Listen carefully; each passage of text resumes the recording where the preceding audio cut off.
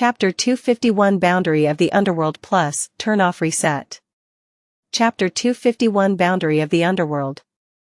Standing on the edge of the bottomless well, Sunny sighed and summoned the prowling thorn.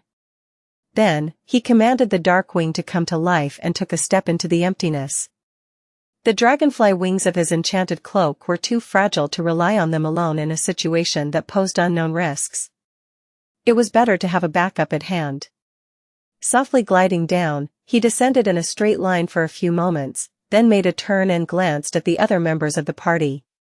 The golden rope had been thrown into the darkness. Nephice, Effie, and Castor were already climbing down, while Kai hovered near them, ready to draw his bow should anything attack the cohort. Cassie was by his side, holding the quiet dancer in her hand. The elegant rapier served as her guide as well as support, allowing the blind girl to make better use of the transparent wings. With it, she was able to zip around with considerable speed or stay in one place without any surface beneath her feet. Handy. Just like that, the cohort descended to the bottom of the ancient mine. Sunny was gliding down in a wide spiral, sometimes close enough to the wall of the well to touch it with his hand. He was slightly ahead of the rest of the group. When the distance between them grew too much, he would insert the dagger into a crack in the stone and wait for others, attached to the vertical wall like a strange insect. His shadow moved further and further down, exploring the darkness below. Despite the tension that permeated the air, in the end, nothing had attacked the group of descending humans. They discovered the reason for this unexpected respite at the bottom of the mine. Sunny was the first one to land on solid ground. With other members of the cohort still a few dozen meters away, for some time, he was left in complete darkness. As soon as he took a step, something crunched under his foot. Looking down, Sunny saw a piece of pale bone. A few meters away from him, the remains of a giant skeletal creature lay broken on the ground. It resembled a snake with hundreds of tiny claws growing from its belly and a terrifying, round maw. Glancing up, he judged that the length of the dead abomination was enough to coil around the whole shaft of the mine at least several times. While Sunny was thinking, the other members of the cohort approached the ground. The light of their lantern memories fell on him, then shone further, revealing the remains of the colossal bone worm. Exposed by this light, a nimble shadow glided on the stone and attached itself to Sunny's feet. Nephice was the first one to jump down. Glancing at the repulsive nightmare creature, she outstretched one hand and asked, "Sunny?" He shook his head. "It's dead. Nothing is moving out here." Soon, all of them were on the ground. Gathering around the giant worm, everyone had the same thought. Fighting that thing on the vertical wall of the well would have been a true nightmare.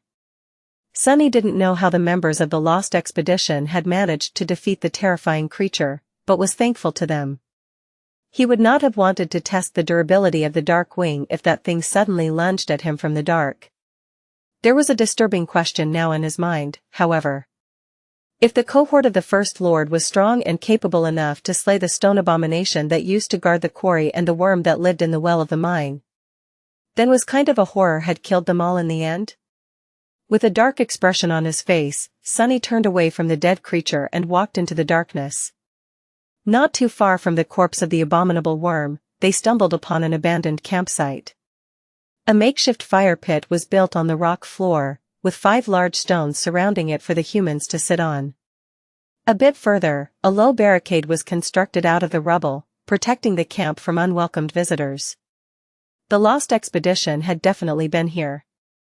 Since they had been walking, climbing, and running for the better half of the day, the cohort decided to settle for the night and continue the search tomorrow. Soon, the orange glow of a bonfire chased away the darkness. It was a bit strange to relax and cook food in the same place where the First Lord and his companions had rested and prepared theirs all those years ago. Sunny felt as though he was touching history. Or, rather, making it. However, he didn't have too much time for empty thoughts. If what Nephice had told him at the start of this expedition was true, tomorrow was going to be his time to shine. The next day, the cohort ventured further into the tunnels of the ancient mine. No one could tell how deep underground they were exactly, but the feeling of countless tons of stone looming over their heads, ready to come crashing down and bury them under their terrible weight, was not a pleasant one. They were in the belly of the mountains now. After several hours of walking through narrow tunnels, Sunny suddenly felt a soft breeze touch his cheeks. A few minutes later, a distant rustle reached his ears. The deeper they went into the darkness, the louder that rustle became, until finally turning into an easily discernible murmur of running water. Soon, they reached the dark shore of a wide underground river. The running water was black as ink, but not in the way that the waves of the cursed sea had been. There was no smell of salt in the air, too. Wisps of mist were rising above the surface of the subterranean river, swirling in the silent darkness. It looked like a boundary of the underworld. There was a stone pillar built on the shore, and tied to it, a beautiful boat made of pale wood swayed gently on the cold black surface of the dark river. Looking at the graceful boat, Sunny sighed. It was time to earn his keep. Chapter 252 Unseen. This was the last secret about the fate of the lost expedition that Cassie had gleaned from her visions. But even then, the knowledge she had received was fragmented and incomplete. All she could tell the members of the cohort was that, once they crossed the dark river and until reaching the next boundary, they had to keep their eyes closed at all cost, no matter what happened. No living thing could see what lay beyond these cold waters and remain whole. At least that was what she told them. Cassie didn't really know herself what would happen if someone failed to follow that rule, but said that she had never felt more terror than in the short moment before the vision showing her the fate of the lost expedition had shattered and everything had grown dark. This was telling a lot, considering what kinds of horrors the blind girl saw in her vision routinely. In any case, this was where Sunny came in. While looking through the eyes of the shadow was still too dangerous, he could lead the cohort to their destination with the help of his ability to sense space through the shapes of shadows populating it. At least in theory. Standing on the shore of the dark river, 6 humans tied the golden rope around their waists. When everyone was ready, Nephi's took out 6 strips of cloth and a block of wax. Lighting a small white flame on her palm, she sighed and turned to Effie. "You're first." The huntress made a complicated face, but then obediently approached their leader. What followed next looked simultaneously intimate and disturbing.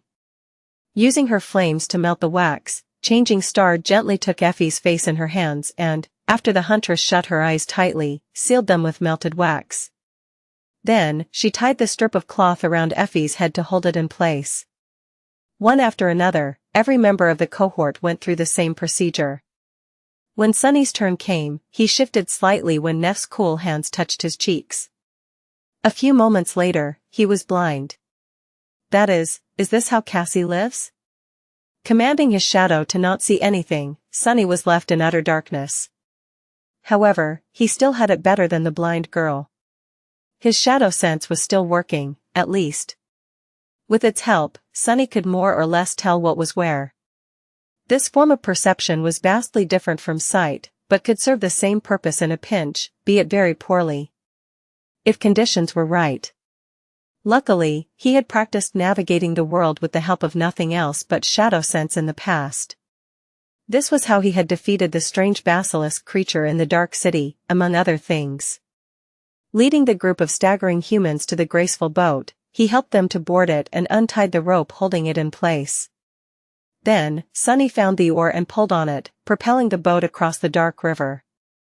Soon, cold mist shrouded everything around. The deeper into the mist they sailed, the more it felt like they were leaving one world behind and entering another. A much darker, much more ancient, much more terrifying world. No one felt compelled to speak, so the silence was broken only by the murmur of rushing water and the creaking of the wooden oar. This is not too bad. Yeah. I am not scared witless, at all. Calming himself down with these silly thoughts, Sunny continued to guide the boat. However, one thing kept making him shiver.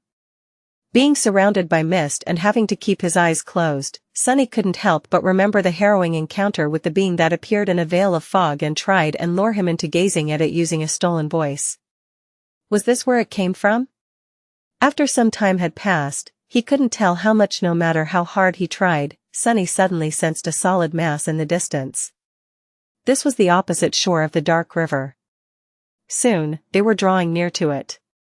As the bottom of the boat scraped against stone, Sunny jumped to the pier and tied the rope around the stone pillar. Then, he helped the others disembark. Turning his head, he sensed another shape swaying on the surface of the water. There was a second boat here, presumably the one First Lord and his companions used to cross.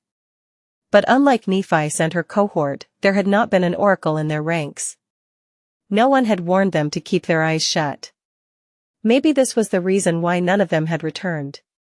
Turning his back to the river with a strong feeling of unease, Sunny faced the mouth of the tunnel that led deeper underground. Letting out a resentful sigh, he slightly tugged on the golden rope and took a step forward. The other members of the cohort had no choice but to follow him. A few seconds later, they disappeared into the tunnel, leaving the shore of the silent river behind. As soon as Sunny stepped into the tunnel, he felt cold shivers running down his spine. Although he couldn't see anything about it, he could tell that it was different from the ones they had traversed earlier. This one still felt like it had been cut through the flesh of the mountains by someone, or something, as opposed to being formed by a natural process. However, its creators were unmistakably different from the humans that had created the mine and the quarry outside. Everything about it was more pronounced, more skillful. The shadows populating the tunnel were different, too. They were much deeper, much darker. And much, much more ancient. Soon, the tunnel turned into a maze of wide passages, all filled with nothing but mist and silence. Another maze. Of course it's a maze. Everything in this damn place just has to be a maze. Before Sunny could finish the thought, though, he suddenly froze, paralyzed by fear. Because right in front of them, he felt the presence of a shadow that was different from all the others. A human shadow. Chapter 253 Without a Master. The human shadow stood lonesomely in the mist, strangely aloof and motionless. As Sunny pulled on the golden rope to command his companions to stop, it shifted slightly and turned away, then became still once again. Sunny sensed a cold, dreadful feeling settle in his heart. The possibility of encountering another human in this dark and terrifying place was already unsettling enough. He did not consider even for a second that one of the members of the lost expedition could have survived down here, in the darkness, for all these years. Not unless they were no longer human. But even that was not the cause for the coldness and dread he felt. The real reason had nothing to do with logic and everything to do with his unique aspect. Because of it, Sunny sensed that there was something terribly, utterly wrong with the shadow. The feeling he got from it was one of eerie and utter wrongness. However, it didn't seem to be dangerous or hostile. Instead, it felt lost, empty, and mournful. The shadow was full of sorrow and anguish that he could not describe with words.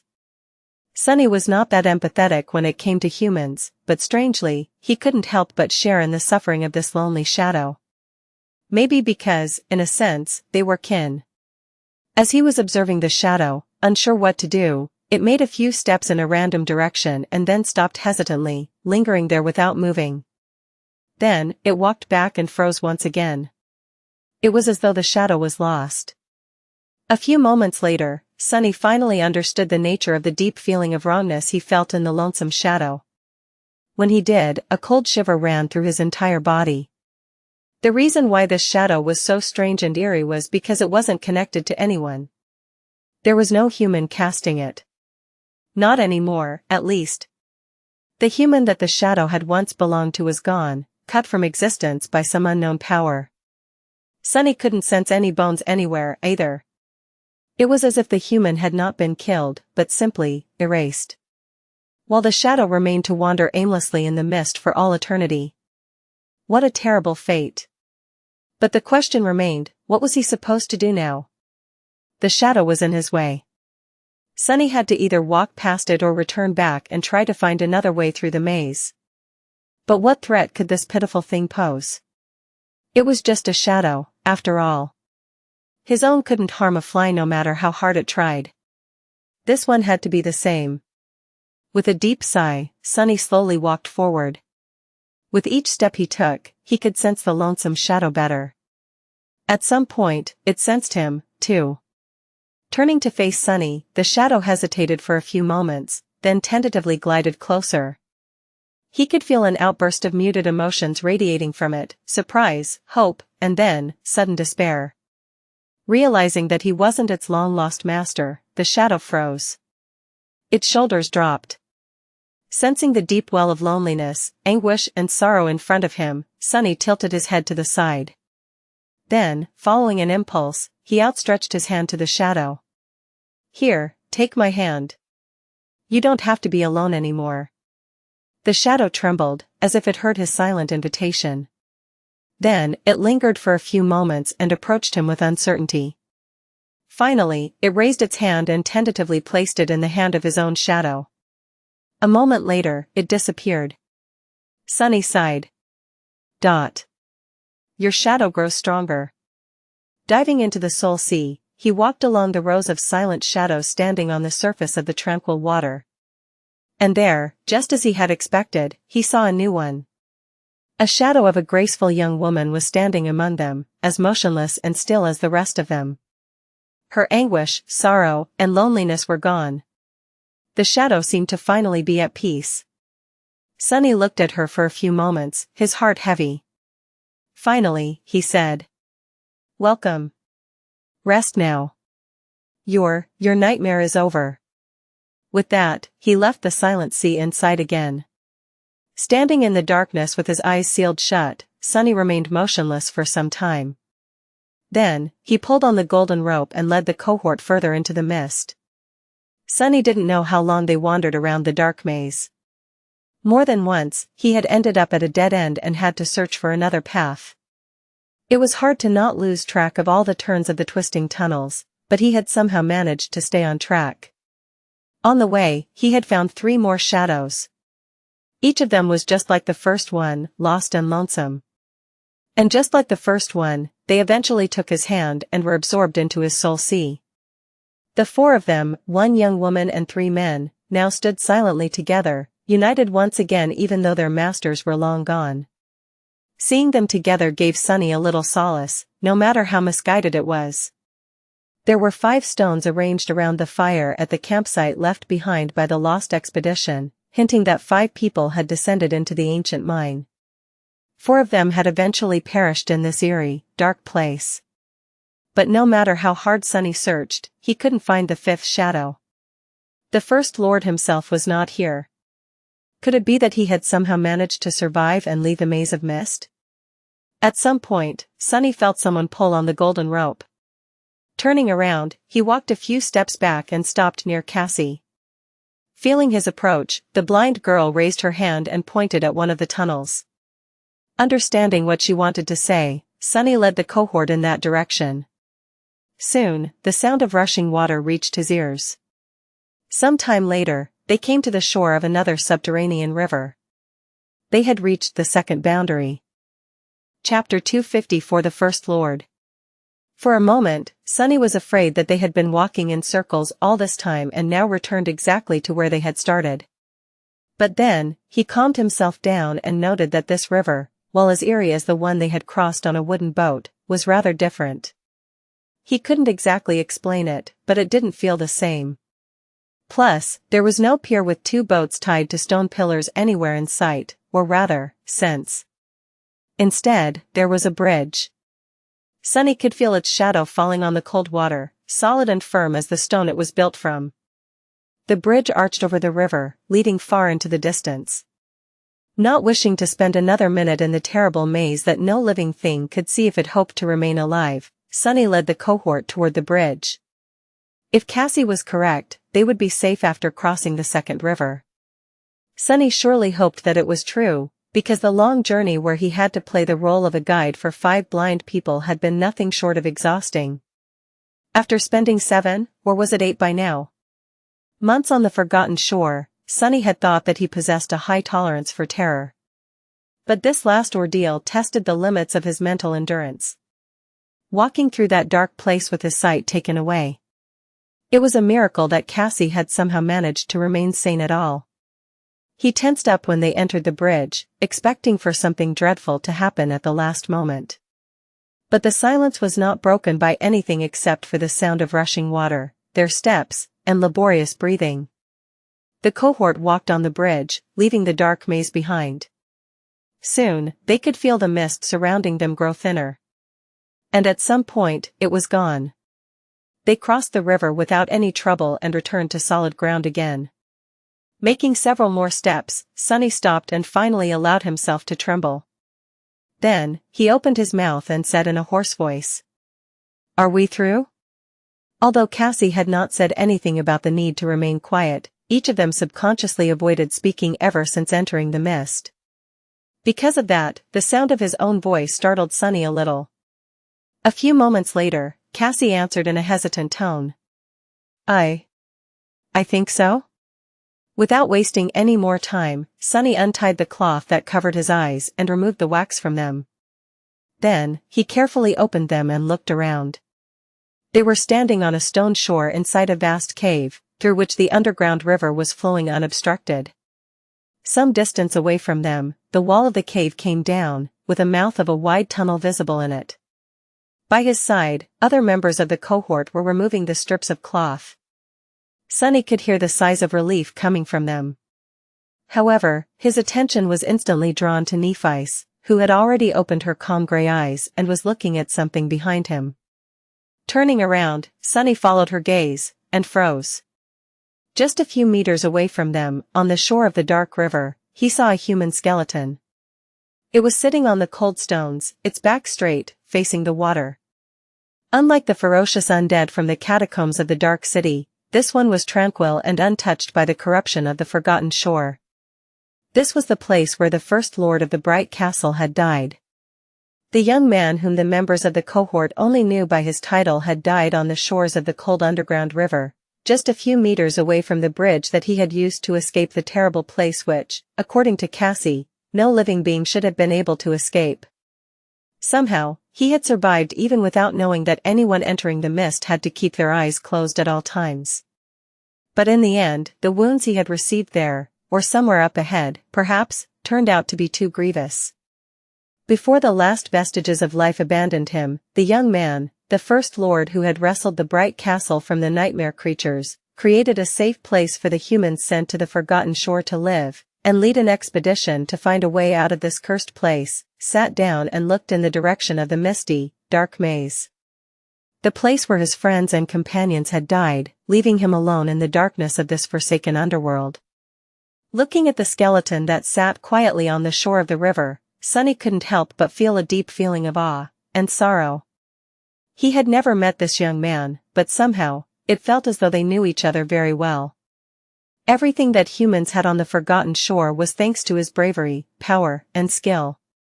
What a shame that he had died here, in this lonesome place, with no one to share his last moments and tell the tale of his last deeds. The skeleton was strangely well preserved. It was sitting with its legs crossed, back straight, its hands resting on the hips, as if meditating. The skull of the First Lord gazed at the river with the dark cams of its empty eyes, strangely calm and at peace. What Sunny noticed, though, was not the whiteness of the bone nor the eternal grin of the bare skull, but a thin strip of light metal resting on it like a humble crown. There was a single bright gemstone on the metal band, placed right above the middle of the skull's forehead. After the six of them gathered around the remains of the First Lord and stood there for a while in silence to express their respect for this extraordinary human, Nephi sighed and approached the skeleton. Gently, she took the strip of metal and removed it from the First Lord's head. A moment later, the band suddenly broke into countless sparks of light, which then disappeared, absorbed into her soul core. Sunny's eyes widened. The crown of the First Lord was a memory. Chapter 255 Dawn Shard. As the last spark of light disappeared, Nephi tilted her head to the side and remained silent for a few moments. Then, she lowered her gaze and said, addressing the First Lord, "Thank you." She hesitated, as though wishing to say more, but eventually just took a step back. Kai, however, wasn't that reserved. Bowing deeply, he remained with his head down for a while, then straightened his back, looked at the skeleton, and voiced something that a few of them must have been thinking. "Thank you. We will finish what you started." His words echoed above the cold water, eventually disappearing into the darkness. A heavy silence settled above the shore of the underground river. A few seconds later, the charming archer turned to the rest of them and asked with uncertainty. "I think, should we bury him?" The members of the cohort looked at each other. Before anyone could voice their opinion, though, Sunny suddenly spoke. "No. Just leave him as he is. He wanted to be closer to his friends when he died, so, just don't touch him." With that, he turned his head and looked away. Since the First Lord died outside of the terrible maze, his shadow was gone, too. Now it was just dumb and empty, like most shadows cast by inanimate objects. He had not shared in the harrowing fate of his companions, which meant that Sunny couldn't help him reunite with them, even slightly. Neither could they bring the remains of the First Lord back outside, to bury him near the girl who had died in the quarry. It was better to just leave him be. Forget about it. Think of something else. Sunny had other matters to consider, anyway. That strange memory that Nephi's had absorbed, he had never even heard of a memory that could exist outside of someone's soul. Had the First Lord somehow relinquished the ownership of it, or was this a quality that all shard memories possessed? And it was, without a doubt, another shard memory, just like Effie's spear and his own stalwart blade. That memory was the reason why Changing Star had ventured on this expedition, to begin with. The thing that was supposed to somehow give her a chance of defeating Gunlog. Sunny stared at Nephi's, then said. "That headband, what is it called?" "No, actually, let me guess. Dawn Shard? Dusk Shard?" Neph looked at him and didn't answer. Her ivory face was calm and inexorable. Sunny grinned. "Full of secrets, are we?" A hint of some deep, sharp emotion appeared in her cold gray eyes. A few moments later, she said. "Weren't you the one who made it clear that you don't want to be a true member of this cohort? You chose to be a hired blade yourself, did you not? Why should I share my secrets with you?" Sunny remained silent for a bit, then sighed. "Well, fair enough. I did, and you have no good reason to share anything with me." Suddenly, Nephi smiled. "You can change your mind, you know. If you do, I'll naturally tell you everything." He stared at her for a while, then shook his head. "No need. Answer me one question, though. How exactly is that thing supposed to help us defeat Gunlog?" Changing Star lingered for a bit, then simply shrugged. "See for yourself." A moment later, the headband left behind by the First Lord weaved itself from sparks of light on her forehead. The bright gemstone in its center softly gleamed. And then, something about the world around Sunny changed. What? He blinked a couple of times, then slowly lowered his gaze and looked at the fabric of the puppeteer's shroud. Or, rather, on the spell weaved beneath it. What he saw left Sunny breathless. The 5 glowing embers that served as nexuses for the complicated pattern of ethereal strings permeating the memory suddenly shone brighter. Much brighter. In fact, their radiance was now almost as intense as of those inside the black onyx armor he had purchased at the memory market. Which was? An ascended memory. What the hell? Pulling on the thread tied around his neck, Sunny fished out the blood blossom from under his armor and stared at it, perplexed. The 2 embers inside the intricate pendant had become much brighter, too. Not knowing that Sunny had the ability to peer into the inner weave of memories, Nephi explained. The Dawn Shard possesses a single, but also singularly powerful enchantment. It empowers all memories around it. The area of effect of the enchantment is very large, but the enhancement it provides is ever larger. You don't say. Staring at his memories, Sunny felt as though he was on the verge of being dumbstruck. Singular was the right word to describe the effect of the Dawn Shard.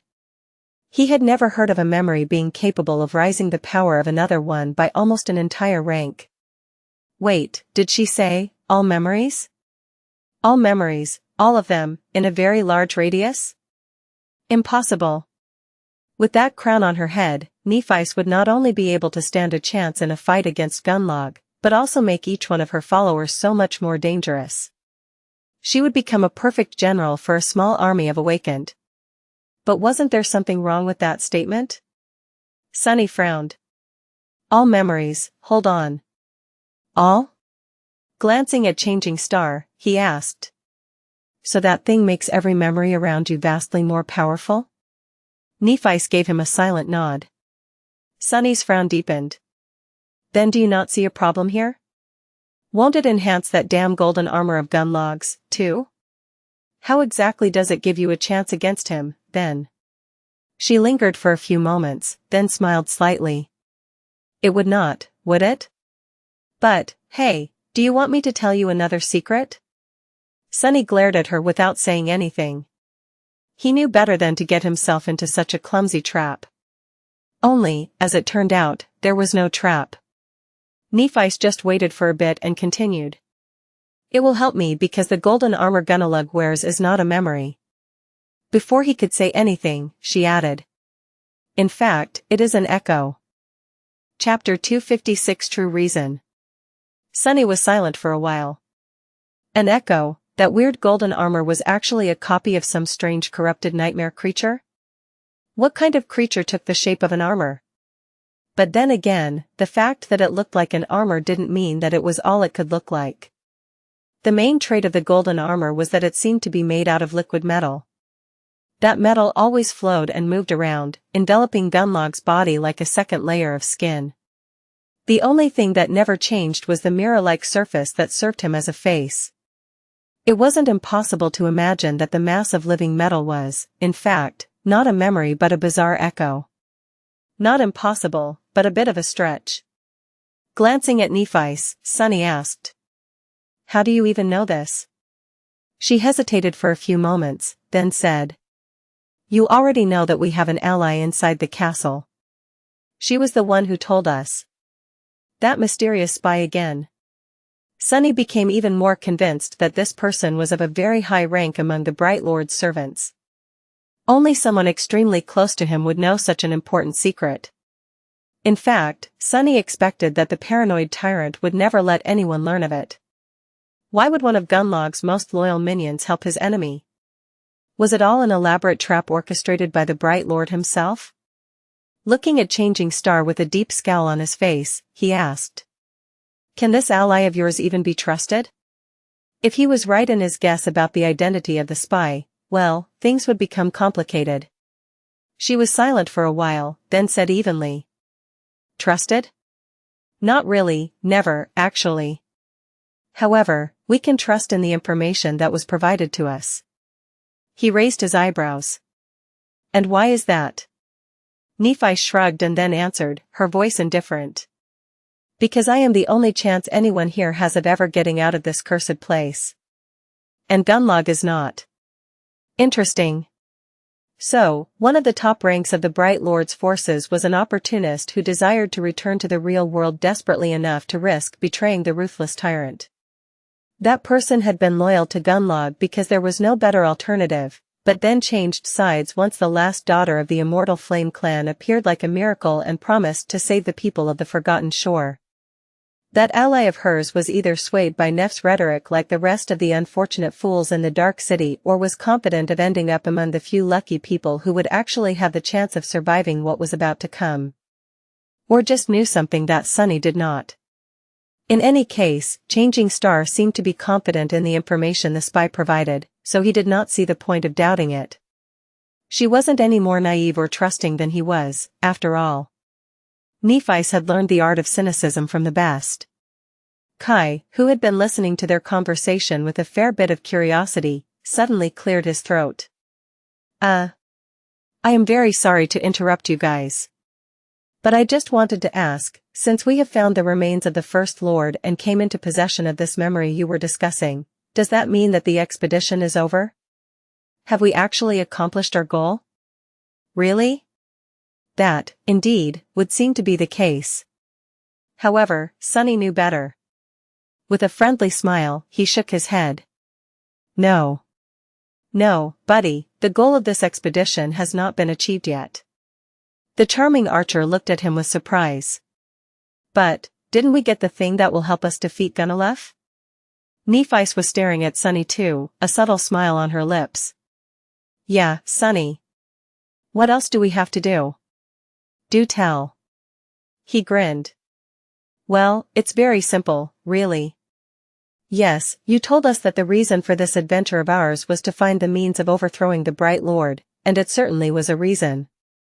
But it's not the whole reason, is it? Cassie turned her head slightly to listen to him and sighed. Castor's face, meanwhile, had turned grim. Effie didn't seem to care one way or another. Nephi's, on the other hand, just smiled wider. What is the whole reason then? Sunny gestured at the mouth of the tunnel in front of them. To finish what the First Lord had started, of course. Kai was looking between him and Changing Star, unsure of what was going on. What do you mean? Exactly? Sunny shrugged. Think about it, Kai. We saw the same map. What were the symbols drawn at the very edge of it, near the place where the First Lord's expedition had disappeared? The charming archer frowned. There were 3 of them? A crown, a question mark. And a red cross? Sunny smiled. Exactly. There were 6 crosses drawn on the map, each marking one of the headless statues. 2 to the east of the Dark City, 1 to the north, 1 to the west, and 2 to the south. We had visited one of the 2 statues situated to the south already. That's where the spider matriarch had weaved her nest. He turned to Nephi and said, his smile gone. So the truth of it all is that the First Lord never really intended to find a way through the Hollow Mountains, isn't it? He wasn't a fool who would do something so misguided. No, he came to this godforsaken place for the same reason that we are here. To find the last statue. Changing Star was silent for a bit. When the silence was on the verge of growing uncomfortable, she suddenly said. That is correct. Kai stared at her in astonishment. But, why? No, wait, what's so important about that statue? Nephi sighed. This is something that people can only volunteer to do. Anyone who doesn't wish to proceed can stay behind and avoid risking their lives in the battle. In fact, some of us probably should. She turned to face the tunnel, remained silent for a bit, and then said. Yes, somewhere up ahead lies another ancient statue. There will be a powerful creature guarding it. I don't know what that guardian is, exactly, but we have to kill it. Anyone who is willing to fight can join me. Others can stay back and wait for my return. She glanced at the members of the cohort and added. However, if you do join me, you'll have to follow one simple rule. No matter what happens, it's imperative that you don't deliver the final blow to the creature, unless you have reached and touched the statue first. Chapter 257 Nightmare Champion. Ah. So that is how it works. Initially, Sunny had suspected that the mysterious shard memories were just rewarded to those who managed to slay certain powerful nightmare creatures who dwelled close to the headless statues. The truth, however, turned out to be more complicated. The creature itself, most likely, did not even matter. It was the act of vanquishing a powerful foe after coming in contact with a statue that summoned the memory from oblivion. That was why they had received the Midnight Shard before even learning about how important these ancient monuments were. Sunny, Nephi and Cassie had taken shelter atop the statue of the ancient knight and killed the carapace demon long after. But no, that didn't make a lot of sense. If this was true, Sunny would have received another shard memory after defeating the corpse eater. So, not any powerful abomination would do. Each statue seemed to have a nightmare champion tied to it by some invisible bond. The carapace demon, whom the creatures described as cursed soldiers of the fallen legion used to obey, was connected to the statue of the knight. The iron matriarch was tied to the statue of the hunter. Which statue had the dawn shard come from? The builder, whose monument had somehow come to life and was now wandering the forgotten shore. Rumor said that the First Lord chased it around the labyrinth for a long time, after all. But somehow, Sunny felt that the metal headband had nothing to do with the walking colossus. So many questions. How many champions were still around, anyway? Nephi had not even tried to search for one tied to the builder, nor for one tied to the priestess. How many shard memories were already in the hands of humans? Among the members of the cohort, there were now 3. And they were about to challenge some abominable horror for a chance of receiving the 4th one. Why do I even assume that there are only 3? Sunny tilted his head. Indeed, the fact that he had only seen the Midnight Shard, the Zenith Shard, and the Dawn Shard did not mean that Changing Star had not gotten other ones already. Not counting the memory they were currently hunting, 3 more were unaccounted for. How many had she found already? He smiled darkly. Well, it's going to be revealed sooner or later. Right now, however, there is a more pressing issue. Glancing at Nephi's, he asked. What happens if I get the memory? As you reminded so astutely, I am not one of your lackeys. That would throw a wrench in your plans, wouldn't it? Sunny couldn't imagine Changing Star leaving something that important to chance. However, to his surprise, she just shrugged. Keep it, if you want. He frowned. Why was Nephi so nonchalant about the possibility of a shard memory falling into his hands? Wait, why was she so indifferent about him already possessing the Midnight Shard? One possible explanation was that it didn't matter who held the shard memory, as long as it was in human hands. The other explanation made Sunny very uncomfortable. Maybe she was just sure that fate would push the 2 in the same direction. If this was true, then it didn't really matter which one of them possessed the shards. He lingered for a bit, then shook his head and said, Well, what are we waiting for? You didn't really expect any of us to stay behind while others fight, right? Let's go and hunt this monster.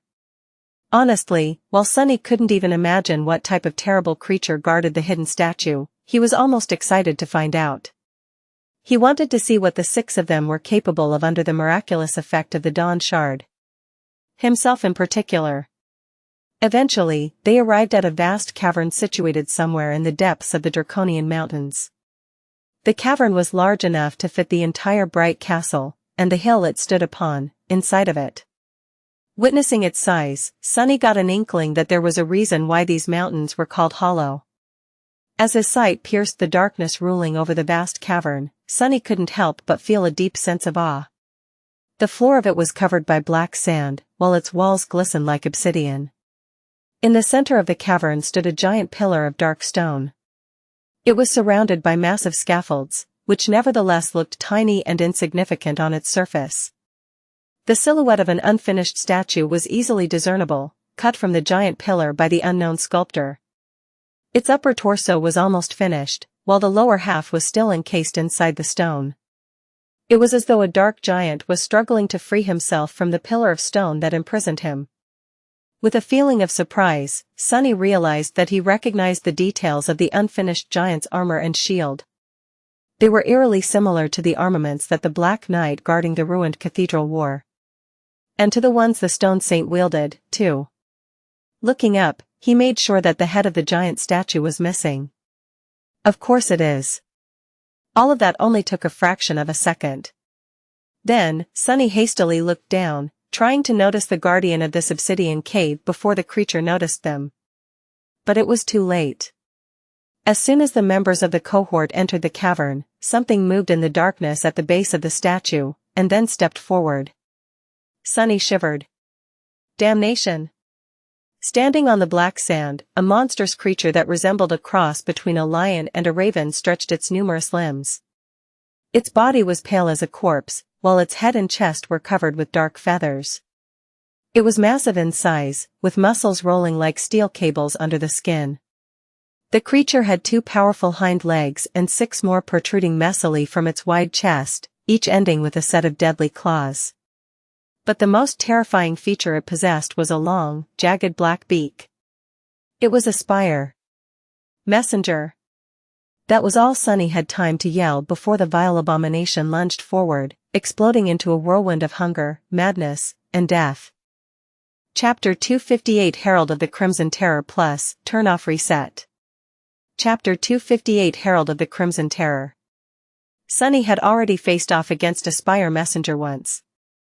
Back then, the vile creature had killed several experienced hunters in a span of just a few seconds, and the rest had only been spared this fate because of Effie's strength. That and the fact that the messenger had no need to fight them and chose to retreat and search for easier prey. There was nowhere to retreat in this hidden cavern. Sunny didn't even know how the flying abomination had gotten here in the first place. However, he was not the same inexperienced kid he had been all those months ago, either. Sunny had grown considerably stronger. His arsenal of memories was better now. His skill and technique were far beyond what he had known in the past, and his kill count had crossed 100 nightmare creatures a long time ago. There was the Stone Saint, too. But, most importantly, his memories were empowered by the Crown of Dawn. Theoretically, Sunny could stack 3 augmentations on the Midnight Shard, 1 from his shadow, 1 from the Miraculous Crown, and 1 from the Blood Blossom, as long as someone managed to make the messenger bleed. Hopefully, that would be enough to breach the gap between a dormant human and a fallen beast and allow him to actually wound the abomination, unlike the previous 2 times he had tried to cut into the flesh of similar horrors, Corpse Eater and the giant eel that had tried to hitch a ride on the ancient Colossus. But first, he had to survive. Judging that the puppeteer's shroud had a decent chance of withstanding a blow from the messenger thanks to the enhancement of the Dawn Shard, but also not even remotely willing to put that to the test, Sunny dove to the side. A moment later, the massive abomination collided against 2 shields, one belonging to Effie, the other to the Stone Saint. The terrible beat came down, aiming at the huntress. If it was before, the round shield that protected Effie from knee to shoulder would have been easily pierced and torn apart, as if it was made out of paper instead of metal. But due to the empowering aura that emanated from the Dawn Shard, it somehow held. The force of the impact, however, still threw both of them back. Even Shadow Saint, whose flesh was made of stone and weighed accordingly, was launched into the air like a doll made of feathers and rags. But they had bought the cohort the precious second to regroup and counterattack. As Kai and Cassie flew in different directions, creating some distance between them and the ferocious abomination, Nephice and Castor attacked from the sides. One sword shined with brilliant white radiance, while the other gleamed with ghostly green light. However, the messenger was still terrifyingly formidable. The memories wielded by the cohort might have been enhanced, but their masters remained the same. They couldn't compete with a fallen creature in terms of raw power and speed. 2 of the beast's 6 front limbs swiped forward, deflecting the swords. 2 more shot at the attacking humans, forcing them to retreat while barely staying alive. Then, the messenger twisted its neck and caught Kai in its sight. Its powerful black wings lashed down, creating a small hurricane that threw Nephice and Castor aside. Using powerful hind legs to throw itself into the air, the abomination lunged at the retreating archer, who twisted his body in a desperate attempt to aim his bow. And then, suddenly, a triangular blade cut an arc around one of the legs and tied an invisible string around it. Crap! That was all Sunny had time to think before his hand was jerked forward with incredible force. However, this was exactly what he wanted. With the dark wing turning into a blur behind his back, Sunny used the momentum of the pull to turn his laughably slow levitation into real flight. In fact, he shot in the direction of the messenger as though someone had launched him from a cannon. The Midnight Shard flashed through the air and bit into the abomination's flesh. Do it! Indeed, with both the Shadow and the Dawn Shard augmenting it, the stalwart blade was able to cut into the flesh of the fallen beast. Granted, it felt as though he was trying to cut stone. But it was enough. Sunny aimed at the base of the messenger's wing. With all the speed given to him by the combination of using the dark wing to levitate and the prowling thorn to create momentum, the blow Sunny had delivered was truly devastating. In fact, it was so forceful that every bone in his hand almost shattered. But he wasn't the one on the sharp end of the sword. The Midnight Shard cut deep into the wing of the vile abomination, sending rivers of blood streaming down its pale body. As soon as they did, the enchantment of the Blood Blossom awakened, making the blade even sharper. The elegant Tachi tore through the wing, crippling it. The messenger suddenly lost control of its flight and crashed back to the ground. Eat dust, bastard! After a moment of glee, however, Sunny hurriedly dismissed the dark wing and plummeted down, landing on the sand some distance away from the monstrous beast. While gliding all the way back to the floor of the cavern would have been more comfortable, he wasn't going to become a sitting duck. Crippled wing or not, the messenger could still jump and use the other one. Maybe. At the same time as Sunny hit the ground and rolled, a menacing black arrow suddenly fell from above, piercing the second wing of the fearsome creature. There was no blood coming from the wound, though. The arrow greedily drank it, preventing the blood blossom augmentation from growing a bit stronger. The abomination did not stagger and slowly turn into a mummy like the iron spiders had, however. It simply shook its body, causing the arrow to shatter and crumble into a stream of white sparks. But Sunny didn't see any of that. With his back to the messenger, he was already running toward the giant statue with all the speed he had. Chapter 259 Bloody Mayhem. Sunny ran to the statue with every bit of speed he could manage. Which was quite a considerable amount, by human standards, no, even by those of other sleepers. As the wind whistles in his ears, the shadow flew off the blade of the midnight shard and turned around, observing the wounded abomination. Despite the fact that its wings were mangled, the messenger did not seem perturbed. On the contrary, it opened its terrible beak and let out a blood-curdling shriek, then lunged at the tiny humans with even more bestial fury. I think it's not happy. Despite the mortal peril his companions found themselves in, Sunny did not stop to help them. Nephi had said that the creature guarding the cave had to be killed by a person who had touched the ancient statue. Until someone did, this battle was nothing but a futile and stupidly dangerous game. The essence of combat was murder, after all. If no one truly aimed to kill the damn thing, how could they ever hope to survive? So Sunny was helping them after all, in a way. Behind him, things weren't going well for the cohort. The messenger was too big, too strong, too swift for a group of sleepers, no matter how talented. It was already a miracle that none of them had been torn to pieces already. But how long would that last? As the shadow watched, the terrifying beak came down again, and once again, bounced off Effie's stalwart shield. However, this time a wide crack appeared on the surface of the round shield. Before the huntress could even react, several powerful limbs shot at the cracked shield, each striking it with the force of a cannonball. Finally, the memory gave in and shattered, along with Effie's arm. Sunny saw fragments of bone piercing her olive skin as it twisted at an unnatural angle. Damn. Faster.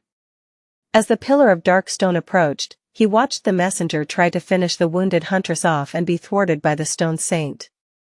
Simultaneously, Nephi managed to penetrate the barrier created by the creature's front limbs. Her sword flashed and bit into the pale flesh, leaving a deep gash on the abomination's side. Judging that he was far enough to not be afraid of a sudden attack aimed at his back, Sunny commanded the shadow to turn around and return to his side. His view of the battle immediately disappeared, and soon, the shadow caught up and wrapped itself around his body. Sunny's speed doubled. Pursued by the sounds of a ferocious battle, he neared the unfinished statue. However, before he could touch it, a human figure suddenly appeared in front of him in a blur and slid on the black sand, stopping right in front of the stone pillar. It was Castor. The proud legacy didn't look all too well.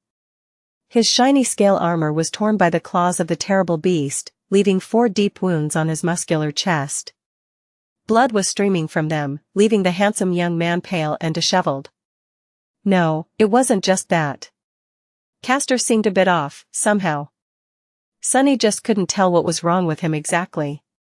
He did notice, however, a crystal amulet in the form of an hourglass hanging on a silver chain around his neck. What is that? A charm memory?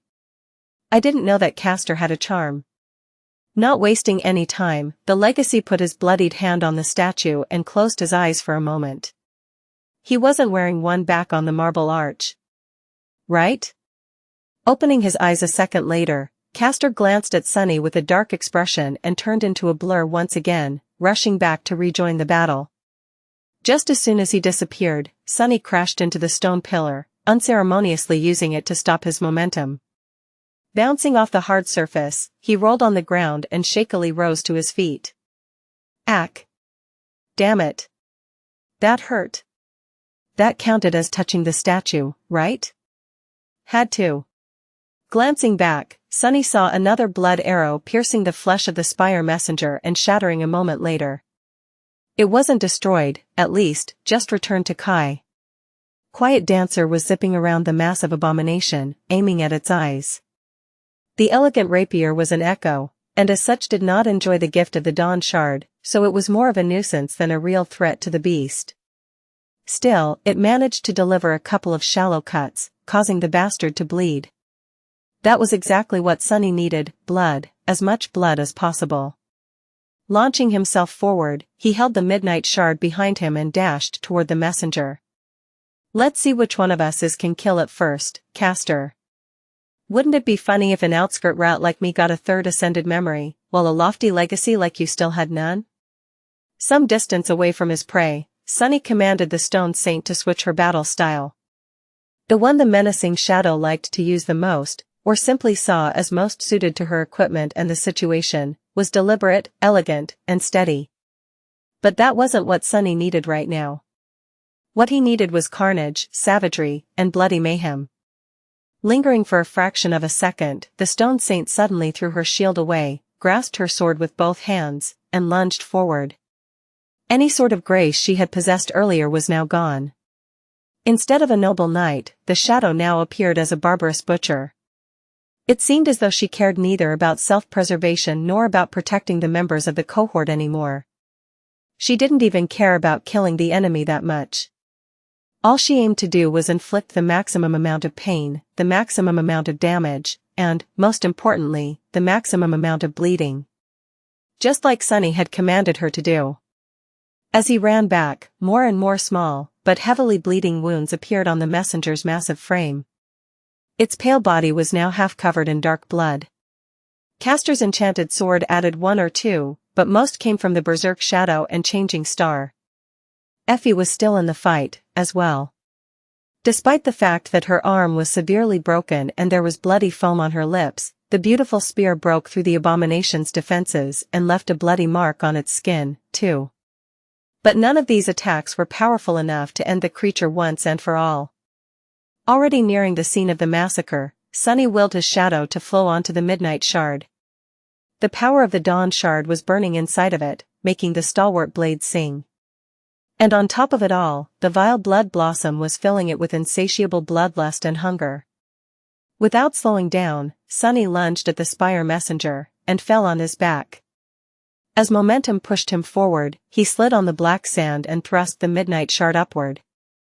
Piercing the abdomen of the terrible creature, the razor-sharp sword easily cut through skin and muscle, gutting the abomination and causing it to stagger and fall. Chapter 260 How to be a Hero Plus, Turn Off Reset. Chapter 260 How to be a Hero. Indeed, with so much blood streaming down the messenger's pale body, the savage augmentation of the blood blossom had grown vastly more powerful.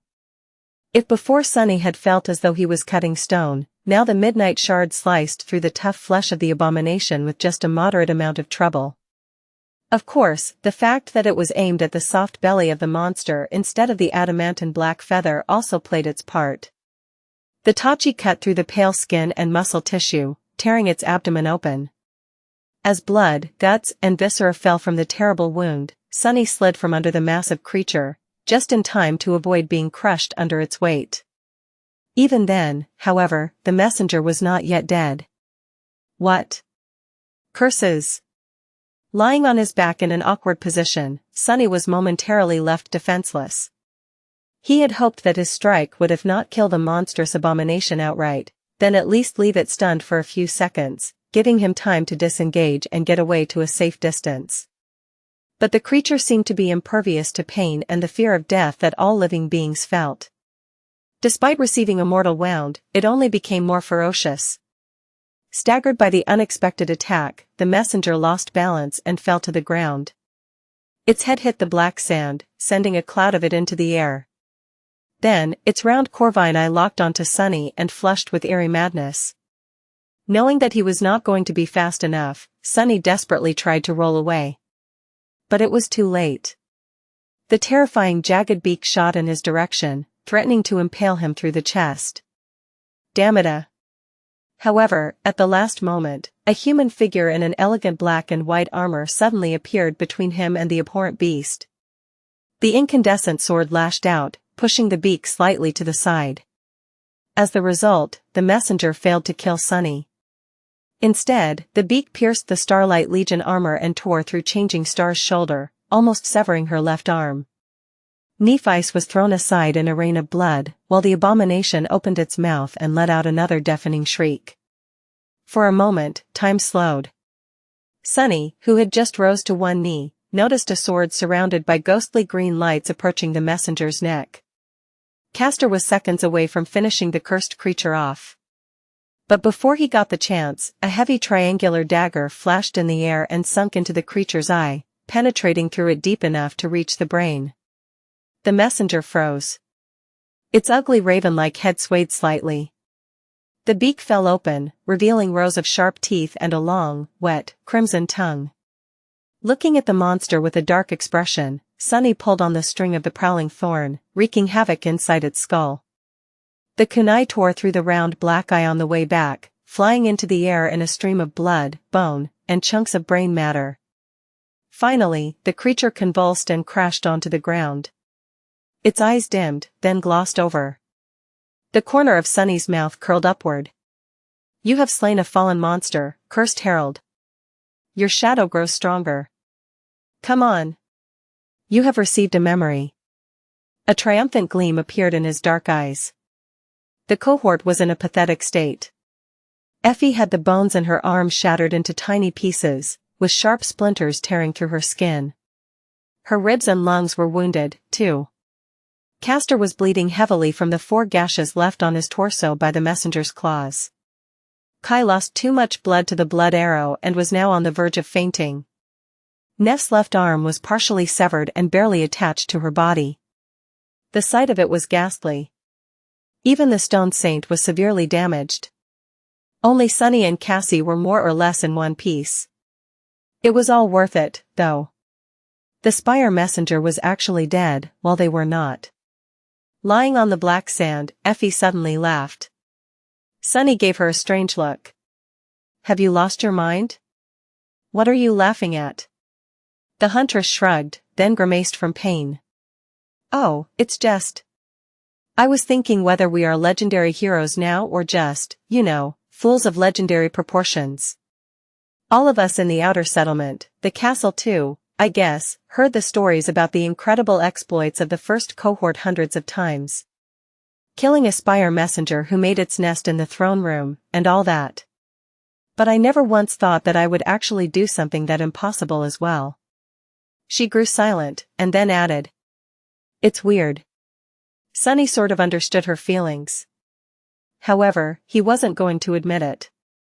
He didn't want his name to ever appear in the same sentence as the word hero. After everything he had experienced, Sunny had become allergic to it. He sighed. "You do know how one becomes a mythical hero, right? It's really easy, you just have to do something outlandish and then die. The death part is the key, actually. So I would rather not be a hero, ever." With that, he stood up and tiredly dismissed his battle memories and the stone saint. Since only Cassie and he were unscathed, it fell to them to help everyone treat their wounds. Well, in this case, they just had to make sure that no one died before Neff summoned her flames and healed everyone. Sunny wasn't sure that she'll be able to remain conscious after that, though. Walking over to their leader, he sat down, looked at her, and then asked, "Are you stupid? Why did you do that?" She glanced at him with her usual indifferent expression, straightened her back, and said, "What do you mean?" Sunny sighed. "Why did you get between me and the messenger? Look at the state you're in." She looked at him, then shrugged with one shoulder. "I can heal myself, remember?" "You can't." He shook his head. "I also remember that my armor is 2 whole tiers above yours. Chances are, I wouldn't be even wounded that terribly." Nephice was silent for a bit. Then, she simply said, "Too risky." Sunny couldn't help but laugh. "Gods. I just don't get you. I really don't. You are so morbidly cunning sometimes, but other times, you are so stupidly naive. It doesn't make any sense. Changing Star did not respond for a long time and just stared at him. When she responded, her tone was as flat as usual. Right back at you. Chapter 261 Moon Shard. Some time later, Sunny found the time to dove into the Soul Sea and take a look at the new memory he had gotten. It was a heavy round shield forged from dull, lusterless, dark steel. Inside of it, visible only to him, a complex weave of ethereal strings shone with stark radiance. Memory, Dusk Shard. Memory rank, Ascended. Memory tier, 2. Memory type, Weapon. Memory description, forged from a shard of a fallen star, this shield contains the weight of the heavens. Depending on the heart of its wielder, it can be light as a feather or heavy as regret. Memory enchantments, Indomitable. Enchantment description, following the will of its master, the Dusk Shard can change its weight. Sunny frowned. This enchantment, at first glance, it seemed very unassuming. People usually thought about the weight of their weapons only when they considered how much endurance they would need to wield them. In that regard, the lighter the weapon was, the better. A light weapon could allow a person to fight longer without growing tired, which often meant the difference between victory and defeat. However, things changed when it came to the Awakened, who often possessed inhuman strength and endurance. Light weapons had their role to play, but more often than not, what you really needed was force. And the more mass something had, the more force it could produce. In the past, Sunny had only considered shields as a defensive tool. But after watching Effie and Stone Saint use them in battle, he realized that in the hands of a trained warrior, a shield could be as destructive and deadly as a sword. Sometimes much more so. Just imagining Effie bashing someone with a shield that weighed a few hundred kilograms sent shivers running down his spine. Not to mention that the weight could be changed on the fly, making it light to maneuver faster, then turning it into an improvised siege ram at the right moment. But even in terms of pure defense, a shield that could be turned into a literal wall was priceless. He could see a monster such as the Spire Messenger colliding with it, and simply bouncing off in the chorus of shattering bones. Maybe. Granted, Sunny never trained with a shield, and the sword he used demanded 2 hands to be wielded properly. But where there was a will, there would be a way. With a slight smile, Sunny summoned the Dusk Shard. The sparks of light appeared in a whirlwind around his arm. A few long seconds later, the silhouette of a large round shield weaved itself into reality. After a few more seconds, and the memory was fully formed. Oh crap. With a surprised yelp, Sunny staggered and toppled over. Luckily, he fell on top of the dull iron shield, otherwise, he might have been crushed under its weight. This is so heavy. The damn thing was heavier than he had ever expected. In fact, it was probably too heavy for him to even lift, let alone carry around. The members of the cohort glanced at Sunny, who was struggling to stand up, with perplexed expressions. Gritting his teeth, Sunny rose to one knee and awkwardly tried to lift the shield off the ground. However, no matter how hard he tried, he only managed to drag it by a few centimeters. Curses. Alright, I admit it. It's too damn heavy. Let's reduce the weight a little. But a few seconds later, his face froze. This can't be. No way. However, the truth was hard to deny. He couldn't change the Dusk Shard's weight at all. The enchantment that was supposed to allow Sunny to do that was there, but it required him to actively manipulate the soul essence, shadow essence, in his case, to access it. The most powerful enchantments were all like that. And the higher a memory rank, the more probable it was for the enchantments it possessed to be really powerful. The problem was that sleepers had no way to control and manipulate their soul essence. Sunny didn't know whether to laugh or cry. What were the chances of him coming to possess not 1, not 2, but 3 whole ascended memories, only to find out that 2 of them were completely unusable, while the third one required him to somehow become a master marksman to avoid dying from blood loss? Damn it. Damn it all. But especially damn that damned fated attribute. While Sunny was grinding his teeth in outrage, Effie approached him and glanced down from her considerable height. Then, she leaned forward, took the dusk shard by the rim, and lifted it, along with Sunny, from the ground, seemingly without too much strain. "That's it, then? The memory you got from the pale bastard?" Finally standing up with the help of the huntress, he stared at her for a long time, his expression unreadable. Then, he suddenly smiled. "Yes. By the way, Effie. We're friends, aren't we? See, I couldn't help but notice that your shield memory was destroyed in that last fight. How about?" She rolled her eyes. "Wait, don't tell me. Sunny's Shady Emporium is open for business again?" He blinked a couple of times, then grinned. "Why, yes. How did you know?" The huntress glanced down at the heavy shield, squinted, and said in a cautious tone. "Well, what do you want in exchange?" Sunny thought for a bit. "That bottomless bag of yours. And 2 other awakened memories." Before Effie could come to a decision, though, Nephice interrupted their conversation. Coming closer, she glanced at the huntress first, then at Sunny, and finally at the shield. Finally, she asked. "How about giving it to Effie in exchange for another ascended memory? One more suited to your technique." Sunny dismissed the dusk shard and hesitated for a bit, looking at Changing Star with doubt. Was this her ploy to get the shard memory from him? If she had an ascended memory all this time, why had she been hiding it?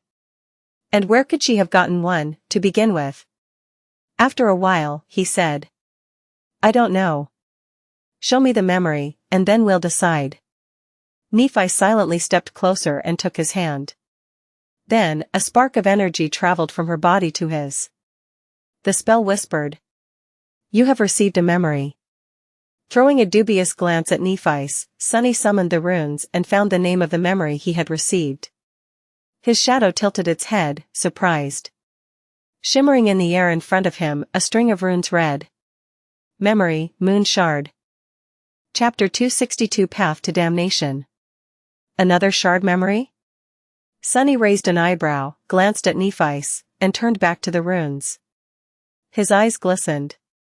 Memory, Moon Shard. Memory rank, Ascended. Memory tier, I.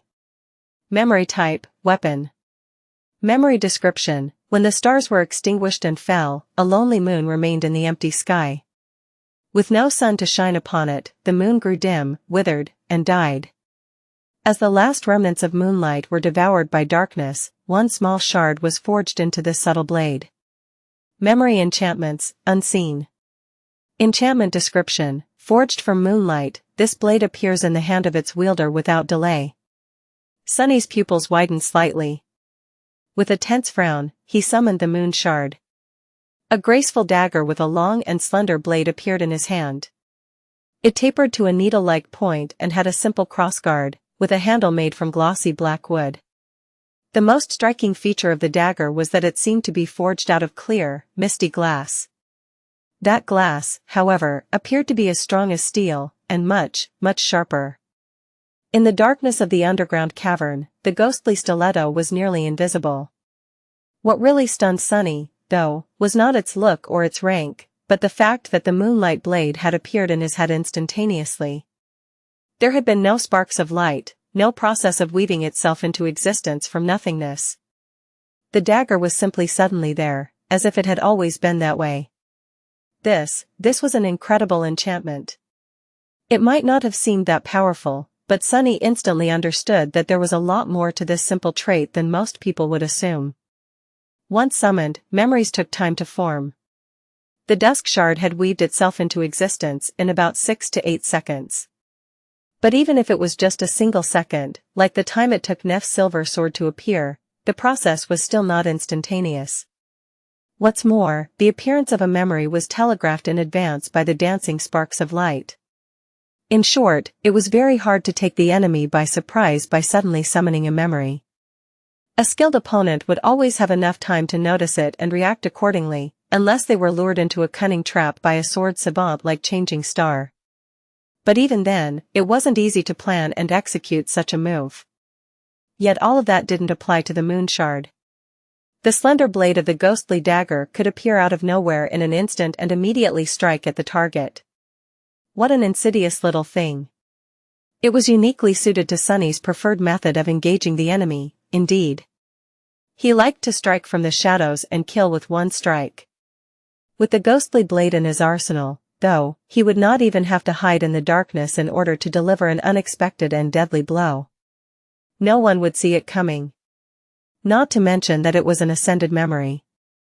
Armed with the moon shard, Sunny would finally be able to wound and kill fallen creatures, even without the miraculous enhancement of the Crown of Dawn. His own shadow would be more than enough. Granted, he would have to get really close and personal to a monster in order to use the dagger. But still, at least with it, he stood a chance.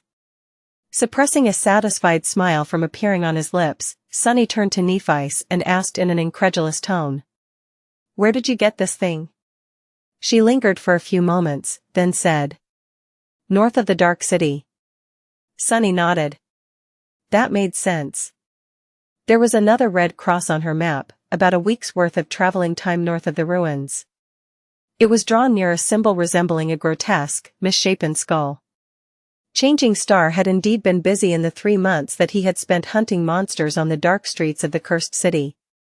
Now, 5 of the shard memories were accounted for: Dawn Shard, Zenith Shard, Dusk Shard, Midnight Shard, and Moon Shards. Only 2 remained.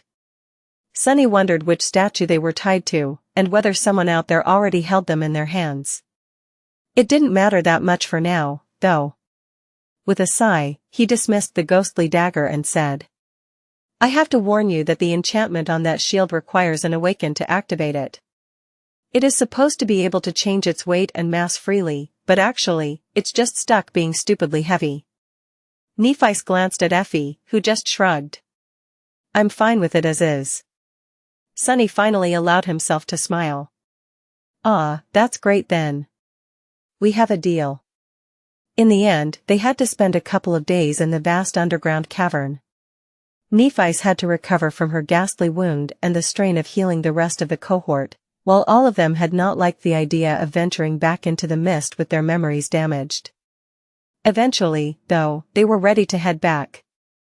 Sunny used this short moment of respite to rest and practice shadow dance, slowly moving toward his goal of mastering its first step. He knew that there was nothing but bloodshed ahead of them. First, they would have to fight their way through the untold horrors of the labyrinth. And once they reached the Dark City, the last act of this messed up play would begin. Looking back, he couldn't believe how far he had come in these past 8 months. When Sunny arrived on the Forgotten Shore, he was weak and inexperienced. His first fight against a single carapace scavenger almost cost him his life. And now, here he was, standing near the corpse of a fallen monster he had killed with his own 2 hands. From barely killing a single carapace scavenger, to almost losing his life in a fight against a carapace centurion, to summoning a horror of the depths and finishing off the carapace demon. From entering the Dark City not knowing anything about it to hunting down dozens of nightmare creatures on its cursed streets, to fighting against a horde of undead monsters in the catacombs beneath it. From venturing back into the labyrinth of his own free will and waging war against the tribe of monstrous spiders to riding on the shoulder of an ancient giant and battling fallen abominations and hordes of awakened creatures. From finding a nameless grave in the foothills of the Hollow Mountains to witnessing the last resting place of the First Lord in their depths. He had lived through so much, endured so much, and accomplished so much. Of course, there had not been only victories. He had tasted defeat, too, a lot of it. Both in battle and in his tentative attempts to build human relationships with other prisoners of this desolate hell. He had experienced pain, sorrow, and despair. And he was going to taste even more of it soon. Turning his head slightly, Sunny looked at his companions. Nephice, Cassie, Kai, Effie, and Castor were busy with final preparations for their long return journey. How many of them would be alive by the end of all of this? Closing his eyes, he sighed. It was not going to be easy to survive the finale. But Sunny was determined to show the rest of the world what he was really made of. He was going to win. He was going to be the last one standing. no matter what he had to do. Even if doing it would break him. Chapter 263 The Beginning of the End Plus, Turn Off Reset. Chapter 263 The Beginning of the End. 3 months later, a group of 6 battered humans appeared from the sea of crimson coral and approached a magnificent white arch moving with the precision of experienced predators. They swiftly slaughtered a few transient creatures that hid in the deep shadow cast by the ancient structure, stripped them down for meat, and swiftly climbed up. Against all odds, the cohort had survived the journey back to the Dark City. If only barely. Looking north from the top of the marble arch, Sunny saw the distant gray wall. His gaze lingered on it, full of exhaustion, triumph, and dark apprehension. Finally, they had returned. The past 3 months had been an endless bloody nightmare, with countless horrors and battles leaving their marks on him. And yet, they had also been an anvil against which he was tested, tempered, and made stronger as the result.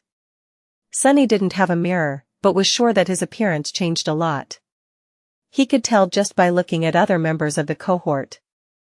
Changing Star's white armor was now covered by numerous scratches and tears that even the restorative effect of the soul sea couldn't heal. Her silver hair was longer, reaching to the middle of her back. The ivory face of their leader had grown thin, with dark circles visible under her striking, burning gray eyes. Castor changed even more. The neat and dignified young scion was nowhere to be seen. Instead, a man with disheveled hair and a short scruffy beard stood in his place, his face dark and grim.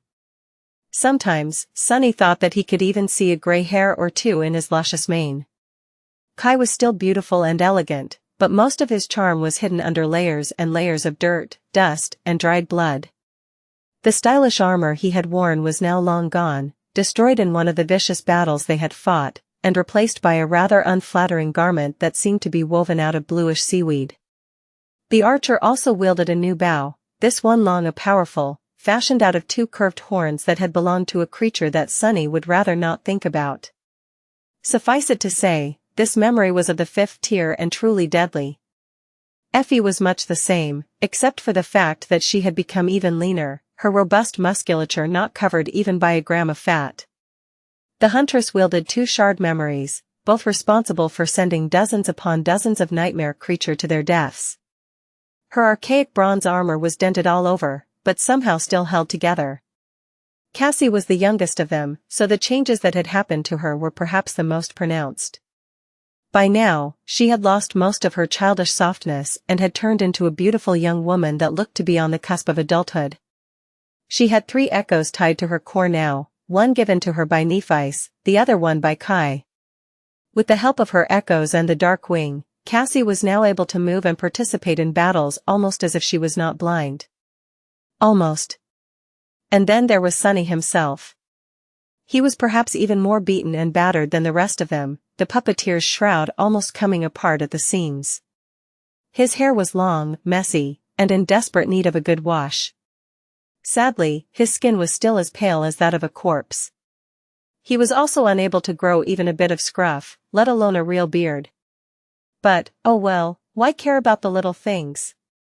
Summoning the runes, Sunny found a particular cluster and glanced at it.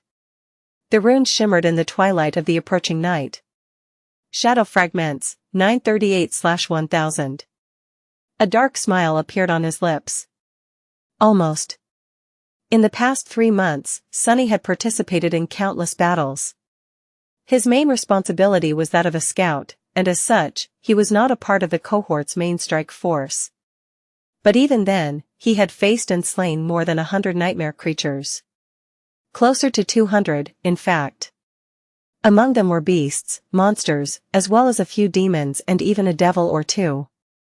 Sunny absorbed the remnants of their shadows and used his share of the soul shards to trade for memories with other members of the cohort, which he then fed to the stone saint.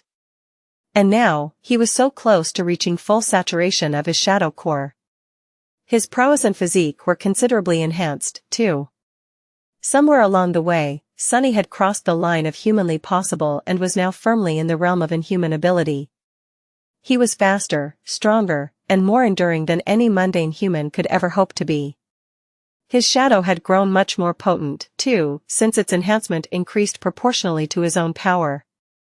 Or was it the other way around? In any case, Sunny felt that when the shadow was wrapped around his body, he was now almost at the level of an actual awakened. Very few sleepers on the Forgotten Shore could challenge him in terms of raw power. Of course, all of them had deadly aspect abilities of their own. And several of the most deadly sleepers among them were all right here, with him, setting up camp and getting ready to cook him food.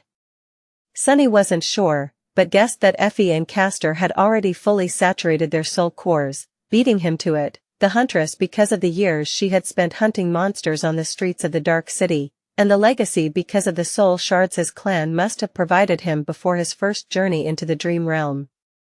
Nephice. Sunny wasn't sure.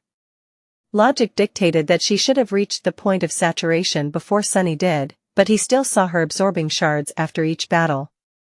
So either she did not, or her aspect had other uses for the excess soul essence. Or she was just putting on an expensive show. Kai and Cassie were behind him in terms of the amount of accumulated essence, but not by much. Each of them was now a powerhouse, just like the rest of the cohort.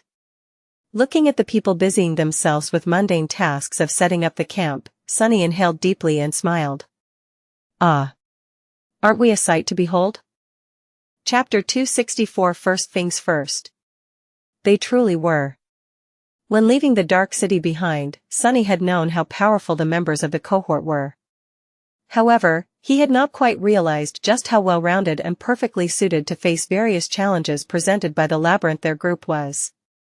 With Nephice, Effie, and Castor leading the charge, most nightmare creatures populating the forest of crimson coral had little chance to survive, not with the Crown of Dawn pouring raw power into the armor and weapons of the cohort, at least. Each of the three was a deadly and versatile fighter, with their own unique approach to combat and strengths that complemented each other.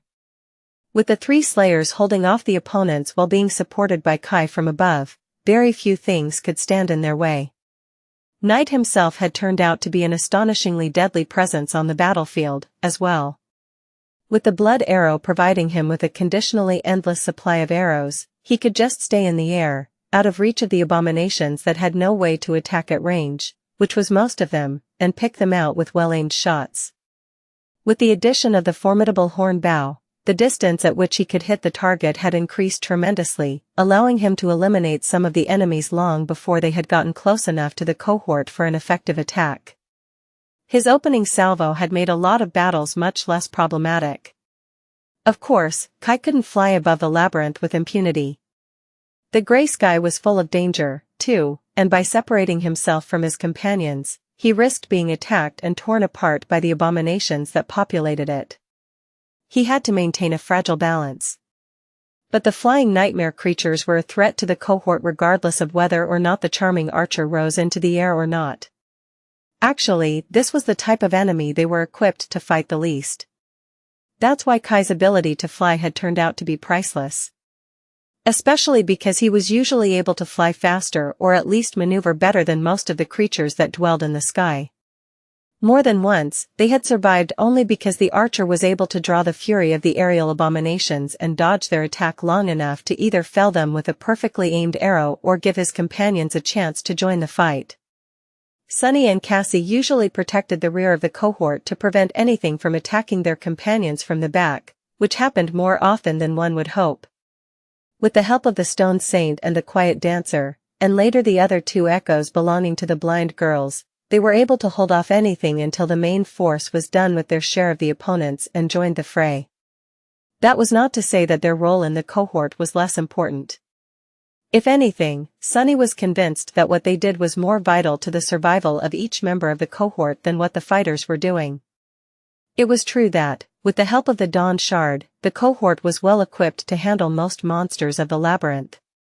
What they truly had to fear were the creatures that defied all logic, the perils that the human mind could not even comprehend, and the labyrinth itself, as well as the dark waters of the cursed sea and the ancient horrors that dwelled beneath them. That was what Sunny and Cassie had to protect the group from. Calm.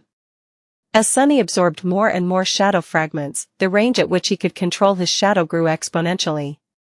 By now, the shadow could move almost as far as a whole kilometer ahead of the cohort, scouting for any potential threat and giving them plenty of time to decide if they wanted to fight or change course and avoid the danger entirely. If anything, it had become a little feral and now preferred to wander around aimlessly and far away, returning to Sunny only when specifically commanded to do so. But regardless of that, the value of being able to see and identify their enemies in advance was impossible to overestimate. It was just too valuable. In battle, the tiniest advantage could decide the difference between life and death, and the advantages of knowledge and the first strike were possibly the most important. However, there were things on the Forgotten Shore that even Sunny could not see, predict, or escape from. That was where Cassie's affinity to revelations and miraculous intuition came into play. She was responsible for preventing the cohort from stumbling into anything that would destroy their very souls before anyone could even understand what was happening, or something that simply could not be defeated. If not for Cassie, a sudden storm or a creature akin to the Soul Devourer, or something even more terrifying, would have ended their lives long before they returned back to the Dark City. But even with all that, every day in the labyrinth brought them to the very verge of death. No matter how strong, well-rounded, and well-equipped the cohort was, the nightmares of the Forgotten Shore were always more powerful, unpredictable, and bizarre, making any and all preparations useless.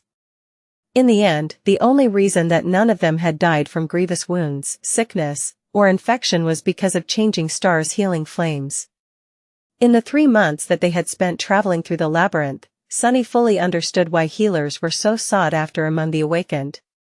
He knew it before, in theory, but only after being subjected to the daily terror of their journey had he realized how life-changing, literary, the presence of a healer in the cohort truly was.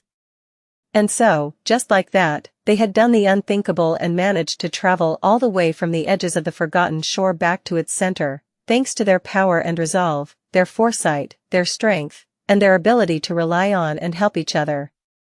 As well as, in large part, pure dumb luck. And now that they were about to return to the cursed haven of the Dark City, their luck was about to be tested as it had never been tested before. But that was for later. First, the members of the cohort had to fulfill their obligation to Sunny. He had joined this expedition on a certain condition, after all. Glancing once again at the distant gray wall, Sunny clenched his fists. The corner of his mouth curled up in a vicious grin. Wait a bit more, bastard. Your day of reckoning is coming. In 2 days, they were going to kill the Black Knight. Chapter 265 Hateful Shadow. Turning away from the distant wall of the Dark City, Sunny closed his eyes, inhaled deeply, and let go of his anger. He had to keep his head cool, for now. Killing a fallen devil was not going to be an easy task. It might even turn out to be his undoing. But he was determined to see it done. The debt of blood he owed that creature had to be repaid, no matter what. Walking over to the fire, Sunny sat down and tried to remember the details of their previous stay on this old, weathered marble arch. What a fun couple of days that had been. Rather pleasing on the eye, too. His shadow shook its head dejectedly and turned away. Soon, Nephi's handed him his share of the food. Her culinary skills had improved a lot during these months, despite the fact that there had not been a large variety of ingredients at their disposal. Still, being able to turn the most repulsive of monsters into a delicious meal was something that not everyone was capable of. This should be a separate course at the academy. Teacher Julius had taught him how to consume various things in the dream realm without ending up poisoned to death, but he had neglected to go in depth on how to actually make them taste good. Sinking his teeth into a juicy piece of meat, Sunny forgot about his troubles for a bit and simply enjoyed this rare moment of bliss. Disposing of the meat, he smiled in satisfaction and wiped his hands on the soft fabric of the puppeteer's shroud. Then, he glanced at Nephi and asked, "We should be able to reach the city tomorrow, yes?" She gave him a nod. "If nothing happens." Sunny thought for a bit, then said in a curious tone, "Do you think Gunlog knows that we are coming back?" Nephi thought for a few moments before replying. Her voice was calm and indifferent. "Definitely." Sunny sighed.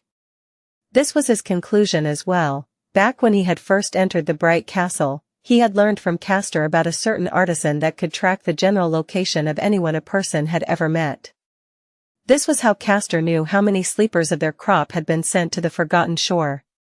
Even if Gunlog possessed no other method to learn of their approach, all he had to do was ask that woman. Sunny shifted a little and asked, "Should we expect a welcoming party?" Changing Star shook her head. "I don't think so. There's no need for him to do anything. Gunlog knows that we will come to him of our own free will, simply because there's nowhere else for us to go." She fell silent for a while and then added, "But most of all, this has never been about killing me or my people. It was always about destroying the ideas I represent. What's the point of crushing me if no one is there to see it? Gunlog won't do anything without an audience. He had sent Harus to stop us from escaping the stage, but now that we are back on it, there is no need for him to rush the inevitable." Everyone listened to the conversation with dark expressions. Sunny glanced at them, hesitated for a bit, and asked, "Are you confident that you can defeat him?" Nephi stared at the fire. After a while, she simply said, "Yes." Hearing that, Sunny smiled sweetly. "Well, good for you, but I am not. So let's finish our deal before the lot of you get killed by that maniac. All right?" A corner of Neff's mouth curled upward. "You are talking about the fallen devil?" He nodded. "Yes. The bastard. You promised to help me kill him, remember?" Meanwhile, Kai was looking at him with a complicated expression. Finally, not able to hold back, he asked, "Sunny, are you really not going to join us? Don't you see that we only have one chance to escape this place? Not to mention all the lives we can save." Sunny shrugged. To be honest, he wasn't entirely sure on that point himself. On one hand, he had no desire of helping Nephi achieve her insane goal. On the other hand, things that she had set in motion were going to happen with or without him. What was he going to do, hide in his cathedral and wait until there was no one else left alive on the Forgotten Shore? Some fate that would be. Maybe I'll join you, and maybe I won't. Who knows what will happen? He fell silent and cast a sideways glance at Cassie. Actually, at least 3 people here knew what would happen, more or less. It's hard to escape fate. That's not the point though, is it? The point is that you should conclude our deal first and do whatever it is you wish to do later. Changing Star faced the two of them and calmly ended that conversation. Sure. No problem. We'll go to the cathedral first. A deal is a deal, after all. Sunny smiled with satisfaction. Nephi glanced at him and added, "But, Sunny, how exactly are we supposed to kill a fallen devil?" His smile widened. "Oh. I'm glad that you asked." Sunny had been making plans on how exactly to kill the Black Knight for more than half a year now. Prior to leaving the Dark City, he had spent 2 entire months observing the terrifying fiend and trying to learn everything there was to know about him. Needless to say, the task of slaying a creature that powerful was not going to be trivial. In fact, it was going to be the hardest battle they had fought yet. It almost seemed impossible. But was it, really? The fight against the Spire Messenger, who had turned to be a fallen monster, nearly cost several members of the cohort their lives. They had barely been able to hold off against the creature of its class, and a devil was 10 times more dreadful. However, there was a big difference between the messenger they had faced and the Black Knight. That difference was, basically, very simple. It was that Sunny did not hate the messenger with all his dark, vindictive heart. And now, that hate was going to tip the scales in their favor. Chapter 266 The Devil You Know Plus, Turn Off Reset. Chapter 266 The Devil You Know. At the core of it, things were indeed rather simple. Sunny hated the Black Knight enough to do his due diligence and thus spent an incredible amount of time studying it. He was so motivated to kill the creature that had hurt him that he had even gone so far as to settle in the same old cathedral as the devil. As a result, Sunny had become a singular expert on everything having to do with the Black Knight. He knew his strengths, he knew his weaknesses, the patterns of his behavior. And, most importantly, he knew what type of unnatural powers the devil possessed. Unlike nightmare creatures of lower ranks, devils had access to bizarre and harrowing powers that were akin to the aspect abilities of the awakened. That was what made them so dangerous, and that was why the fact that Sunny had learned the Black Knight's power was so vital. Unlike the Spire Messenger, whom they had to fight blind, the cohort was going to go into battle with the fallen devil fully aware of what they would face. As such, they could plan, come up with strategies, and make preparations. Knowing your enemy was half the victory. The second half was knowing yourself. The smile disappeared from Sunny's face. Leaning forward, he said, "The Black Knight is truly a living nightmare. He is as strong, fast, and indestructible as you would imagine a fallen devil to be. I've seen countless creatures fall to his sword, no matter their shape, size, rank, or class. He is just too powerful."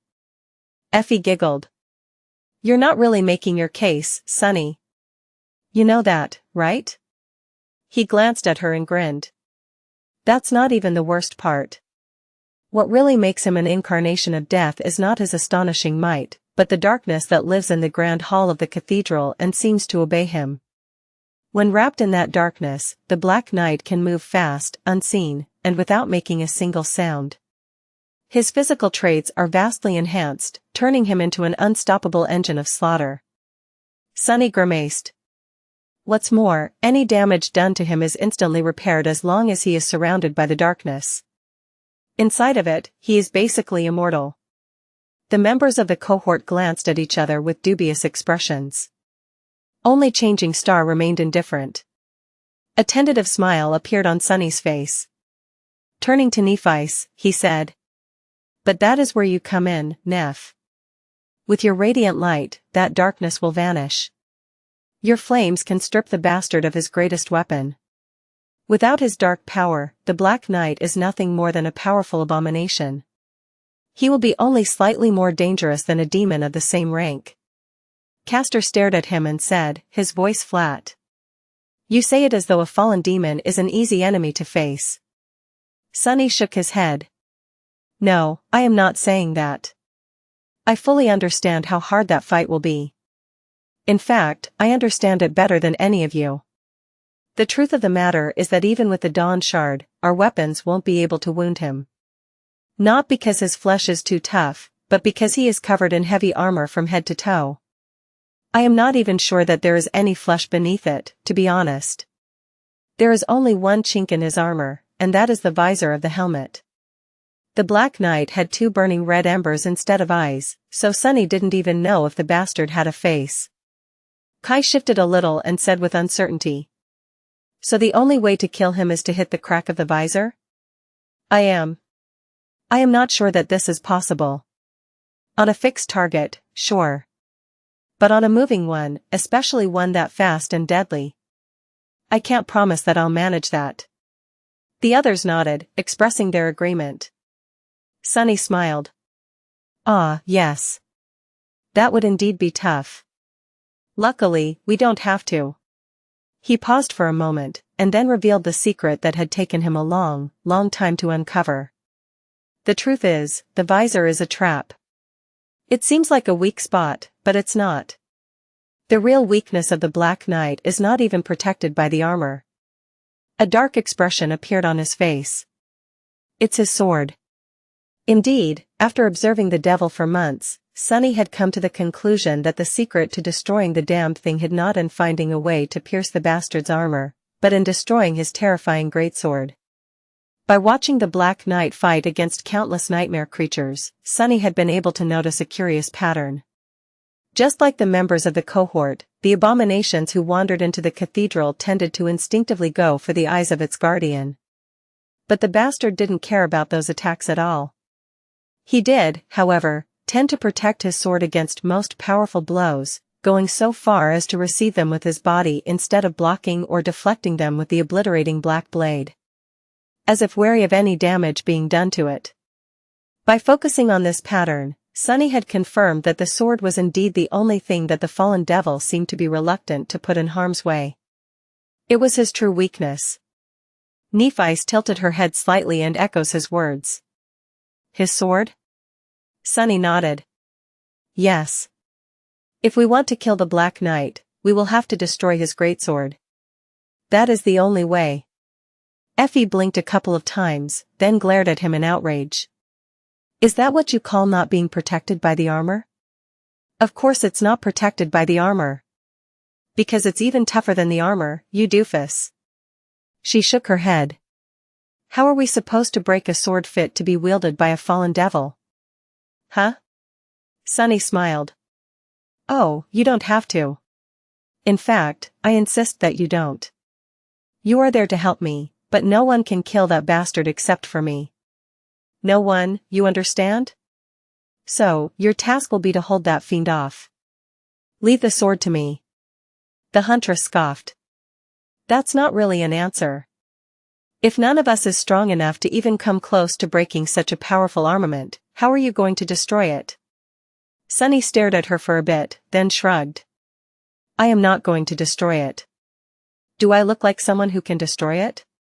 No, I don't. And I can't. A dark grin appeared on his lips. But the Stone Saint? I am willing to bet that she can. She was able to slaughter 2 fallen beasts before even becoming his shadow. Not that Sunny's own shadow had grown strong with almost 1,000 fragments fueling it with power, there were very few things in the Dark City that the Saint couldn't destroy with its help. So yes, he was willing to bet that she would be able to break the sword of the Black Knight. In fact, he was going to bet his life on it. Chapter 267 Let There Be Light plus, Turn Off Reset. Chapter 267 Let There Be Light. 2 days later, they entered the Dark City once again.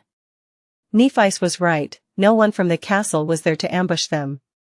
Gunlog seemed to be content letting them come to him instead, so his hunters and the dreadful hunchback were nowhere to be seen. Just as well. The cohort scaled the impregnable grey wall late in the evening and spent the night in one of its towers, almost like how Sunny, Neff, and Cassie had done all that time ago. When the morning came, they headed toward the ruined cathedral. The ruined streets of the cursed city surrounded them once more.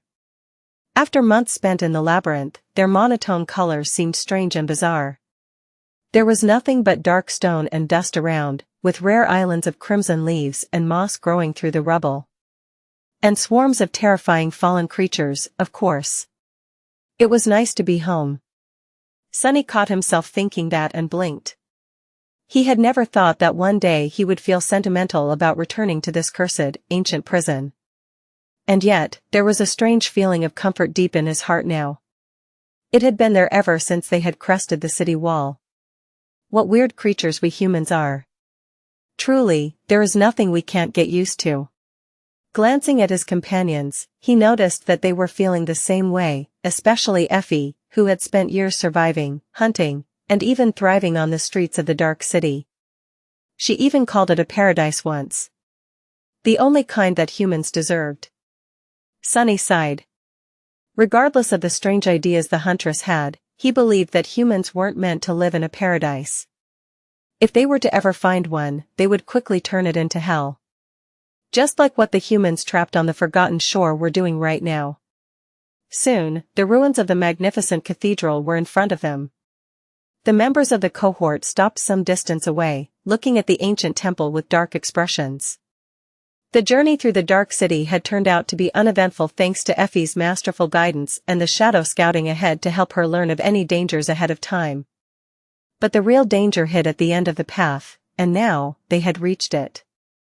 Sunny had spent the last 2 days teaching the rest of the group everything that he knew about how the Black Devil fought, what his habits were, and how they had to approach the upcoming battle. They were as ready as they were ever going to be. Turning to them, he lingered for a few moments, and then said, "Remember, I must be the one to deal the final blow. It is very important to me." Looking at him with a complicated expression, Kai sighed. "Why are you so obsessed with killing this devil, Sunny? Won't it be better to leave that creature be? I just don't understand this whole endeavor." Sunny smiled. "Have you ever been gutted, Kai? And I don't mean emotionally. I mean literally, with a sharp piece of metal?" The charming archer shivered. No. Were you? The smile disappeared from Sunny's face. Yes. I was. That bastard over there cut me open with his big sharp sword and left me bleeding to death in a ditch. So, it's only fair that I do something similar to him, is it not? I don't know how it works with you citizen folks, but out in the outskirts, you don't let things like that go. Simple as that. The day you let a person who hurt you walk free was the day you announced to the world that anyone could stomp on you with impunity. After that, it was a short road to the grave, or worse. So people in the outskirts were very serious about their grudges. Granted, the Black Knight was not really a person. But the same principle applied. Kai stared at him with a complicated expression, then asked in a strange voice. Really? Then, how did you survive? Sunny turned away and moved his shoulders slightly. A combination of good attributes and powerful memories. That's how I survived. Well, most of me did. With that, he shook his head and gritted his teeth in anger. Enough talk. You all know the plan, so let's get it over with. Today, Sunny was going to reach the pinnacle of his hunter career. He was going to hunt the devil. Inside the tenebrous grand hall of the majestic cathedral, darkness reigned unopposed. It drowned the vast hall, clinging to its walls and tall columns. The rare beams of light falling through the narrow windows only served to make it seem deeper.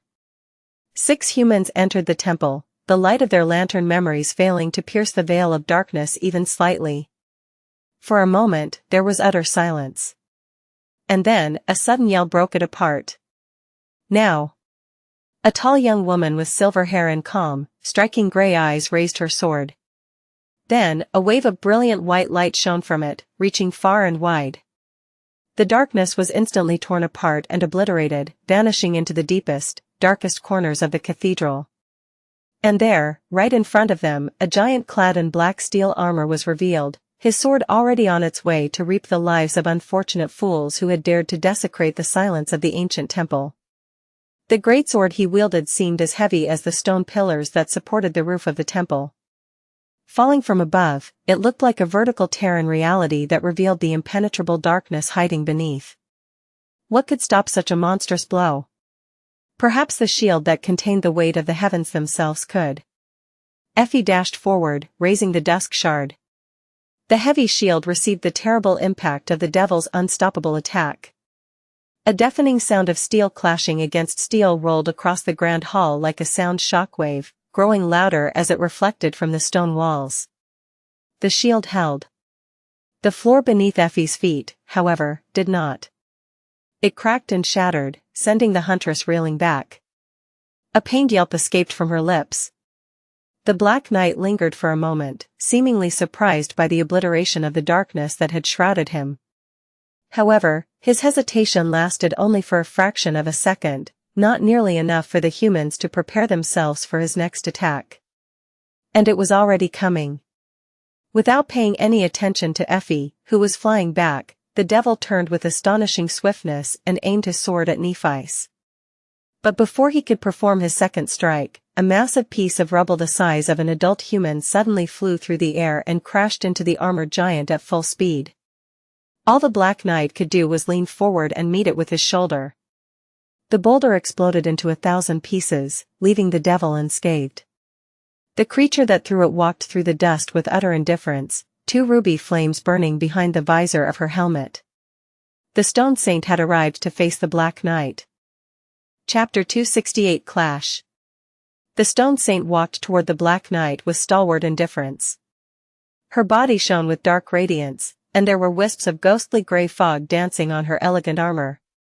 The ruby eyes of the taciturn monster burned with menacing crimson flames.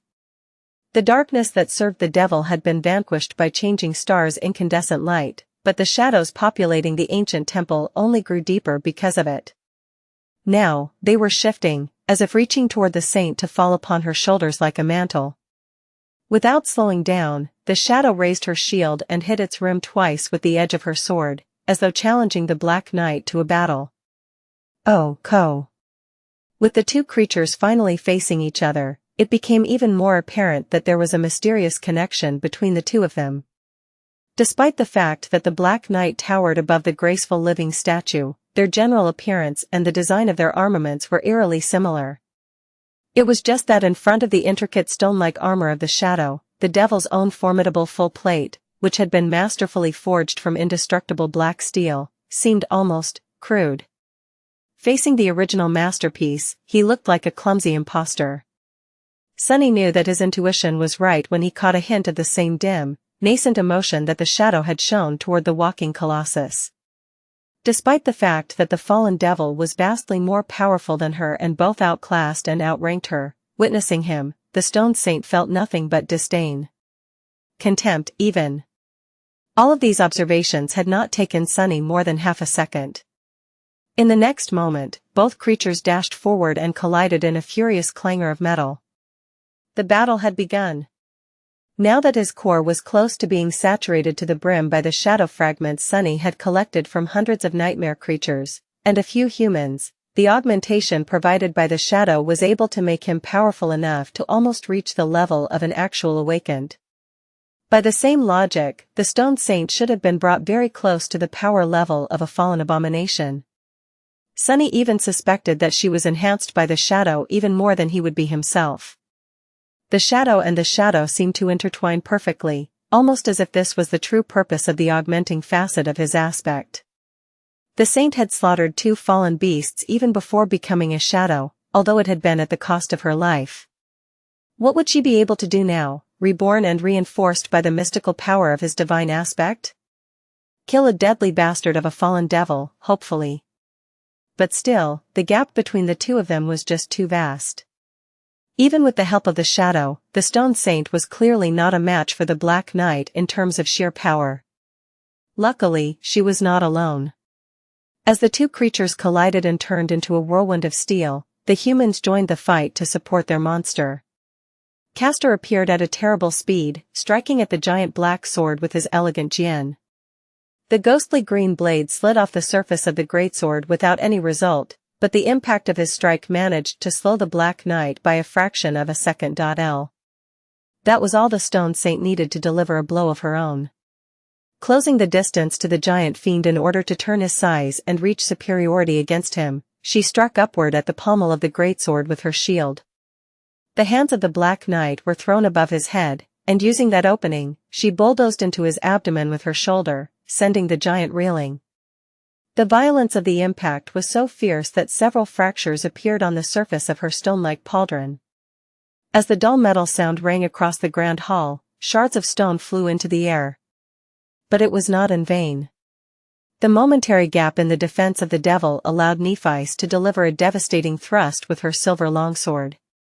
Enhanced by the annihilating white flame and the miraculous enchantment of the dawn shard, the sword hit against the breastplate of the Black Knight's armor and broke through, sinking deep into the body of the fiend. For a moment, everyone froze, stunned at the ease with which they were able to pierce the seemingly impregnable armor of the fallen devil.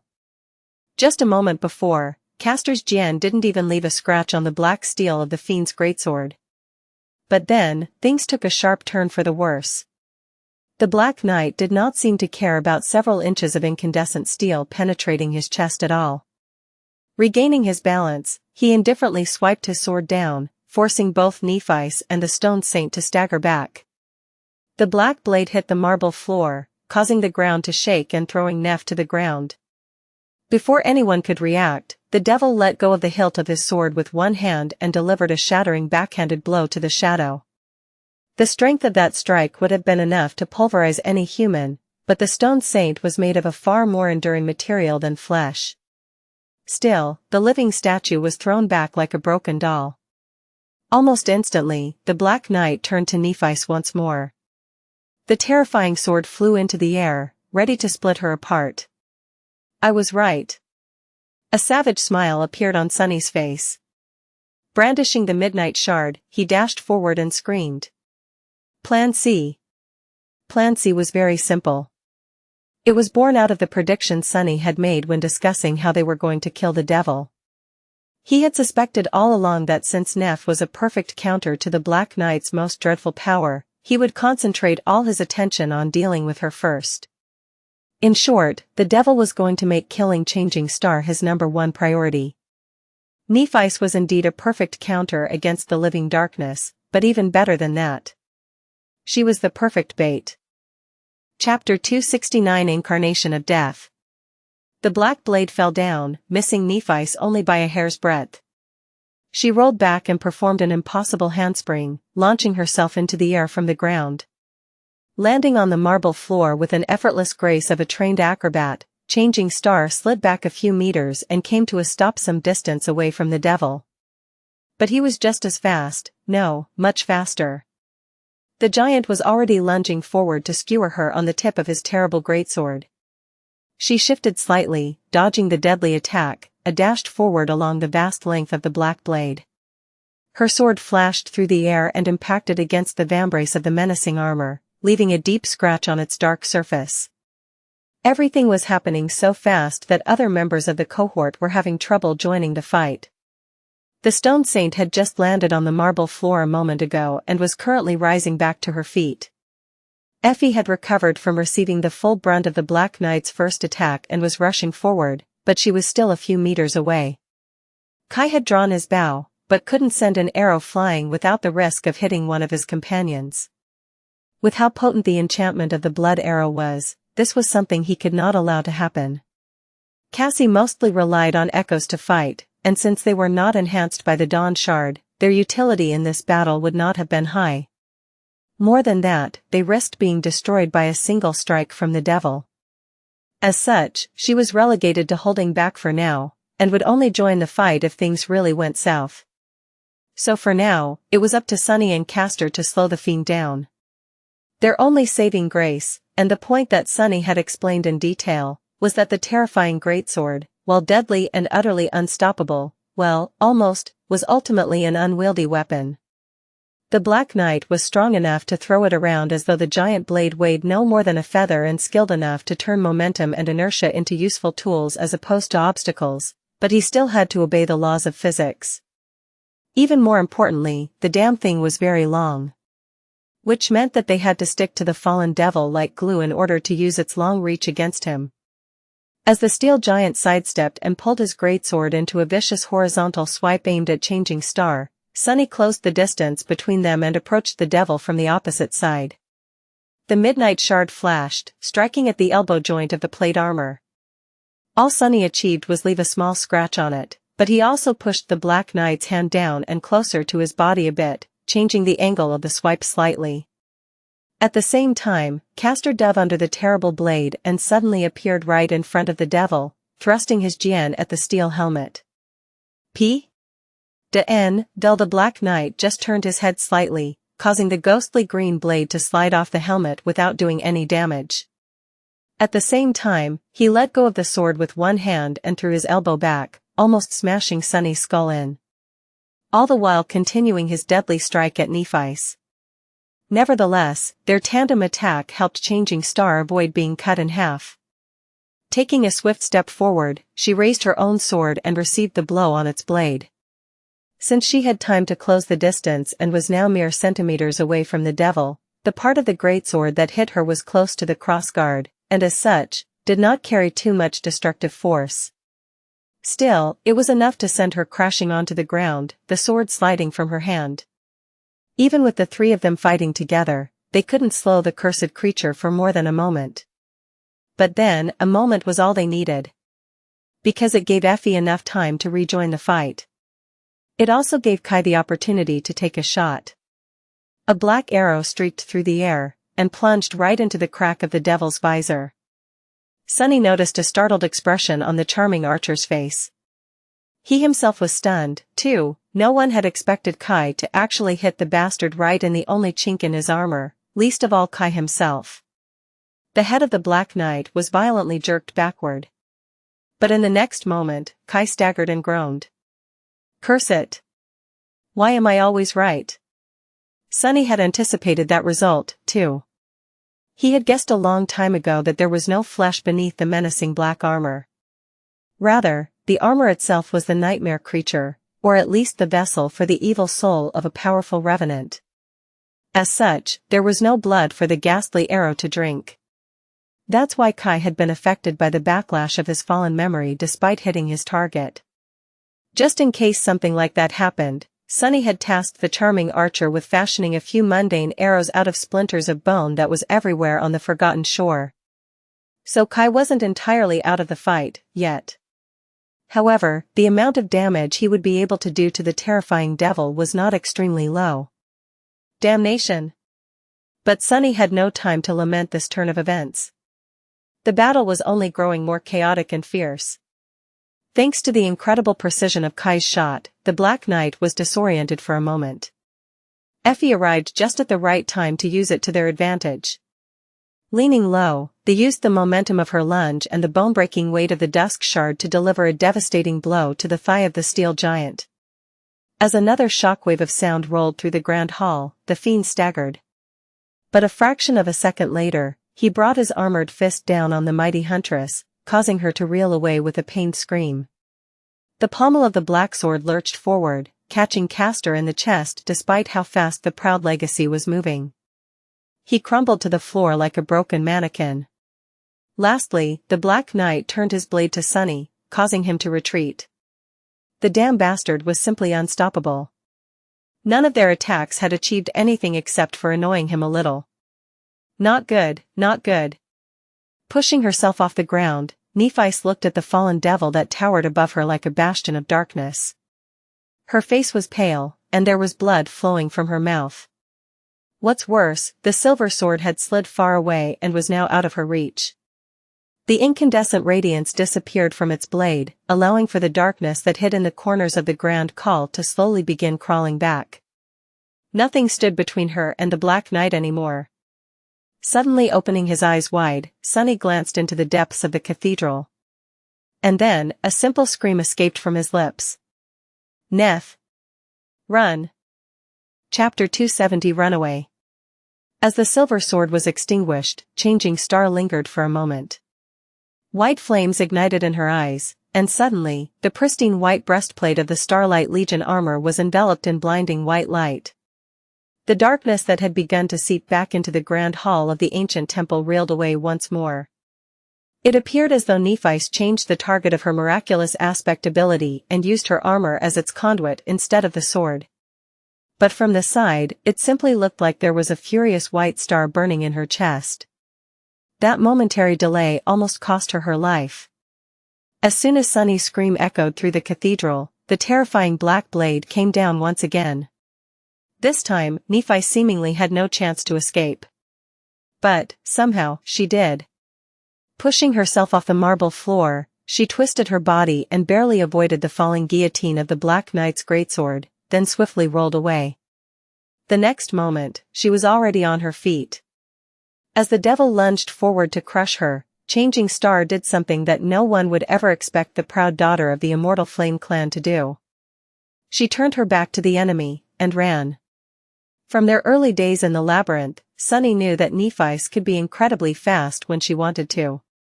And indeed, just a second later, she was already far away. Cursing under his breath, he followed. No matter how fast Nephice was, the Black Knight was faster. The devil was already pursuing his runaway prey, moving with a celerity that seemed strange for a creature of his size, especially one clad in an incredibly heavy suit of steel armor. With each moment, he drew closer and closer to Changing Star, his sword ready to reap her life. Straining his muscles to their limit, Sunny ran as fast as he could, too, desperately trying to catch up to them. With Effie and Castor temporarily put out of commission and Cassie and Kai sidelined, he was the only one left. He had to make it in time, no matter what. If he didn't. Come on. Gritting his teeth, Sunny somehow managed to accelerate even more. Nephice was already halfway through the grand hall of the cathedral. The statue of the nameless goddess on the far side of it must have appeared in her sight. It was then when she suddenly stopped and turned around, sliding on the marble floor a few meters because of the momentum. The silver sword had already been dismissed and summoned back from her soul sea. It seemed as though out of desperation, Nephice decided to mount one last, suicidal attack on the swiftly approaching steel giant. Or maybe she had just gone crazy. But it only seemed that way. The corners of Sunny's mouth curled upward. That's my girl. Plan C was about to come to fruition. Changing Star had performed her role perfectly. Well, what else did Sunny expect from her? All that remained was to stall the Black Knight for a few seconds. The devil descended upon the silver-haired girl in a fury of obliterating black steel. Nephi's met him with her usual calm resolve, dodging strike after strike with incredible skill.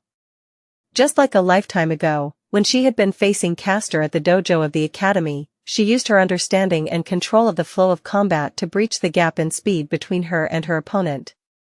She wasn't as much reacting to the deadly blows delivered by the devil as predicting them, moving to evade the strikes of the black greatsword before they could even happen. Of course, this deadly dance could not last. The tiniest of mistakes would have been her last. And even if she didn't make any, Nephi was not going to be able to keep this level of concentration for long, not to mention the insane toll this fearsome clash took on her stamina and endurance. But she didn't have to. All she needed to do was to keep the bastard busy for a couple of seconds. And when those seconds ran out, a sudden crack of breaking stone resounded in the darkness of the ancient temple. In all the commotion, the stone saint had strangely disappeared. After Sunny had confirmed that the fallen devil was targeting Nephi above everyone else, their strongest combatant, his shadow, was nowhere to be seen. That, of course, was on purpose. She was laying the groundwork for the plan to work while the rest of them kept the Black Knight distracted. The plan, however, could only happen in a certain spot in the Grand Hall. That was where Changing Star had to lure the Black Knight in case he fixated on her.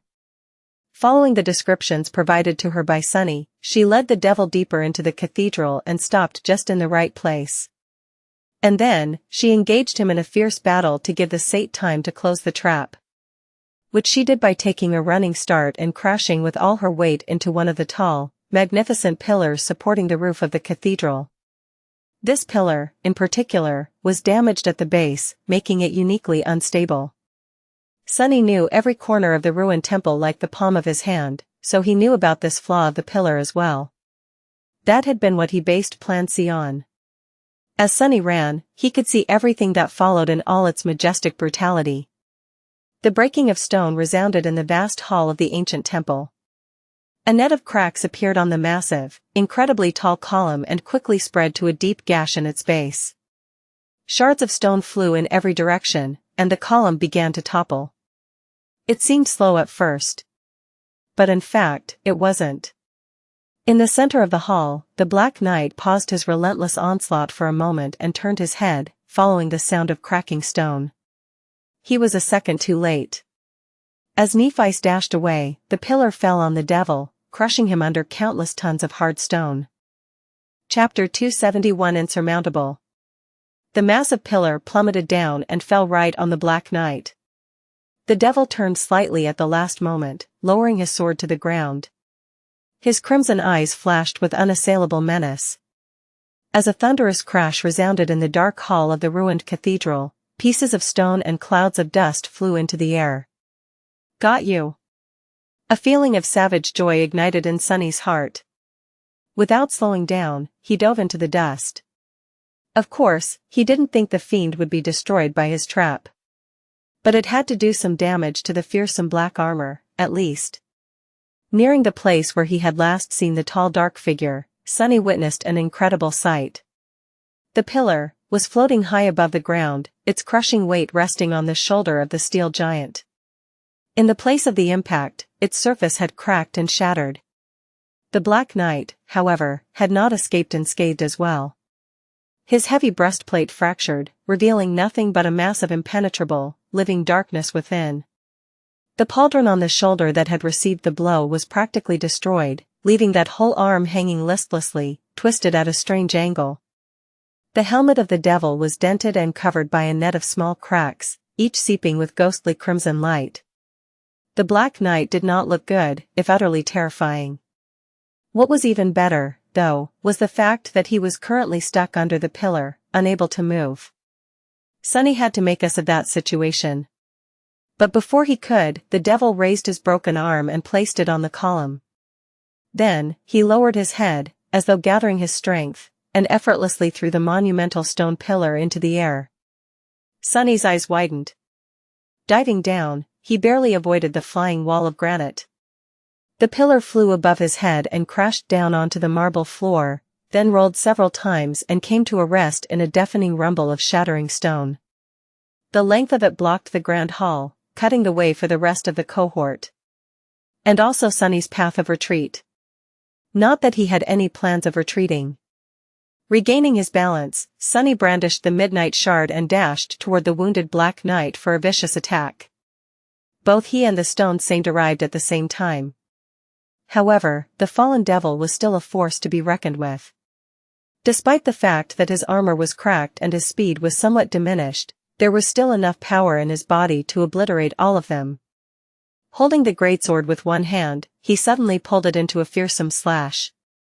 The black blade whistled through the air, cutting a chaotic arc around the fiend. Sunny was forced to jump back, but the shadow managed to deflect the blow with her shield and redirect its power, slowing down only a little. In the next moment, she closed the distance to the Black Knight and delivered a terrible strike of her own, aiming at the base of his sword's blade. The knight simply moved the sword away, then violently bashed her in the head with the pommel, causing bits of the stone-like metal to fly into the air. The saint staggered back, the visor of her helmet shattered. Unlike the mass of darkness hiding in the black suit of steel armor, there was an actual face beneath hers. Sunny allowed himself to stare for a fraction of a second. This was his first time seeing the face of his shadow, after all. The stone saint looked just how he had imagined. Her skin was gray like granite, and the features of her face were almost like that of a human, with the exception that they were just too flawless. It was as though she had not been born, but actually cut from stone by a mad sculptor, one obsessed with absolute perfection. As the result, what should have been beautiful looked eerie and hideous instead. In fact, glancing at the inhumanly perfect face of his shadow, Sunny felt nothing but a cold sense of revulsion. Fright, even. The fact that her haunting face was utterly devoid of any hint of human emotion only made it even more disturbing.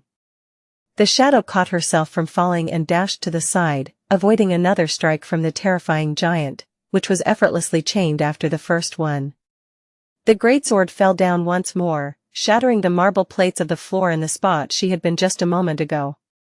It was then that Nephi's rejoined the fight. The three of them attacked the Black Knight simultaneously, perfectly coordinating their assault. Changing Star threw her longsword forward, aiming to sever the broken arm of the devil entirely. The stone saint went after the greatsword again. And Sunny did something crazy. Dashing to the enormous black blade, he stepped on its surface and ran up, using it as a ladder. He had a solid second of stability before the greatsword was pulled into another attack. Feeling it moving beneath his feet, Sunny used the momentum to jump up and grab onto the helmet of the terrifying fiend. Mounting the devil, he hung from the Black Knight's neck and delivered a savage stab at his shoulder. His aim was just a centimeter away from the edge of the pauldron. Sunny's hand was empty when he started the strike, but by the time it reached its mark, the moon shard was already grasped in it. During their journey back to the Dark City, he had noticed that Ascended memories received a less dramatic enhancement from the Crown of Dawn. Unlike the awakened ones, they weren't elevated by almost an entire rank in terms of power. The augmentation, however, was still significant. Enough to breach the gap between the ghostly stiletto and the armor of the fallen devil, at least. The needle-sharp point of the moon shard broke through the impenetrable steel and sunk deep into the shoulder joint of the indestructible black armor. Obviously, Sunny knew that this strike would not do a lot of damage to the fiend. But dealing damage was not his goal. Devil or not, fallen or not, the Black Knight still had to obey the laws of physics. In particular, having several inches of steel, glass, stuck in the joint of his armor was inevitably going to reduce the mobility of his arm. Indeed, with both of his arms damaged, the speed with which the fiend was able to move his greatsword around considerably diminished. It was still utterly terrifying, nevertheless. But not insurmountable anymore. Just a moment faster than the Black Knight, the stone saint stepped over the black blade and pinned it to the floor with one of her greaves. Using all of her weight to keep it down, she threw her sword aside and raised her shield high above her head with both hands. Then for a moment, time slowed down. And then the shadow brought the shield down, delivering a devastating blow to the weakest point of the greatsword. The rim of the stone shield hit against the black steel. And with a deafening ringing, the greatsword shattered. Chapter 272 Shadow and Darkness. Augmented by the shadow and with the help of 900 fragments that Sunny had collected, the saint had become incredibly strong. The graceful stone body of the taciturn monster had incredible power to begin with, and now, it was vastly enhanced. Holding her shield with both hands, the shadow delivered a devastating blow at the weakest point of the black blade. The blade, which was pinned between the marble floor and her greave, rang deafeningly, and shattered. Still mounting the Black Knight, Sunny grinned with vicious joy. Then, he let go of the dented helmet of the devil and pushed himself off, performing a backward flip and landing nimbly several meters away. Nephi's immediately disengaged, too. Both of them knew that their nothing was more dangerous than an enemy on the brink of death. With nothing to lose, humans often relinquished any sense of self-preservation and turned berserk, taking their killer with them to the grave. Nightmare creatures were much the same, only more terrifying. Despite the fact that Sunny was sure that the devil's weakness hid in his sword, he wasn't certain what would happen if the blade was actually broken. Hopefully, the Black Knight would just crumble into a pile of steel. If not, it would be better to be far away when they found out. As the shards of the black blade rained on the floor and the stone saint fell on one knee, a shudder ran through the devil's body. The darkness hiding in the corners of the ruined cathedral suddenly boiled and lunged forward in a wave. But none of it reached the Black Knight, annihilated by the radiance of changing stars' intricate white armor. The devil froze in a twisted pose, his hands powerlessly hanging down, his back bent. The black steel of his armor was rusting. It was swiftly turning dull brown, its luster gone, its once impregnable surface looking corroded and brittle. Then, he slowly and laboriously raised his head and turned it slightly to the side. As if staring at the face of the nameless goddess whose statue oversaw the dark hall of the ruined cathedral for thousands of years. As the devil looked at the goddess, the crimson light of his eyes slowly weakened and dimmed. And then, suddenly, exploded into furious red flames. The rusty armor came apart, exposing the mass of darkness hiding within. The darkness stretched its limbs and rose above the kneeling shadow, the parts of the armor that floated in it giving the creature a vaguely humanoid shape, revealing its true form. A ghostly colossus made of darkness and rusting steel towered above the taciturn monster like an omen of death, two crimson fires burning furiously in the black depths. Another flame appeared just beneath them, like a twisted mouth made from the flames of hell. And then, a terrifying roar shook the ancient temple. Sunny took an involuntary step back, a feeling of dread rising from the depths of his soul. His eyes searched for Nephis and found her standing a few meters behind the stone saint. Changing Star was hesitating, looking at the dark apparition with an uncertain expression. She caught his gaze, lingered for a moment and then nodded, understanding what Sunny wanted to convey without the need for any words. Then, Nephis cautiously backed away, not letting the devil out of her sight.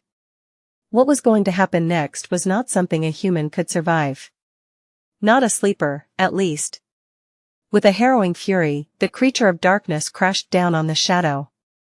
Its hands tore through the air and wrapped around the taciturn monster's neck, then raised the living statue in the air as if her stone body weighed nothing. The devil brought the saint high above the marble floor of the ruined cathedral and squeezed her neck, as if trying to strangle her. A net of cracks streaked through the shadow's armor, bits of stone falling down. Through all of it, the emotionless expression on the hauntingly inhuman face of the saint did not change one bit. But in her ruby eyes, a hint of a feeling appeared, much stronger than ever before. Disdain. Letting go of the shield, she raised her hands, grasped the vambraces of the rusting armor, and easily shattered them in her grip. As another roar resounded in the darkness, the taciturn monster fell back to the ground. Landing with nimble grace, she instantly dodged the claws of the apparition, which had bent down to shatter the living statue once and for all. Then, she took a step forward. The stone saint was right beneath the leaning devil now. As her ruby eyes flashed with ruthlessness, she lunged forward and delivered a crushing blow to his chest. Her gauntlet tore through the breastplate of the rusted armor and sank deep into the living darkness, right where a human heart would have been. Or a soul core. A moment later, the crimson flames burning in the depths of the dark creature exploded into a wave of blinding red light. And disappeared. The dark essence of the devil dissipated like fog, its remnants vanquished by changing stars' radiance. The pieces of armor fell to the ground in a clangor of steel. The terrifying devil of the cathedral, the Black Knight, was dead. Sunny threw his head back and let out an exhilarated, vengeful laugh. Die. Die, you bastard. Die and go to hell, forever. Oh, revenge tasted so great. A moment later, the voice of the spell whispered sweetly into his ear. You have slain a fallen devil, forsaken knight. Your shadow grows stronger. Sunny smiled. Anything else you want to add? A memory? An echo? However, a moment later, he forgot all about the spell. A cold shiver ran down his spine. Because right in front of him, something very strange was happening to the stone saint.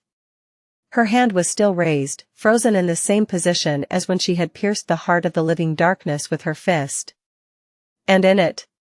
What the hell is that thing? Chapter 273 Chrysalis.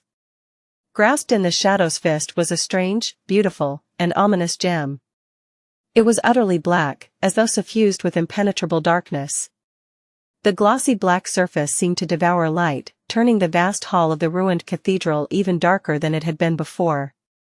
Deep within that black void, crimson flames burned with a menacing red glow. It was pulsating in a slow and bizarre rhythm, drowning everything around in dim red light. Painted by it, the stone saint seemed to be drenched in blood. The gem she held looked like a bloody, still-beating heart that she had torn out of someone's chest.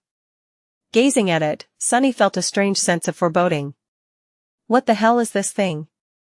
The gem looked sort of like a soul shard, but different. He had never seen a black shard, to begin with, or one radiating such an intense glow. It also didn't seem like a piece of a broken core.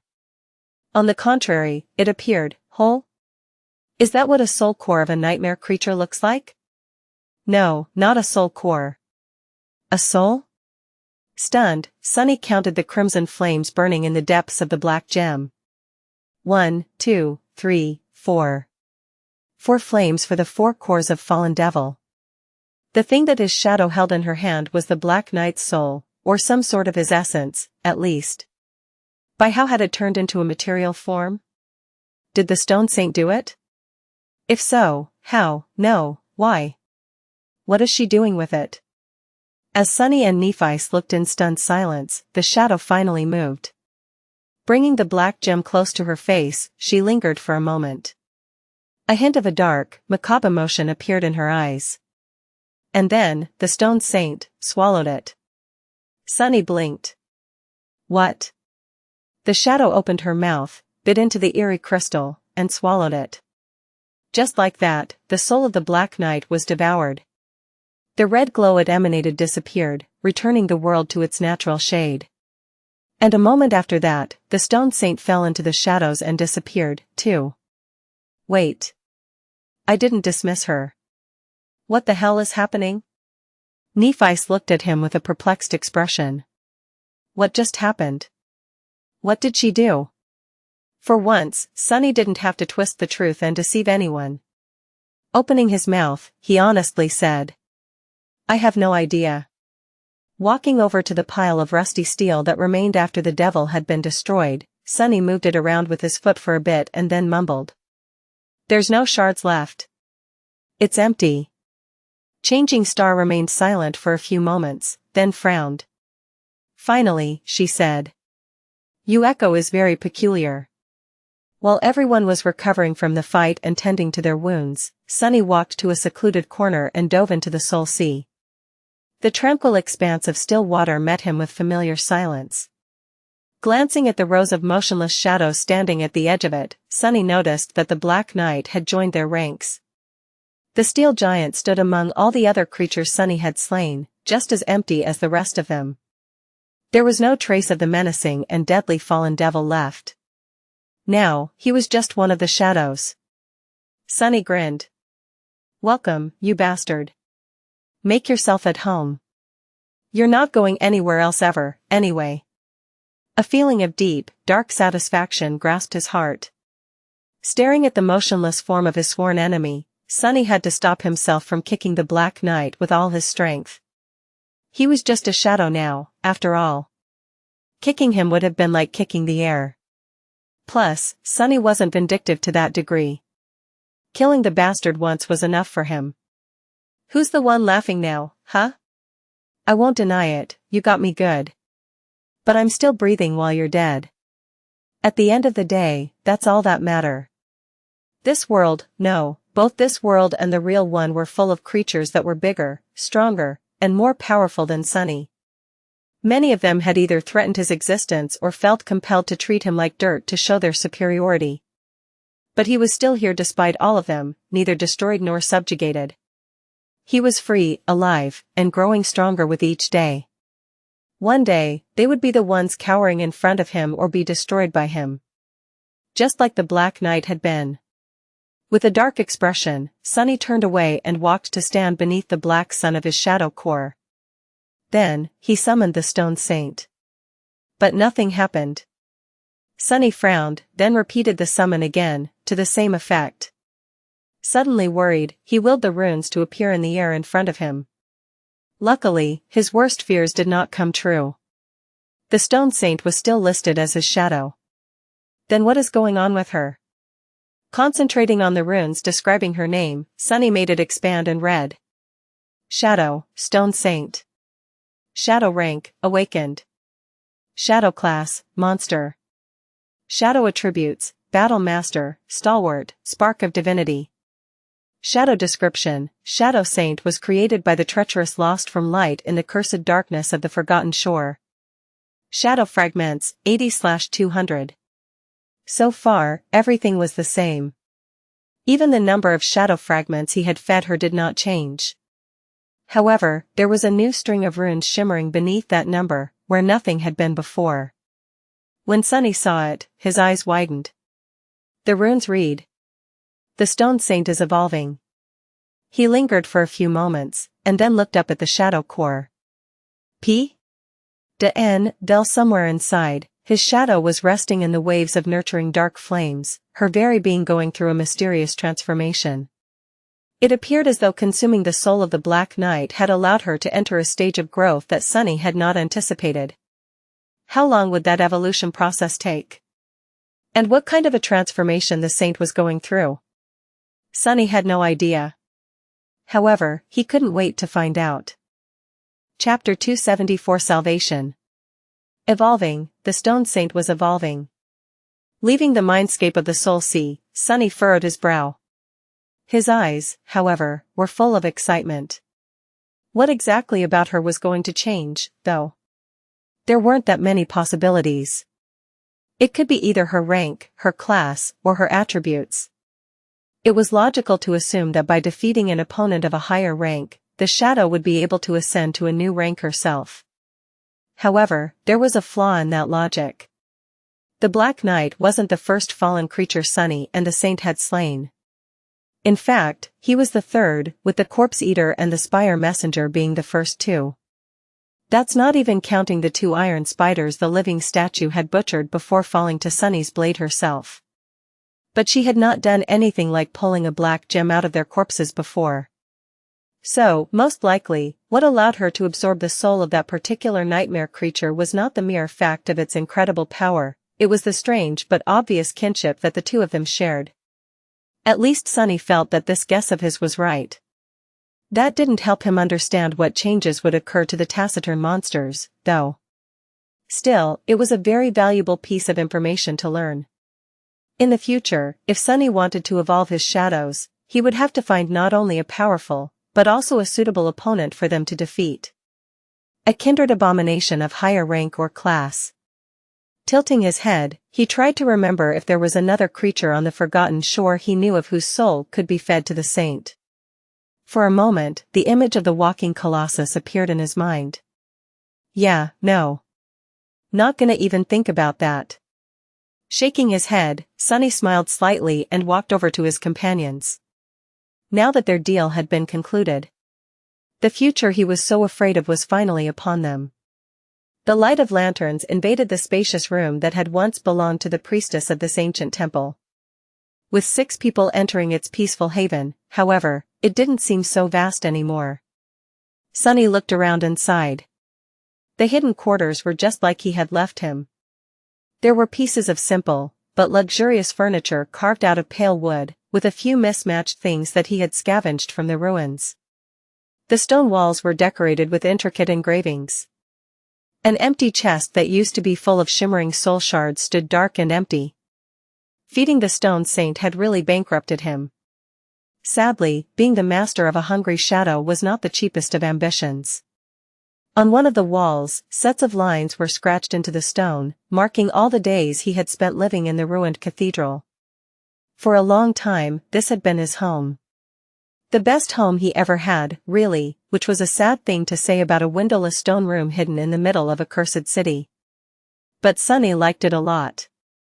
He was going to miss this dark, quiet place very much. The other members of the cohort, with the exception of Effie and Cassie, were looking around with interest. Even Neff showed a bit of curiosity. With a strange look on his face, Kai turned to Sunny and asked, This is where you lived?" Sunny raised an eyebrow and shrugged. "Yeah. Why?" The beautiful archer smiled with visible delight. "No, nothing. It's just that, this place is so tasteful.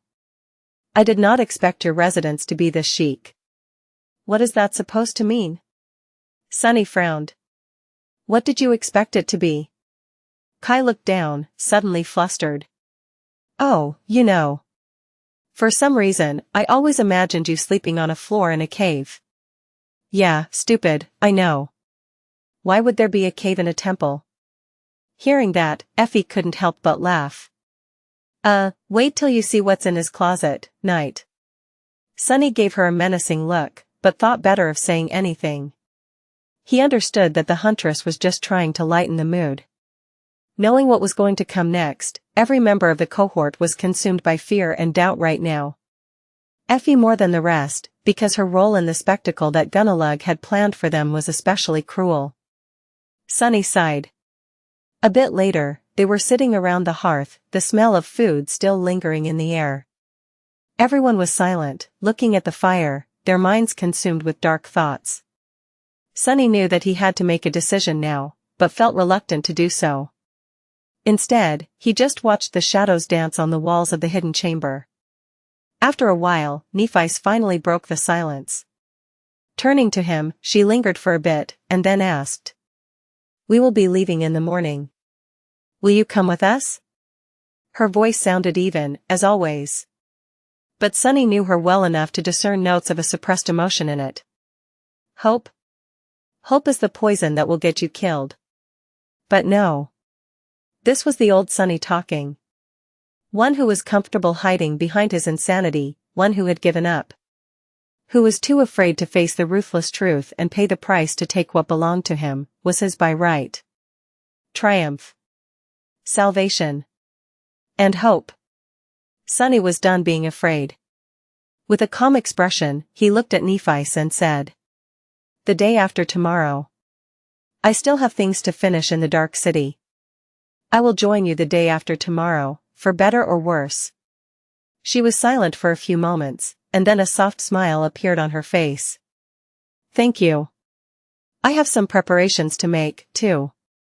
We will return to the bright castle together, then." He gave her a nod and turned away. Nephi had never shown any sign of being able to feel fear, at least not that he remembered. But he knew that it was just a front. In fact, she knew fear all too well. Better than anyone here, except maybe for him. She was introduced to it at a very young age, after all. So he suspected that behind her indifferent face and even voice, she must have been scared, too. She was just a young girl, after all. And it was she who was going to fight the immortal Bright Lord to the death soon, not them. Sunny looked at the shadows. One day. After one day, the prophecy will begin to come true.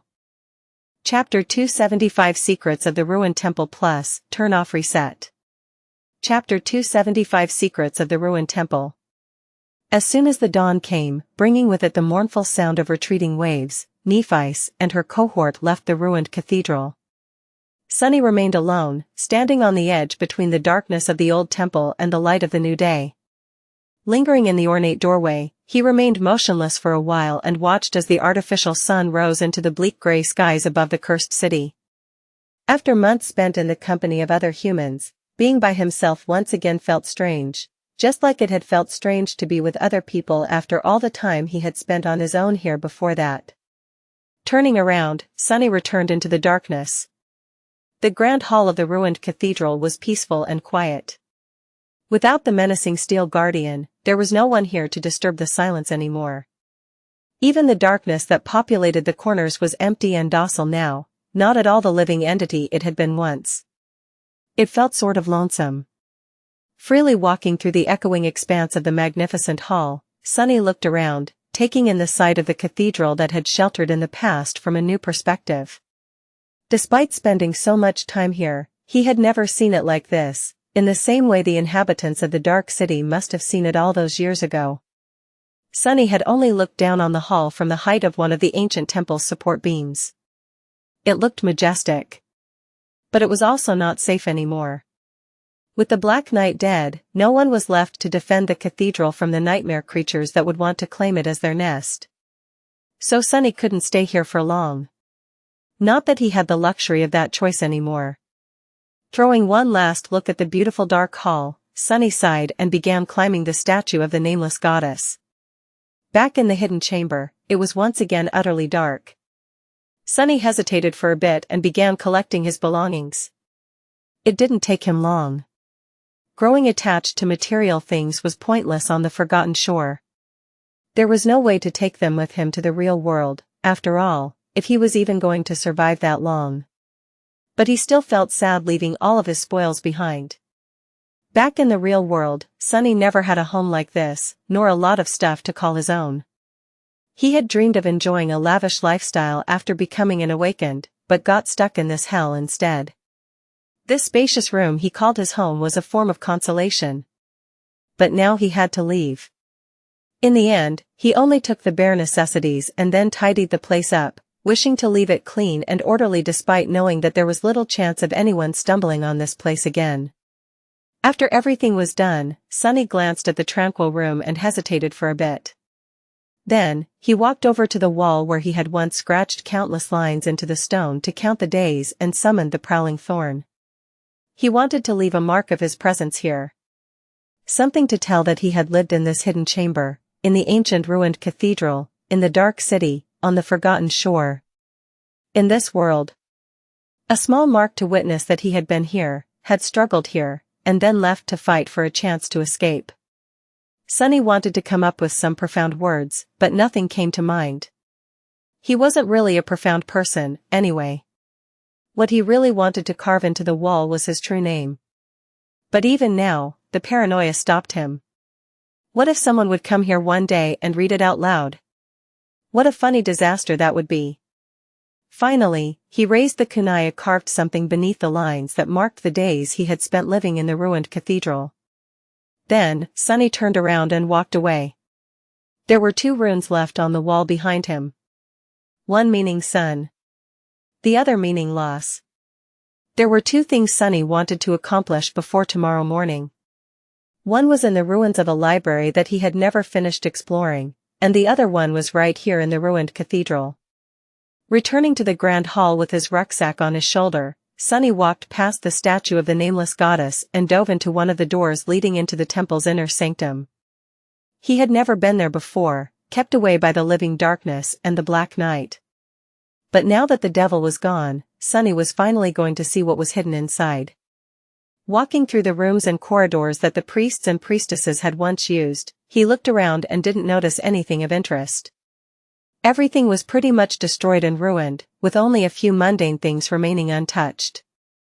There was nothing here at all, at least that was what others would think.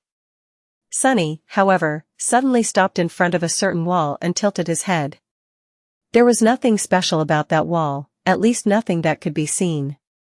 But he could feel a heavy mass of shadows hiding behind it, as though there was a hollow space there. After searching for a while, he found a hidden lever and pressed it. Or at least he tried. The ancient mechanism had rusted through and disintegrated over the thousands of years of neglect, of course. With a sigh, Sunny summoned the midnight shard, looked closer at the hollow wall, and inserted the tachi into the seam between its moving parts. Then, he unceremoniously used the unbreakable blade as a lever and pushed with all his inhuman strength. With a terrible scraping sound, a part of the wall slid away. The air rushed past Sunny, entering the dark mouth of a narrow corridor. Behind it, a set of stone stairs led down. Deep down underground. With a resentful grimace, Sunny flourished the midnight shard to shake off the dust that clung to it, put it on his shoulder, and entered the secret passage. Chapter 276 Black Door. The hidden passage led Sunny underground, twisting and turning through the mass of stone. Despite the fact that he had been cautiously walking forward for a few minutes now, Sunny felt that he was still beneath the cathedral. In fact, by his estimation, he was approaching its center. And indeed, right beneath the spot where the statue of the goddess should have been, the narrow passage opened into a larger room. In it, a deep well leading even further down was situated, with a winding staircase spiraling down into the darkness. Sunny frowned. What is it with this place and creepy dark wells? Going further down was going to place him dangerously close to the catacombs. He knew all too well what kind of danger that would pose. The last time Sunny had ventured into the maze of ancient tunnels below the city, he barely escaped alive.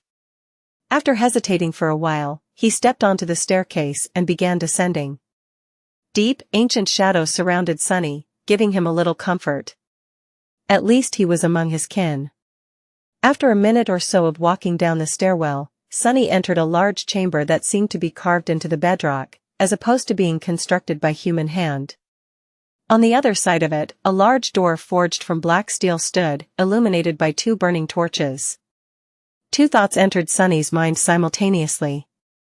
The first one was that the metal from which the monolithic door was made looked eerily familiar. It was the same dark, lusterless, impenetrable alloy that the Black Knight had been made of. The second thought was even more disturbing. How come those torches are still burning? Had they been aflame for several thousand years? Come to think of it, the torches looked very strange. They seemed to be producing light, but it was pale and ghostly. There was no heat that came with it, too. The shadows cast by the ghostly flames were the most disturbing, though. Because of the movements of the fire, they were supposed to be dancing on the floor. But instead, the shadows were absolutely motionless. It was as though the light of the torches had trapped and paralyzed them somehow.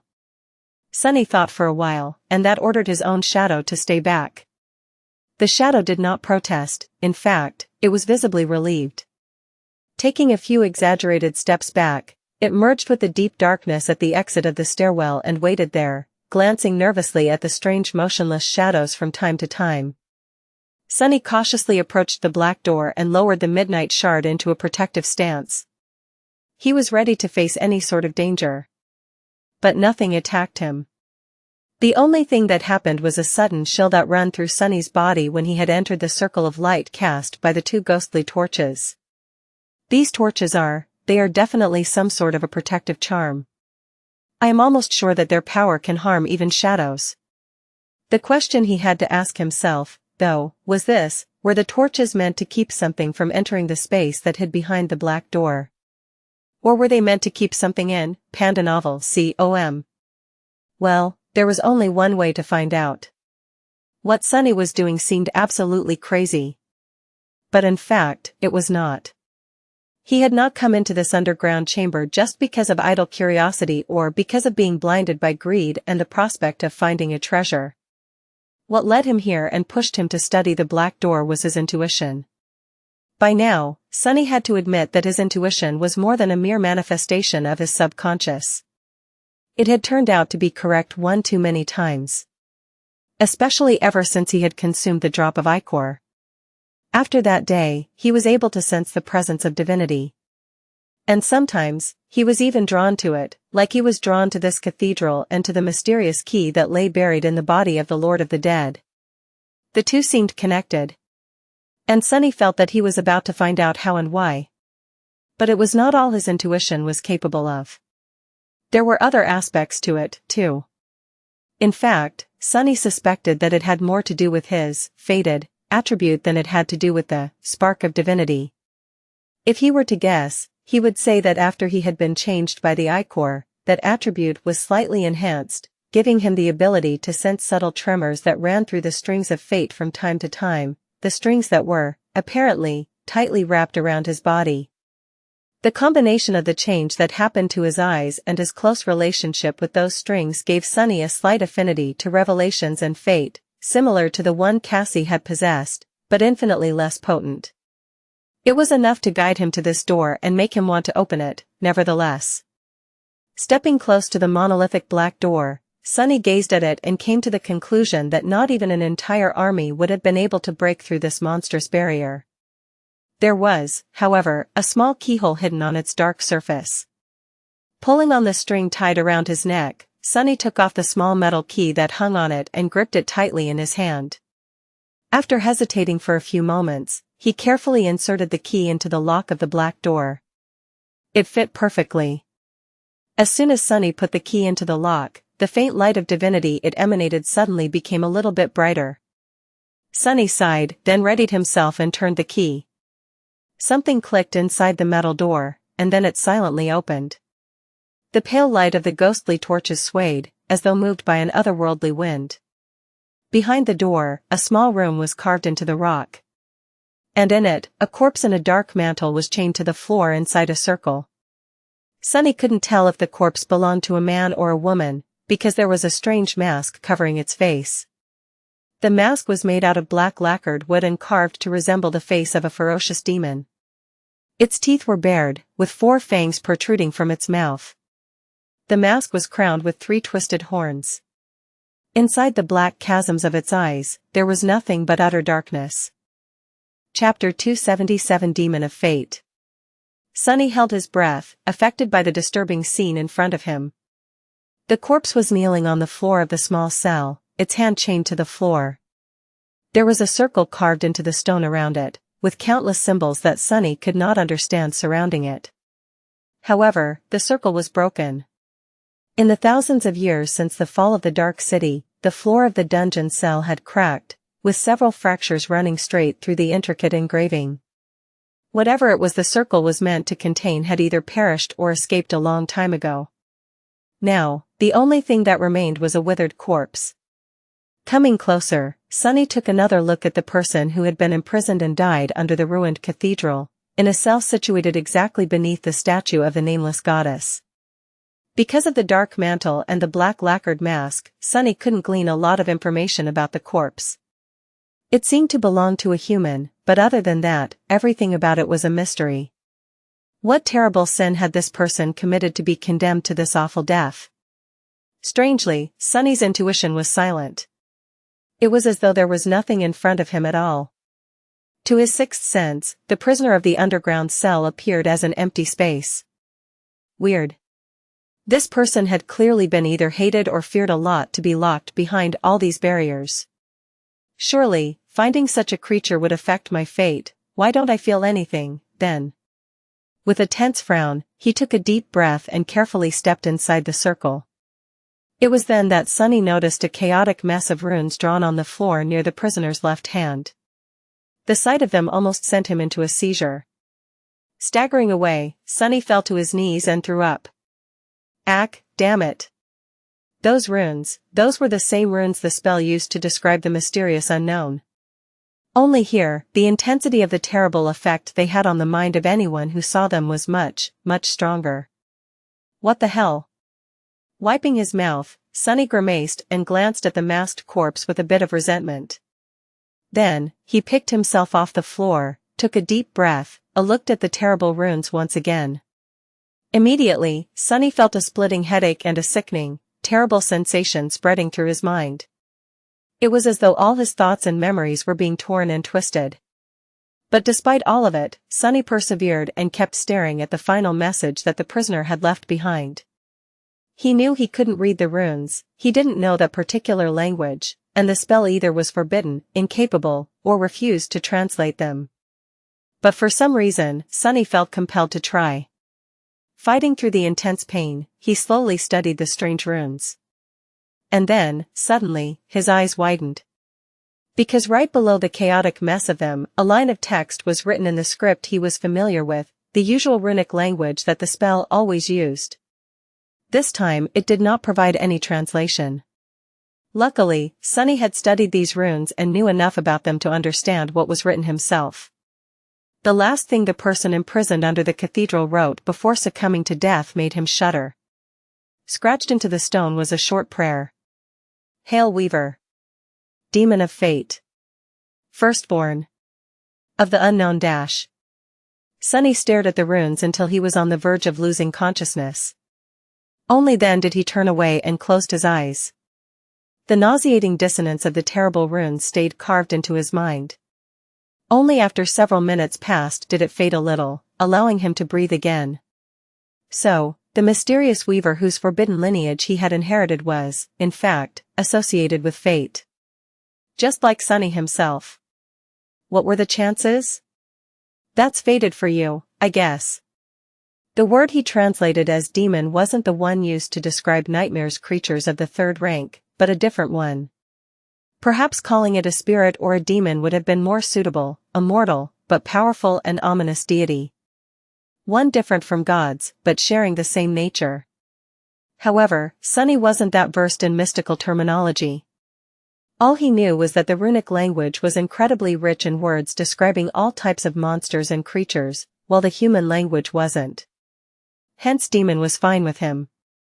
Apart from the tantalizing revelation about the mysterious weaver, he had noticed one other important thing by forcing himself to study the runes. Before, Sunny had thought that there was a single entity that the spell refused to call by its name and simply described as Unknown Dash, leading him to call it the Unknown. Yes, Sunny was not that imaginative when it came to word choice. Whether the unknown were a kind of beings, a single existence, or a force of nature, he did not know. But now, he realized that there were actually two types of forbidden runes, and two things that the spell did not know how or did not want to mention. One was the same as those used in the description of the drop of ichor, which stated that the vile thieving bird was hated both by the gods and by the unknown. It also said that the reflection of the unknown stayed forever frozen in the depths of Weaver's pupils, and that just looking at it drove the thieving bird mad. The other was the same as those used in the description of the stone saint, which was created by the last child of the Unknown Dash, and now here by the dead prisoner, who had called Weaver the firstborn of the Unknown Dash. What the hell does all of this supposed to mean? His suspicion that Weaver had something to do with the creation of the nightmare spell only grew stronger after learning that they had something to do with the domain of fate. After all, the spell seemed to be weaved out of numerous strings of fate, and there was this being called Weaver, who had the blood of gods in their veins, but was also somehow connected to the unknown. Feeling his headache only growing stronger, Sunny winced and shook his head. Later. I will think about it later. There would be time to ponder about all this later. Or not, if he dies trying to escape the forgotten shore. Either way, that time was not now. Turning back to the chained corpse, Sunny cautiously avoided looking at the dangerous runes and kneeled in front of it. He wanted to know what was hiding behind the mask. But as soon as he touched it, the corpse suddenly shattered and fell apart, turning into dust right in front of his eyes. Even its dark mantle rotted and disappeared, as though the thousands of years that had passed since the fall of the Dark City and the destruction of the cathedral finally caught up with it. Soon, all that was left was a pile of dust. And the lacquered mask lying on top of it, its black surface glinting slightly in the pale light of the ghostly torches. Chapter 278 Weaver's Mask. Sunny looked at the black mask and the darkness hiding in its eyes. Its features were not as much contorted as fearsome by nature. It was simultaneously fearsome and somber, bestial and regal. As though existing at the border of all things. But most of all, the striking mask radiated a sense of mystery. The vicious fangs, the twisting horns, the black lacquered wood of it all, once again, his intuition was silent. There was nothing he felt toward the black mask, as though it didn't even exist. How strange. Sunny waited for a few moments, then picked up the mask and brought it to his face to take a closer look at it. But just a moment after his fingers touched the sleek surface of the polished wood, the mask suddenly disintegrated into a swarm of countless white sparks. Acting like water, the stream of light flowed toward Sunny's chest and entered into his body, disappearing into the dark depths of his shadow core. The voice of the spell thundered suddenly, louder than it had ever been before. You have received a memory. Sunny remained motionless for a few seconds, thinking about what just happened. By now, he knew that some memories could exist outside of the soul cores, just like how shard memories did. Was the black mask one of them? Somehow, he felt that it wasn't. Why, I am even guessing. Let's just take a look. The reason he was lingering was because of the magnitude of the situation. Sunny didn't know anything about the mysterious mask, but he believed that this relic of the past was truly unusual. The circumstances that had led to its discovery were too extraordinary, and the place it was hidden in was too uncanny to think otherwise. So he was understandably apprehensive. With a bit of tension, Sunny dove into his soul sea and looked up at the spheres of light floating around the black sun of the shadow core. There was a new one there, which seemed to be much brighter than the rest. Summoning it down, he soon found himself looking into the eyes of the dark mask that hovered in front of him. It was as though he was facing an invisible person wearing it. Shifting uncomfortably, Sunny lowered his gaze a little and looked beneath the black lacquered wood. A moment later, he had to suppress the involuntary desire to cover his eyes with a hand. Inside the black mask, 7 radiant embers were burning with such intensity that it almost blinded him. All around them, incalculable ethereal strings were weaved into a pattern so vast and intricate that it almost seemed boundless. 7 anchors, gods. Stunned by the visage of the mask's spell weave, Sunny hesitated for a bit and summoned the runes that described it. What he saw made him take a step back and gasp. Memory, Weaver's Mask. Memory rank, Divine. Memory tier, 7. Memory type, Tool. Memory description, Weaver believed that knowledge was the origin of power and so always hid behind numerous lies, wearing them as a mantle. No one knew Weaver's thoughts, Weaver's face, and Weaver's heart. Even the gods could not see what hid behind the mask. Memory enchantments, Mantle of Lies, Simple Trick. Sunny had to look away for a moment to take a breath. Divine memory of the 7th tier, Holy Hell. Words weren't enough to describe his astonishment. He was, however, surprised to see that the mask only had 3 enchantments. Sunny expected such a powerful memory to have dozens of them, judging by how boundless and insanely complicated the weave of it was. There had to be that much, at least. Just what were these 3 enchantments to require a myriad of diamond strings to support them? Turning back to the runes, he concentrated on the enchantments and read further. Enchantment, Mantle of Lies. Enchantment description, hides the identity of its master. That description sounded very simple, but looking at the spellweave of the black mask, Sunny could tell that this enchantment was anything but. In fact, it was so vast and powerful that his mind was failing to even comprehend the scale of it. The enchantment was indeed designed to protect the identity of the person wearing the mask from prying eyes, but what it actually meant was that any form of detection was powerless against it. And Sunny suspected that any was not a figure of speech in this case, but simply a constatation of fact. For example, Cassie's aspect ability, which allowed her to see a person's attributes, would not work on someone wearing the mask. There were countless similar abilities among the awakened, none of which would work either. I guess that explains why my intuition was silent about the prisoner and the mask itself. Whatever kind of fate-related sixth sense I have is also countered by that thing. Even more terrifying was the fact that the enchantment was not aimed at just the awakened. The description of the Weaver's mask stated that even the gods could not see through it, and it was honest truth. Nothing could penetrate the barriers of the mantle of lies, not even the sight of a god. Sunny gulped. Scary. But then, this incredible and frightening enchantment did not even take up a tenth of the volume of the ethereal diamond strings hiding beneath the surface of the black lacquered mask. The second enchantment was much the same. It was called, by which the spell was telling Sunny that it wasn't going to say anything about it. Its description was also empty. However, Sunny could tell that it had something to do with sight just by looking at the weave.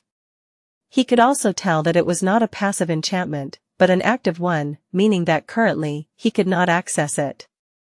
Usually, that would mean that he would be able to once he became a true awakened, but in this case, the amount of soul essence required to keep the enchantment activated for more than a fraction of a second was so vast that no awakened would have been able to. Only a saint would, perhaps. However, Sunny was not sure that he wanted to try even if he had the ability. The things Weaver saw were capable of driving unholy creatures insane, so it was wise to avoid going anywhere near that enchantment in the future, most likely. Most of the spell weave of the Weaver's mask, however, was dedicated to the third enchantment, one that was called a simple trick. Judging by the mind-boggling complexity of the pattern that made it possible, that trick of Weaver's was anything but simple, though. It was the most bizarre, intricate, and ingenious thing that Sunny had ever seen. Curious, he glanced at the description, and froze, his eyes opened wide. The runes gleaming in the air read. Enchantment, simple trick. Enchantment description, reverses the effect of one's flaw. Chapter 279 Guilty Conscience. Sunny remained silent for a long time, staring at the black mask. The tranquil sea of his soul was still and silent, not at all like the storm that was currently raging in his heart. After a while, he thought. That Weaver was one sly guy, girl, person, being? Well, the fact that I don't even know that much only serves to prove the point. And I thought I was good at deceit and manipulation. How devious one must be to not let even the gods, even the nightmare spell know anything about them. But it was fitting, in a strange kind of way. If Weaver's domain was that of fate, there was no other way. Fate was a terrifying, but subtle tool. Manipulating it to your advantage required a very special kind of genius, one that was directly opposite to any kind of directness, straightforwardness, and brutal power. However, if given the choice, Sunny would have preferred to face War God in battle than to make someone like Weaver his enemy. Masterful liars were far more dangerous than deadly warriors. He knew it better than most. Exiting the soul sea, Sunny hesitated for a little and then summoned the Weaver's mask. The cool wooden surface of the mask appeared on his face, held in place by some invisible force. Immediately, his vision changed slightly. Everything became sharper, clearer, more vivid. Sunny could feel the mask reaching into his eyes and connecting to something, the strange legacy he had inherited by consuming the drop of Weaver's blood. He sensed his intuition becoming more potent, too. It was as though he could almost see the mysterious strings of fate that span across the entire world. Almost. Glancing at the pile of dust that remained of the prisoner, Sunny frowned slightly. The identity of the person who had been wearing the Weaver's mask remained a secret. Just who had this corpse belonged to, and how had they ended up chained to the floor in a hidden dungeon cell beneath the majestic cathedral? The easiest thing to assume was that it was Weaver themselves, but Sunny dismissed that theory immediately. From everything he knew about the original master of the mask, the power of that creature was just below that of the gods, and that of the unknown, perhaps. If Weaver appeared on the forgotten shore, the whole dark city would have been wiped out of existence before any harm was done to them. So who could have been wearing Weaver's mask? Some powerful carrier of the nightmare spell that had received it as a memory, just how Sunny did? Well, if Weaver was really a demon, which was a strange kind of a lesser deity, were there a cult dedicated to them? Had there been priests and followers of Weaver? The message the prisoner had left behind sounded awfully close to a prayer. Had that person been deemed a heretic and condemned to this place for that reason? Sunny sighed. There was no way to know. Hesitating for a bit, he turned away and left the somber dungeon cell behind. He only had this one day to finish all the things he had left undone in the dark city. There was no time for fruitless pondering. Once outside, Sunny walked over to the place where he had left his shadow and took a look at himself through its eyes. What he saw made him blink a couple of times. Huh. The black lacquered mask sat snugly on his face, hiding his features. He couldn't even see his eyes, which were drowned in darkness. What's more, even his height was somehow unclear. Sunny didn't actually become taller, but from the side, it looked as though he did, sort of. 1 second, it did, and the next one, it did not. It was sort of similar to how people's faces changed when lighted from different directions.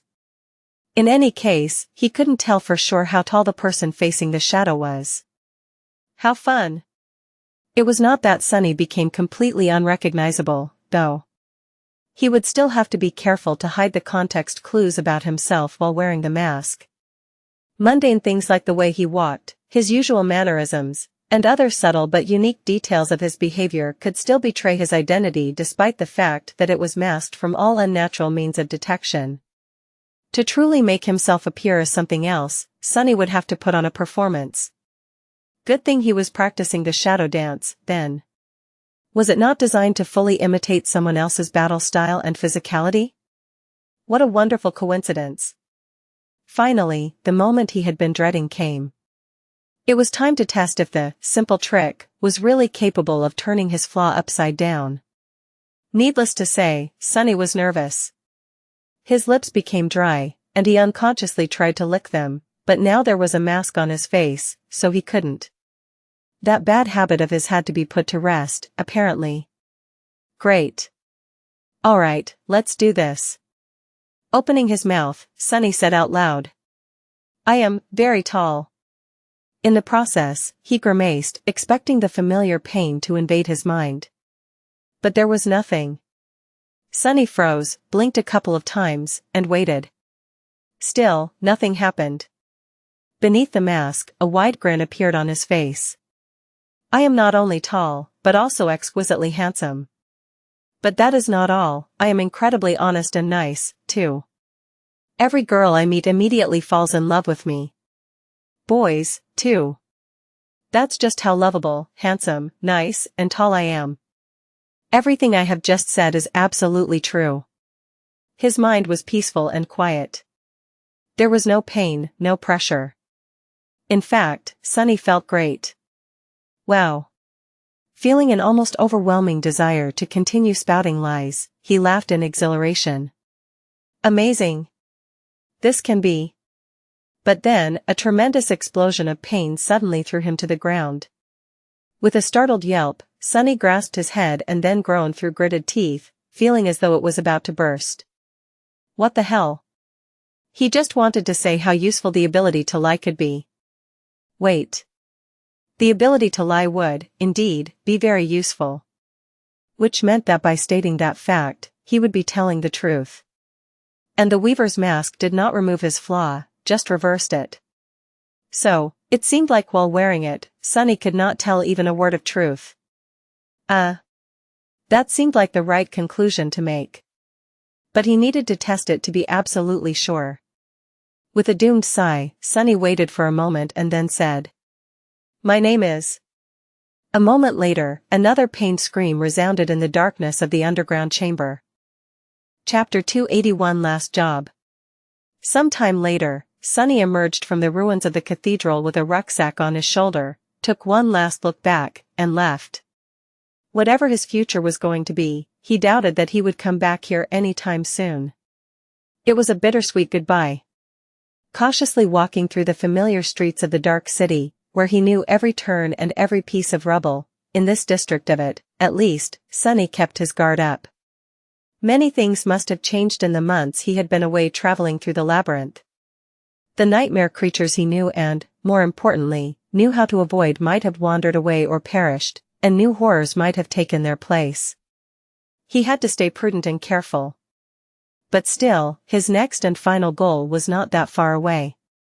As he sneaked toward it, Sunny thought about the Weaver's mask and the ways it could change his life.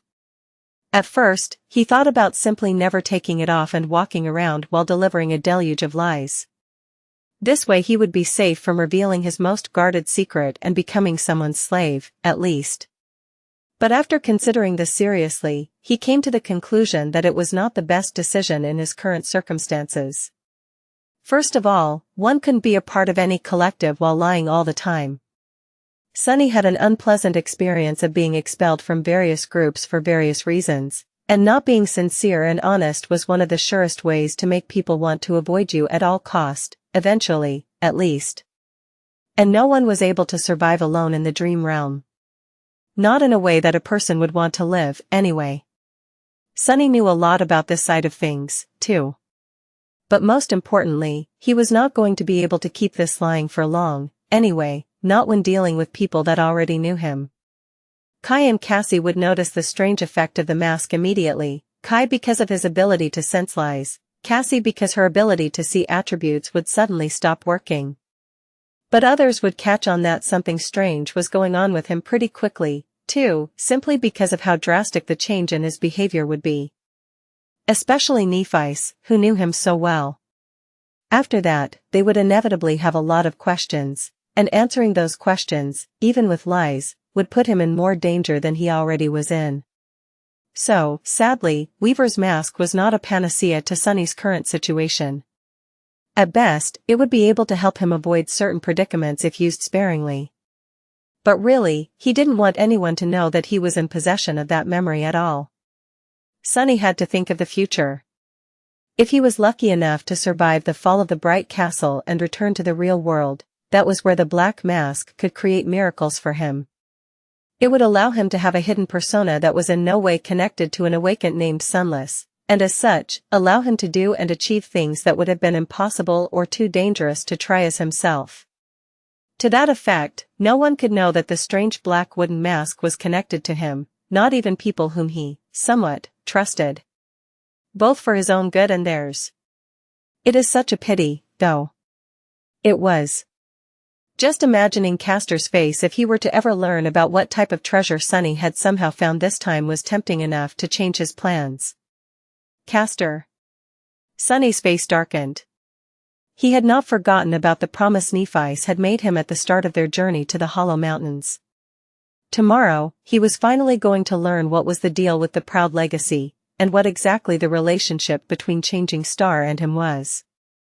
And how big were the chances of Sunny having to face Castor in battle? Despite all his dislike for the handsome scion of the Hanli clan, Sunny was reluctant to actually fight him. No matter how much progress he had made to get ready for the bloody conclusion of this disastrous chapter of his life, Castor was still not someone to be taken lightly. He was a tremendously deadly opponent just based on what Sunny knew about him. And there were secrets that the legacy had been keeping, as well. That charm of his, what does it do?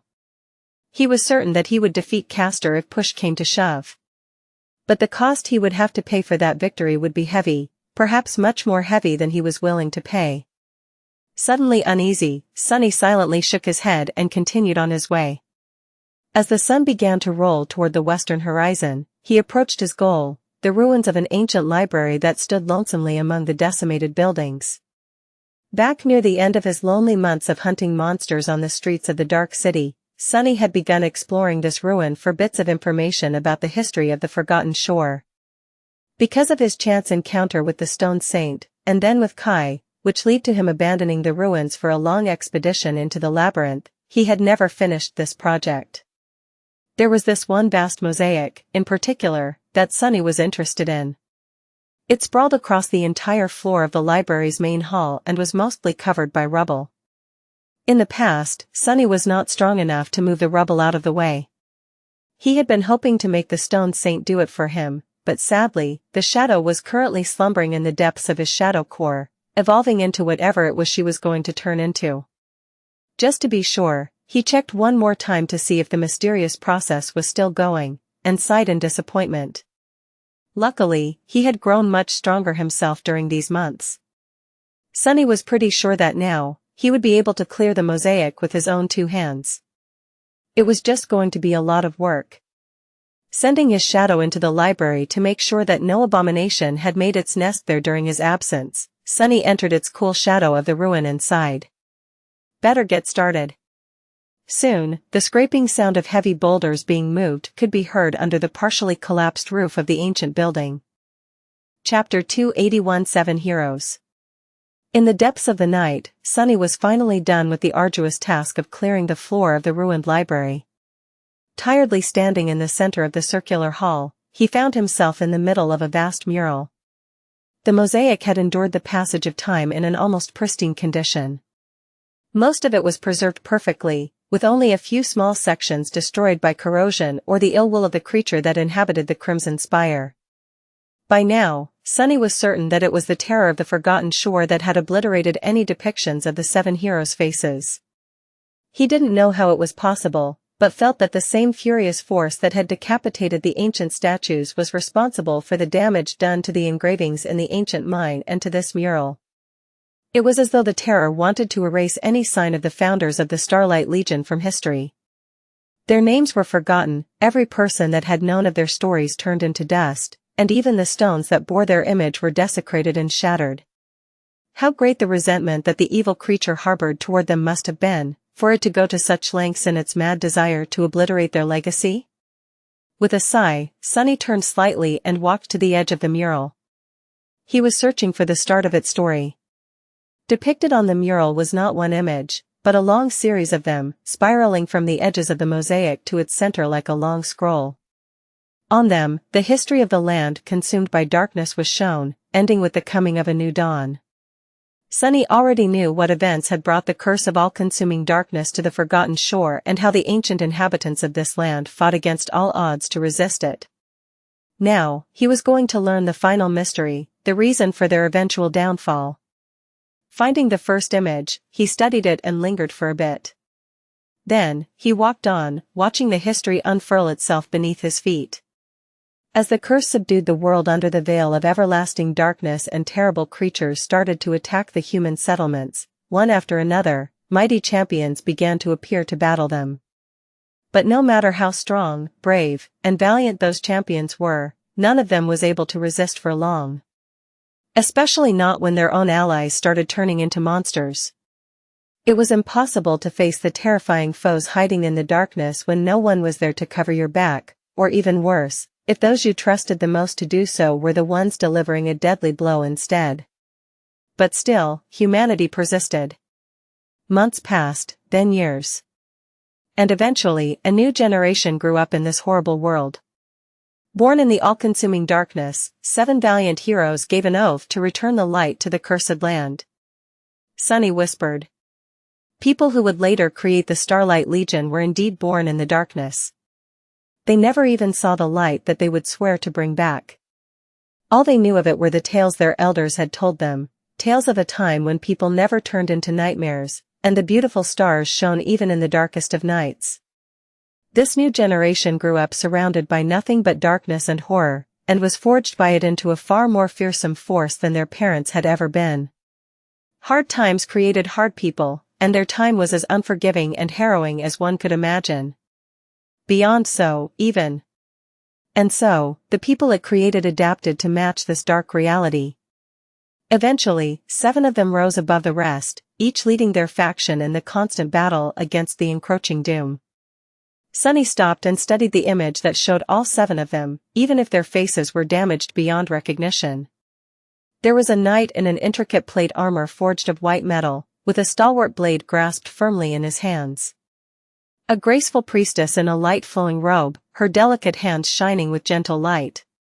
A mighty hunter in an archaic cuirass leaning on a beautiful bronze spear. A masterful builder holding a mason's hammer in his calloused hands. A regal lord with a humble crown resting on his head, a single gem decorating its simple design. A subtle and merciless slayer with a ghostly stiletto hidden cunningly behind her back. And a stranger from a misty land who wore a stone-like armor and never showed his face, with a heavy round shield resting at his feet. Sunny looked at the 7 heroes, thinking. Knight, hunter, lord, stranger, slayer, Builder, and Priestess. Midnight Shard, Zenith Shard, Dawn Shard, Dusk Shard, Moonlight Shard. And the other two? Sunlight Shard and Starlight Shard? The fate of the last two shard memories remained unknown to him. Nephice must have known something, though. Otherwise, she would not have ventured into the dangerous expedition to the Hollow Mountains to seek out the Crown of Dawn. Although the history of the Forgotten Shore was presented in more detail here, it did not give him any revelations yet. Thoughtful, Sunny turned away from the image of the 7 heroes and continued on. At some point in history, the heroes came together, created the Starlight Legion, and united the surviving remnants of humanity under its banner.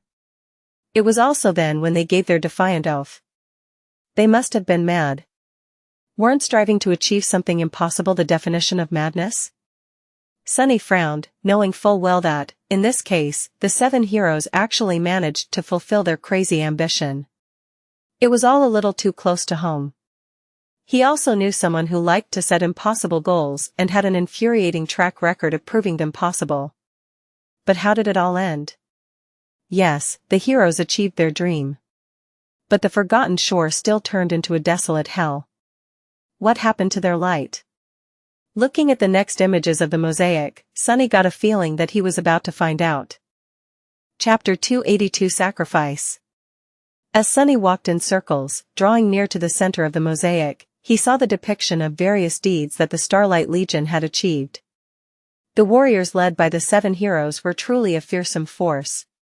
Forged and tempered by the relentless malice of their dark world and the unassailable will of their leaders, they drowned the Forgotten Shore in the blood of the cursed creatures. Even though many of them had turned into monsters themselves, especially those who had allowed themselves to falter in their conviction, the rest continued on, unbroken. Sunny couldn't tell how powerful exactly the members of the Legion were, but from some clues of their battles, he guessed that they were at approximately the same level as the Awakened of his own world, at least at the beginning. With time, however, it seemed as though the warriors of the Cursed Land had grown much stronger. If most of the creatures they were fighting were of the corrupted rank, then that would put the Legion far above the humans back in the real world. Sunny wasn't sure if the 7 heroes and their soldiers were carriers of the Nightmare spell, though, and if the same hierarchy of power could be applied to them. Eventually, the surviving humans migrated to the shore of the colossal impact crater and built an impregnable wall around their new city. This endeavor alone was so arduous and ambitious that he couldn't help but feel a sense of awe. Sunny slowed his steps. On the images in front of him, the construction of the Crimson Spire, no, it wasn't crimson yet back then, had begun. The Cyclopean Tower was built west of the city, reaching high into the sky like an axis of the world. Like a stairwell that was designed to allow humans to touch the heavens. This was what he was truly interested in. Sunny wanted to know what happened in the spire, how the artificial sun was created, and how the darkness that consumed this land was turned into a transient black sea. What he saw next made him falter, and then close his eyes with an expression of deep, exhausted resentment. In the second-to-last image, the 7 heroes were depicted standing apart in the 7 spots of the Forgotten Shore. In front of each of them, a crowd of thousands of people kneeled, waiting. Among those people were the warriors of the Legion and the civilians from the city, men and women, old and young. Each of the heroes held a weapon in their hands. Of course, this is what happened. What else would it be? A feeling of dark, bitter disappointment grasped his heart. Sunny didn't even know why he felt this way. It was not like he knew anything about the 7 heroes, really. But at some point, maybe because he needed to believe that there was a tiny glimmer of light in the vast and endless night, he had begun thinking of them as a symbol of the best humanity could be. What a foolish thought. He of all people should have known better. Curse you all. In the last image, one that took the center of the mosaic, 7 tall hills made of dead bodies surrounded the spire. Tens of thousands of people had been slaughtered, their blood flowing like rivers toward the dark tower. On top of each hill stood one of the valiant heroes, their hands stained red to the shoulder. As the last sacrifice, the slaughterers turned their weapons on themselves, thrusting them into their hearts. And somewhere out there, he knew, a tiny black seed floated in a pool of blood. Sunny grimaced in disgust. This was your dream? This is how you decided to bring back the light? You sick wretches. As the rivers of blood flowed to the spire, 7 streams of glowing crimson light moved above them and entered it from 7 directions. These streams represented the soul essence of numerous humans who had been sacrificed to create the artificial sun. But theirs wasn't the most terrible fate. In the center of the spire, a lone human figure was drawn, convulsing in harrowing agony as the raging storm of soul energy entered her body. The conflux of all that power, the sacrificial vessel meant to be its conduit. The anchor of the sun. Sunny recognized that figure, too. To him, the features of her face were painfully familiar. It was the same face as that of the nameless goddess whose statue stood in the ruined cathedral. The crimson light entered her body and shot from her screaming mouth and eyes upward, pure and white. It rose to the height of the spire, where a new sun was being born. Frightened by its light, the darkness retreated underground, where it was locked behind 7 seals that were left behind by the heroes as their last deed. The rest was easy to deduce. After the heroes perished to create the artificial sun, everything was fine for a while. But then, maybe after a few decades, or even hundreds of years, the light of the sun began to dim. So the people of the Dark City had to make a new sacrifice. Perhaps, the second time, only 7 people had been killed to renew the power of the spire. But then it happened again, and that time, 7 was not enough. So they sacrificed 14. And when it happened again, they sacrificed a few dozen. And eventually, hundreds of people were being slaughtered every year to keep the sun burning. Because of the simple fact that the 7 heroes and their people, all of them had terribly mighty souls. But their descendants, who didn't have to grow up in utter darkness and fight terrible monsters to live through the day, did not. And at some point in this vicious cycle, the vessel that had been imprisoned in the spire and served as the anchor for the bloodthirsty sun was corrupted. Whatever kind of conscience it had left had been completely shattered. The nameless goddess of the Dark City became the crimson terror of the forgotten shore. All that pain, all that rage, all that blood exploded from the spire and infected the very land itself, growing into an endless labyrinth of the strange crimson coral. The 7 seals came undone, releasing that darkness that had been imprisoned underground for hundreds of years. This was what Cassie had seen in the vision.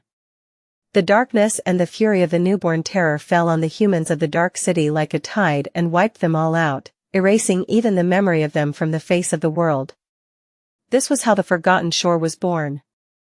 Chapter 283 Final piece of the puzzle plus, turn off reset. Chapter 283 Final piece of the puzzle. So this is how it is. Sunny stared at the last image of the mosaic, a dark and resentful expression frozen on his face. Depicted in the center of the mural, a sun fueled by blood shone on the mountains formed by dead bodies.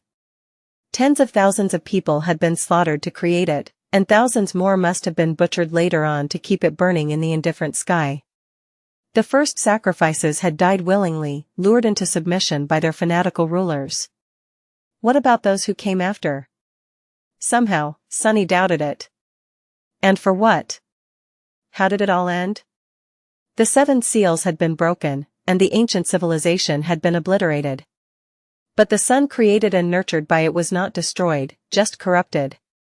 It still rose in the morning and fell beyond the horizon after the dusk, illuminating the desolate hell of its own creation.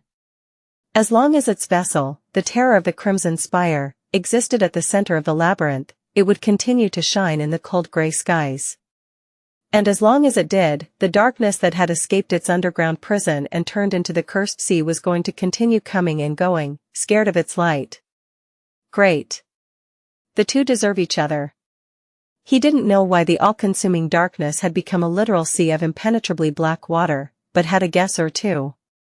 Either hundreds of years spent locked away behind the seals had affected it that way, or the artificial sun had. The terror had been changed by the curse, so why couldn't the curse be changed by the terror in return? Why wasn't that sun extinguished, though? There was no one alive on the Forgotten Shore to make sacrifices to the spire anymore, but Sunny suspected that there was a reason for why the crimson coral seemed to grow either out of or toward bones.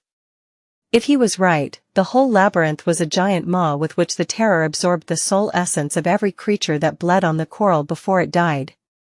It was all a part of its body. Sunny shivered, realizing that both the labyrinth and the dark sea were, in fact, colossal living creatures. It was just that the scale of them was so boundless that they seemed like forces of nature. Compared to the eternal struggle of the two titanic beings, the struggle of a handful of tiny humans was nothing short of insignificant. Or was it? Suddenly, he frowned. What about Nephi and her plan? How did the shard memories come into all of this? At first, a dark thought entered his mind. He imagined that Changing Star was preparing a mass sacrifice of her own, a hecatomb to appease the Crimson Terror. The number of the sleepers being sent to the Forgotten Shore each year was too eerily similar to the number of sacrifices made to the Crimson Spire by the inhabitants of the Dark City to be a simple coincidence. But he quickly dismissed that thought. After all, the sacrifices were meant to renew the power of the Blood Sun, and that was not Neph's goal. If anything, she meant to destroy it once and for all to gain entry to the gateway hidden in the spire. So, what did it all mean? Sunny scowled, remembering every piece of information about the 7 heroes and their cursed land he knew. And most importantly, those that came directly from the spell. After a while, he muttered. Time has erased their names and their faces, but the memory of the Defiant Oath still remains. This was the second part of the description that the spell had given the Starlight Legion armor. His eyes widened. All this time, he thought that this sentence simply meant that the legacy of the 7 heroes lived on even after their deaths. But now, he suddenly realized that the truth might have been far more straightforward. The key to understanding the secret of the shard memories was right in front of him this whole time. In fact, it came from the first memory he had ever gotten on the Forgotten Shore. The Azure Blade. On this forgotten shore, only steel remembers, he whispered, a sudden understanding dawning on him like a revelation. The memory of the Defiant Oath remained, and only steel remembered. Sunny rubbed his face. I am such a fool. Everything he needed to learn the truth had been at his disposal from the very start of it all. The heroes were long gone, but their terrible oath was still here, preserved in cold steel. It was not the memory of it that remained, but the memory. The shards were that memory. Of course. It all makes so much sense now. But then, what was their purpose and why was Nephi so motivated to find each one? That was easy to guess, too. Cassie had basically told him, all those months ago. In the end, I saw a colossal, terrifying crimson spire. At its base, 7 severed heads were guarding 7 locks. In its fury, the terror of the Crimson Spire had beheaded the statues of its creators and brought their heads as trophies to guard the entrance to its lair, where Cassie had seen them, as well as 7 mysterious locks. What did a lock need? A key. All locks required a key to either open them or shut them closed. Sunny slowly exhaled. The 7 seals that kept the all-consuming darkness locked underground came undone, but they weren't destroyed. If one had all the keys, it was still possible to seal the cursed sea once again. That was what the 7 heroes had left behind. And with the cursed darkness locked away, the spire would lose its most deadly line of defense. Finally, everything became clear. Sunny remained motionless for a long time, looking at the bloody images beneath his feet. After a while, he sighed and turned away. There was a bitter taste in his mouth. Sick. I am sick of this place. So sick of all of this. Cassie's vision showed her fire and rivers of blood? Good. It could all burn to the ground. He didn't care anymore. Chapter 284. Nothing serious. In the cold light of dawn, Sunny approached the spot where the other members of the cohort and he agreed to meet. The Shadow had already located their camp in the ruin of an ancient building and was currently watching them, hidden in the darkness. The 5 youths were busy preparing for the last stretch of the way to the bright castle. They were calm and collected, not at all like people who were about to face the horrifying wrath of the Bright Lord. What kind of horror had they not faced already? Climbing over the rubble, Sunny let Nephi and the rest know of his approach and jumped down. Landing just a few meters away from the group, he straightened his back and gave them an indifferent look. "Hey." They greeted him in a reserved manner. A palpable tension permeated the air, making everyone reluctant to speak too much. Only Effie was seemingly unaffected by this dark mood. Leaning on a stone wall, the huntress was enthusiastically gnawing on a juicy bone. Her white teeth were effortlessly crushing it into tiny pieces, which were then chewed and swallowed along with the marrow. Noticing Sunny, she smiled. "Hey, doofus." He gave her a nod and wanted to turn away, but then noticed a slight frown that appeared on Effie's face. Looking at him with a bit of uncertainty, she asked. You alright?" Sunny was silent for a few moments, then smiled. Finally, he said in an even tone. "I'm perfect." Leaving the doubtful huntress behind, he walked past Castor and approached Nephi's. The changing star was standing with her back to the group, looking up at the silhouette of the bright castle that loomed in the distance. Hearing his steps, she turned around. The gentle light of dawn reflected in her eyes, making them appear to shine. "You've made it, Sunny." "I am glad." He shrugged. "Why? You didn't expect me to show up?" She was silent for a while, and then looked away. A lock of silver hair fell on her eyes. Nephi's tucked it behind her ear and sighed. "Could I not? It's not like I know the future." After that, she smiled. Amusing. In the 11 months they had spent on the forgotten shore, this was only the second time Sunny heard Changing Star tell a joke, and the first time it was actually funny. If a little macabre. But what was the harm in indulging in a bit of dark humor, at this point? Sunny did not return the smile, however. Glancing in the direction of the bright castle, he asked. "So, what's the plan?" Nephi shrugged. "This time there is no plan. We have confirmed that Gunlog is still pretending to be looking for Effie to bring her to justice for killing the missing guards. Once we enter the outer settlement, the members of the host will come for her. Then, I will most likely be forced to challenge him. We'll see after that." Sunny looked at her with a dark expression. "Pretty much exactly what I expected." He didn't hesitate to ask. "Can you really break his armor? Even with the Dawn Shard, your sword is barely equal to an ascended memory. And that thing is a true transcended echo." She lingered for a while before answering. When she finally spoke, her voice was calm and even. "I don't have to break the armor. I just have to break the man."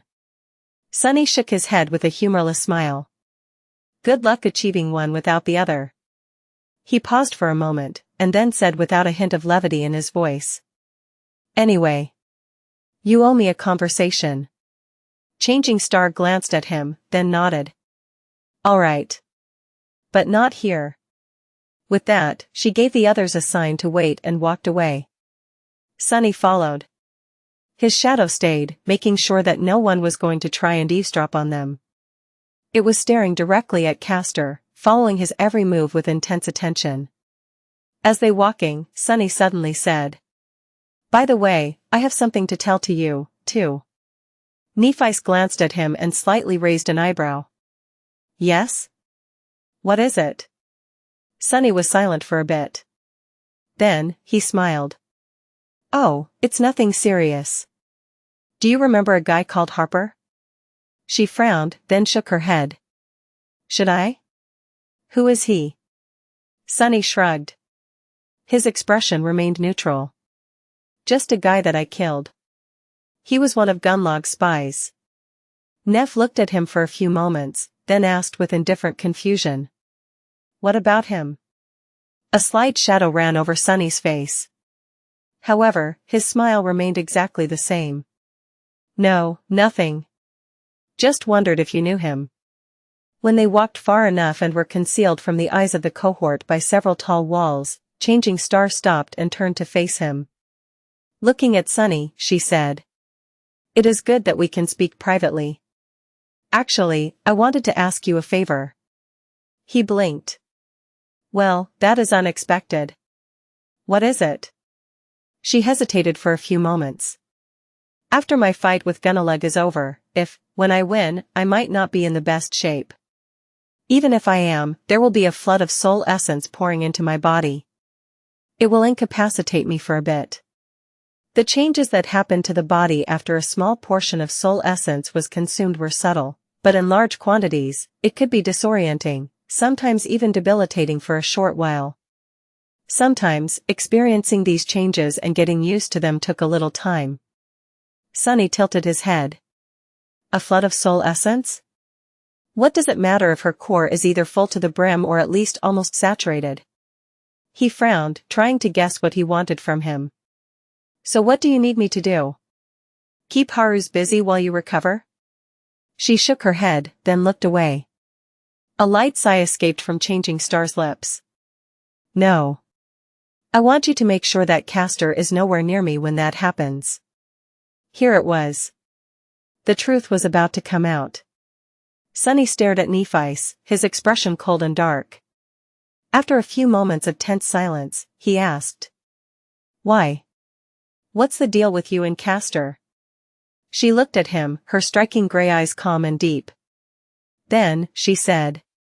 It's very simple, really. Castor has been sent here to kill me. Chapter 285 Kill Order. Sunny remained silent for a few moments. Finally, it became clear that Nephi's wasn't going to continue. Feeling a slight sense of exasperation, he asked. Why would Castor want to kill you? Despite the calm appearance, there was a tempest raging in his mind. The revelation of Castor's true intention had shaken Sunny. Yes, he disliked the proud legacy, and yes, their dynamic with Changing Star had always been a bit strange, but he never expected to hear something like this. In his mind, Castor was more of an opportunist with distasteful ambitions, most likely having to do with the purity of his clan's bloodline, than a cold-blooded killer. In what world did him wishing to kill Nephi's made any sense? He was her #1 fan. The only logical explanation Sunny could find was that the proud scion had been secretly working for Gunlog all along. But then, that theory also didn't hold when subjected to a close inspection. The Bright Lord was determined to kill Changing Star with his own 2 hands and in front of hundreds of people. What would he need Castor for? Nephi's lingered for a bit, then shrugged. People have been trying to kill me for as long as I can remember. Have you forgotten? Sunny slowly shook his head. No, I did not. But what does that have to do with Castor? She smiled. They were not going to stop just because I came of age, survived my first nightmare, and was sent into the dream realm. If anything, that would have been the perfect opportunity to finally make me disappear forever. Sleepers enter this cursed world alone, away from the protections of society and whatever allies they might have in the real one. Do you see? He gave her a nod, his expression growing dark. Indeed, no one was as vulnerable as young sleepers entering the dream realm for the first time. Nephi sighed and looked away. In any case, when I enrolled into the academy, I knew that someone among our classmates had to have received orders to make sure that I never returned from the dream realm. I just didn't know who it was. Suddenly, she glanced at him. The corner of her lips curled upward. Actually, for a long time I thought that it was you. Sunny blinked and stared at her in disbelief. What? Me? Are you CR? Actually, never mind. What exactly about me made you think that I'm an agent of some secret legacy cabal? Do I look like a legacy to you? Nephi calmly looked him in the eye. Honestly? Not any legacy that I know. But there were too many things about you that didn't make sense. He frowned. Do tell. She slowly raised her hand, then began counting on her fingers. Let's see, you claim to be an orphan from the outskirts, but somehow managed to survive both the first nightmare and the arrival on the Forgotten Shore. You didn't consume any soul shards, but kept growing more powerful. You said that you had never held a sword in your hand, but absorbed my lessons with astonishing speed. And finally, every other word you said was a lie, especially when it came to your origins, your past, your strength, and your aspect. Running out of fingers on one hand, she made a fist and pointed to it. Need I continue? Sunny cleared his throat. No, well, when you put it like this. She smiled and shook her hand, then lowered it. But after some time, I realized that my suspicions about you were wrong. If you were really tasked with killing me, you could have just left me on the ashen barrow. Back then, I was as good as dead. But you didn't. In fact, you risked a lot to take both Cassie and me with you. The smile slowly disappeared from her face. So when we reached the bright castle and Castor immediately appeared, insinuating his way into my inner circle, I knew pretty much instantly that it was him. Sunny frowned. Aren't you getting ahead of yourself? Don't get me wrong, I'm the last person in this world who would want to defend that pompous bastard, but there were hundreds of sleepers in our crop, and out of those, only 7 were sent to the Forgotten Shore. And only 4 lived long enough to see the castle. What are the chances that the person with orders to make you vanish was among them? Isn't it a bit too big of a coincidence? Changing Star slowly shook her head. Who said it was a coincidence? People often tend to forget that the spell has a mind of its own. It sees all and hears all. And it really loves to play with fate. If there was someone among those hundreds of people tasked with killing me, the chances of me having a fateful encounter with them in the dream realm would be all but guaranteed. That is how the spell always does things. Sunny had to agree. The spell, indeed, loved to play with fate. His whole damn life was proof of that. Meanwhile, Nephi's continued. Of course, despite my suspicions, I wasn't sure at first. But the more I observed Castor, the more convinced I became that I was right. He did everything in his power to get close to me, and then tried his hardest to subtly isolate me from everyone I could have trusted. He spent his time studying my every move, while keeping his secrets close to his chest. It's him. I've been sure of it for a long time. Sunny tilted his head, trying to digest this new information. After a while, he asked. If Castor wanted to kill you, why hasn't he made a move to kill you yet? She lingered for a bit, then smiled slightly. Because among all of the humans on the Forgotten Shore, he knows what the scions of the Immortal Flame Clan are capable of the best. Isn't it ironic? He respects my ability too much to be careless, maybe even fears it. And he can't allow himself to fail. His honor won't allow it. So, Castor won't attack until he is absolutely sure that I won't be able to resist. He'll make his move when I have no chance to escape. Sunny scratched the back of his head. Let me rephrase that. If Castor wants to kill you, why is he still alive? Why didn't you kill him already? He was sure that if Nephis wanted to, the proud legacy would have been dead a long time ago. Changing Star hesitated, and then said in an even tone. Because I need him for what is to come. It doesn't matter that he intends to betray me. Traitor or not, he is of use. Chapter 286 Blessings of the Fire plus Turn Off Reset. Chapter 286 Blessings of the Fire. Some time later, the 6 of them left the secluded ruin and made their way toward the bright castle. The dark city was silent and bleak, its streets devoid of life and movement. Even the nightmare creatures seemed to remain hidden in the lairs today, as though feeling the tension that hung in the air like a harbinger of a disastrous change. A lonely star was about to ignite in the sky above the cursed city. Nephis was the first one to walk under the marble arch and step on the road that led to the outer settlement. Her face was calm and motionless, any hint of emotion hidden behind her usual mask of indifference. It was as though she was returning home in triumph, not marching to her own execution. There was a slightly distant look in her eyes. Sunny abandoned his usual position at the back of the group and was now walking side by side with her. Maybe it was just a whim, but he felt unwilling to follow in her footsteps as he had always done before, from the first day they met. As they ascended the tall hill, Changing Star suddenly asked. Sunny, do you remember your first nightmare well? Her voice sounded relaxed and idle. He cast a sideways glance at her and hesitated for a few moments. Then, he answered in an even tone. Like it was yesterday. She smiled slightly. Was it hard? Slowly, a grin appeared on his face. Hard? No, not hard. Impossible. It was a ghastly, despicable, and torturous ordeal. Truly the stuff of nightmares. Calling it hard would be an injustice. With a dismissive shrug, Sunny drove the memories of the Black Mountain away and asked, "What about yours?" Nephice looked away, remembering. After a while, she said, "Mine wasn't that bad, actually." He stared at her in disbelief. "What, you only had to kill a measly 1,000 unholy titans with your bare hands, or something like that?" "Knowing you, not that bad means that it was nothing short of a true horror show." She slowly shook her head. "No. I mean it.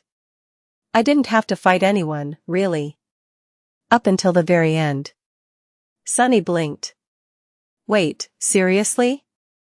A strangely sad smile appeared on her lips. "In my first nightmare, I was the daughter of a lighthouse keeper. My family lived in a beautiful tower on the shore of a beautiful sea. Every morning, the warm sun rose from beyond the horizon, bathing the endless expanse of azure waves in beautiful light. The winds were gentle and the world was kind. It was me, my parents, and my younger siblings. We lived together in harmony, humbly but needing for nothing." He frowned. "And then what? A sea serpent destroyed the lighthouse?" Some rotten horror rose from the depths. Changing Star's eyes became distant. A few moments passed before she spoke again. "No. Nothing happened. That was the point of it, I think. My nightmare, it was actually a paradise. It was everything I dreamed about when I was a little kid. Only much more wondrous and human than I could have ever imagined." Sunny looked at her in utter shock. As he watched, the hint of sorrow disappeared from Neff's face, replaced by a subtly harsh expression. "But that was what made it so hard to overcome. Impossible, even. Just like you said. Because all I had to do to conquer the nightmare, all I had to do was to walk away and leave it all behind. Knowing that I could just stay there, in that paradise. Forever." He hesitated for a while, then asked cautiously, "So what did you do?" A heavy sigh escaped from Neff's lips. Her eyes grew dim. "I searched for a way out of the nightmare for a long time. But no matter how hard I looked, there wasn't any. Day after day, night after night, as time went by, it became harder and harder to force myself to continue searching. I grew accustomed to that bliss, that warm and beautiful life. And eventually, a day came when I thought that, maybe, I should stop. Maybe I can just stay." She tilted her head slightly and said, her tantalizing voice reaching the deepest, darkest parts of his heart. "That was the day I went to the top of the lighthouse. You see, Sunny, you have to light yourself on fire, to rip the blessings of the fire. That was what my grandmother used to say. So that was what I did. I doused myself in oil, and set myself aflame." The white flame suddenly licked her hands, and she stared at them, her face slowly turning pale, her eyes reflecting the terrible agony she felt. As her ivory skin continuously boiled, darkened, and then healed to become pristine again, she said simply, "And I burned." Suddenly, the flames disappeared, and she made a fist. Her voice grew a little strained. "And after a long, long time, when all of it was over, I found myself in a dark cave, nestled in a slimy cocoon of black silk. All around me, thousands upon thousands of people were sleeping in similar cocoons with their eyes open, with happy smiles on their empty faces. And above us, was a creature so revolting and abhorrent that I can't bring myself to describe it to this day. It was feeding on our dreams." She grew quiet for a bit, and then added, "That creature was convulsing in pain, as though it shared in the agony I felt, too. Somehow, I managed to break free of the cocoon. And kill it before it fully regained its senses." She glanced at him and smiled. However, there was no warmth in that smile. "That was how I conquered my first nightmare." Sunny looked her in the eyes for a long time, silent. Then, he slowly turned away. "Just as I said, the stuff of nightmares.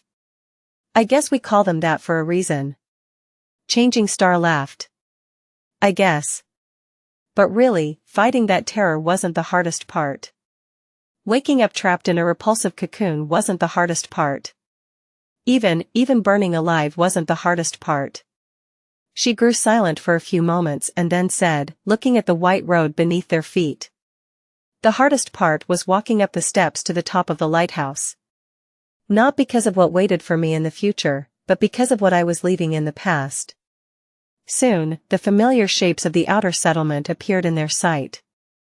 They had finally returned to the bright castle. Chapter 287 Lonely Star. The outer settlement had changed from the time Sunny saw it last. At the point where the white road widened into the vast platform that the settlement stood upon, a tall stone barricade was built, with watchful sentries observing the approach to the crest of the hill. Each of them was wielding a memory weapon and a sturdy armor, their faces full of dark determination. The makeshift watchtower constructed on the roof of Nef's lodge loomed above them, with several archers ready to rain arrows on any nightmare creature that wandered close. The slum itself was much the same, but the people populating it seemed different. Many of them were bruised and bandaged, but their eyes shone with the subtle light of hope that wasn't there or as strong before. That hope was contrasted against the suffocating feeling of tension that hung in the air. From time to time, someone would glance toward the castle and frown, a dark expression appearing on their face. There was another detail that surprised Sunny. On the sleeves of many slum dwellers, a piece of pure white cloth was tied, as if announcing their allegiance to some god or goddess. There had been none of that when he left this place a few months ago. There were also graffiti drawn on the walls of the most derelict hovels, some of them depicting a shining star, some the image of a beautiful bronze spear. What is that all about? The white armbands and the star were, obviously, meant to represent Nephi's.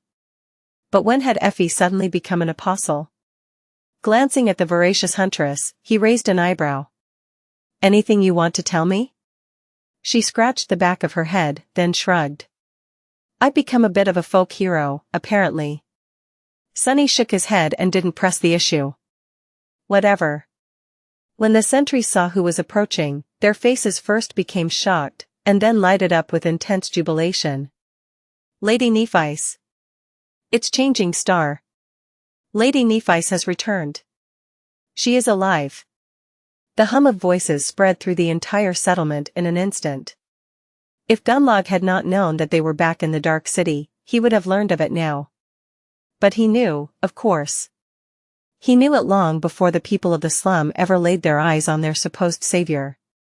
Sunny looked past the outer settlement, at the mighty walls of the bright castle.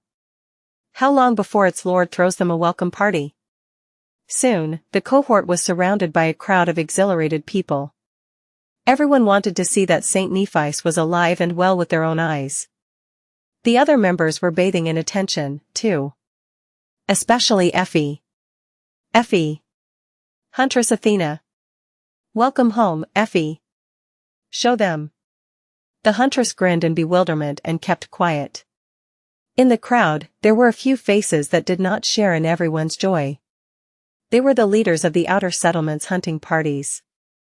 The gazes they threw at Nephis were grim and full of meaning. She gave them a nod, letting the experienced hunters know that she understood the message they were trying to relay. Then, Changing Star faced the inhabitants of the slum and took the bag that Effie handed her. Slowly unclasping it, she spoke, her calm voice effortlessly making the crowd grow silent. I am not good with words, so, please accept my gratitude, dreamers of the Dark City. The past few months have been harsh on me and the members of my cohort, but they must have been equally as harsh on you. However, we have persevered. You here in these cursed ruins, and we out there in the ghastly depths of the labyrinth. But all of it was not in vain. With that, she took something from the bag and tossed it to the ground. Suddenly, a deathly silence settled over the crowd. Everyone was staring at the object laying on the stones, expressions of fear clearly written on many faces. It was a terrifying, jagged black talon, which was as sharp and long as a sword. And then, another one fell near it, and another, and another. Eventually, 38 of these dark blades lay in a pile in front of Nephis, 30 from the 6 front limbs of the spire messenger, and 8 from the 2 hind ones. Closing the bag, Nephi's put it on her shoulder and said, her tone dark and piercing. Out there in the labyrinth, we have fought and slew one of the cursed messengers of the Crimson Spire. I bring you its claws as a gift, to become your weapons. Stunned whispers ran through the crowd. The messengers were both a symbol of terror and a symbol of hope to the people of the Dark City, terror because of their horrifying power and appetite, as well as their connection to the dreaded spire, and hope because of the legends that once, a long time ago, a group of powerful sleepers had managed to kill one. And now, the legend came alive right in front of their eyes. Nephi lingered for a moment, and then sighed, a somber note appearing in her voice. Many years ago, we, those who were sent to the Forgotten Shore, weren't yet imprisoned by fear.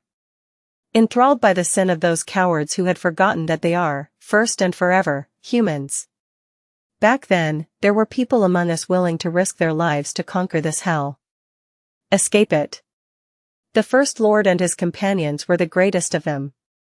And now, brilliant sparks of light suddenly appeared around her head like a sacred halo. Changing Star's eyes shined with pure white radiance, and, as the crown of dawn weaved itself from light and fell upon her head, she spoke.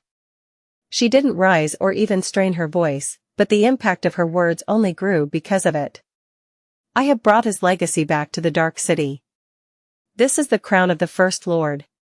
We have retrieved it from a place of eternal darkness where he had fallen in battle. He died trying to find a way out of this cursed land for all of us to follow. She paused for a moment and then said, her face illuminated by the brilliant white flames that burned in her furious eyes. On her forehead, the single gem decorating the dawn shard shone with that brilliance, too. Almost like a third eye. And with it, we will finish what he started. Chapter 288 Progress Report. Some time later, they entered the stone lodge and found themselves in the middle of another, smaller crowd. Around 30 or 40 people gathered in the main hall of Changing Star's dwelling, making it look even smaller than it had before. However, these were not just any sleepers from the slum. Most of them were experienced fighters from the outer settlement few hunting parties, as well as people who Nephi had recruited into her faction during her time in the Dark City. Back when Sunny had been a part of the group, they were weak and hopeless young men and women who were barely surviving in the cruel reality of the Forgotten Shore. Now, things changed. Neff's little helpers were armed with makeshift weapons and wearing armors fashioned from a wide variety of scavenged materials, while some were even in possession of memories. They also held themselves very differently from before. Honestly, the difference between them and the hunters was not that big now. If Sunny didn't know which were which, he might have mistaken one for the other. Changing Star walked through the crowd and approached the window that opened on the bleak view of the cursed ruins. She looked at it for a short moment, and then turned around, a dark expression on her face. Tell me. The leaders of the hunting parties glanced at each other. One of them, a stocky young man with long messy hair and 3 ugly scars running all the way from his forehead to his chin, spoke with a bit of uncertainty. Welcome back, Lady Nephi. It is good that you are alive and well. She gave him a nod. The hunter paused, then continued, his voice somber. We, have followed your orders and advice for these past months. The militia you created has been reinforced and organized to protect the settlement from the attacking monsters. With the memories you and your cohort hunted for us in the ruins, the casualties were low both among the watchmen and among the civilians. Compared to before, I mean. Changing Star remained silent and just stared at him. The young man sighed. About the other thing, it went almost exactly how you told us it would. Members of the host came into the settlement shortly after your departure, demanding that Effie surrendered herself to be judged for the disappearance of those guards. When we told them that she was gone, they got violent. Several people were injured, but no one died. Effie scoffed. The hunted gave her a complicated look and scratched his cheek. After that, they would come again every week or so, hurt a few people and break things, always with the same demand. But we kept our cool and just, well, took it. Like you told us to do. That seemed to only make them angrier, but they had no real reason to escalate things. In the end, they just settled for making our lives difficult and pushing people around. The tall huntress shook her head. What's with the people foaming at their mouths to greet me? What's that really about? The young man looked down in embarrassment and cleared his throat. Well, you see, the more the castle proclaimed that you have to answer for the murder of those guards, the more people in the settlement became, how do I say this, appreciative of you. Effie looked at him with a perplexed expression. Because I am being unjustly accused? He smiled sheepishly. No. Actually, the opposite. They really appreciate the fact that you had, allegedly, killed half a dozen guards. In fact, their only regret is that you didn't kill more. There are tales about how exactly you dealt with them, too, one more colorful than the other. The most popular one is that, the guards wanted to rob you of your, honor, so that's why you had to teach the castle folks a lesson. The tall huntress blinked. My honor? Since when do I have honor? The young man grinned. Hey, don't look at me. I did not come up with this one, alright? Blame Park, it was his idea. Effie looked darkly at another hunter, who just shrugged. Lady Nephi's told us to do our best to make people in the settlement root for you. It worked, did it not? The unruly huntress rubbed her face with an exasperated expression. But I didn't kill them, though? The hunter looked at her with no humor in his eyes. Who cares? Effie opened her mouth to say something, but Nephis interrupted her. Time is short. Don't waste it on useless chatter. Then, she turned to the hunter with scars on his face and asked. What about my last instruction? He frowned, then took out a small wooden box from a leather pouch tied to his belt. The young man held the little box like it was the most terrible nightmare creature. Handling it with extreme caution, he approached Nephis and handed it to her. There were drops of sweat on his forehead. This is what the person from the castle brought. I don't know what they used to make Hyde create that thing, but the result was exactly as you wished, at least according to the note they left. He hesitated. The box and the note simply appeared on my pillow one day.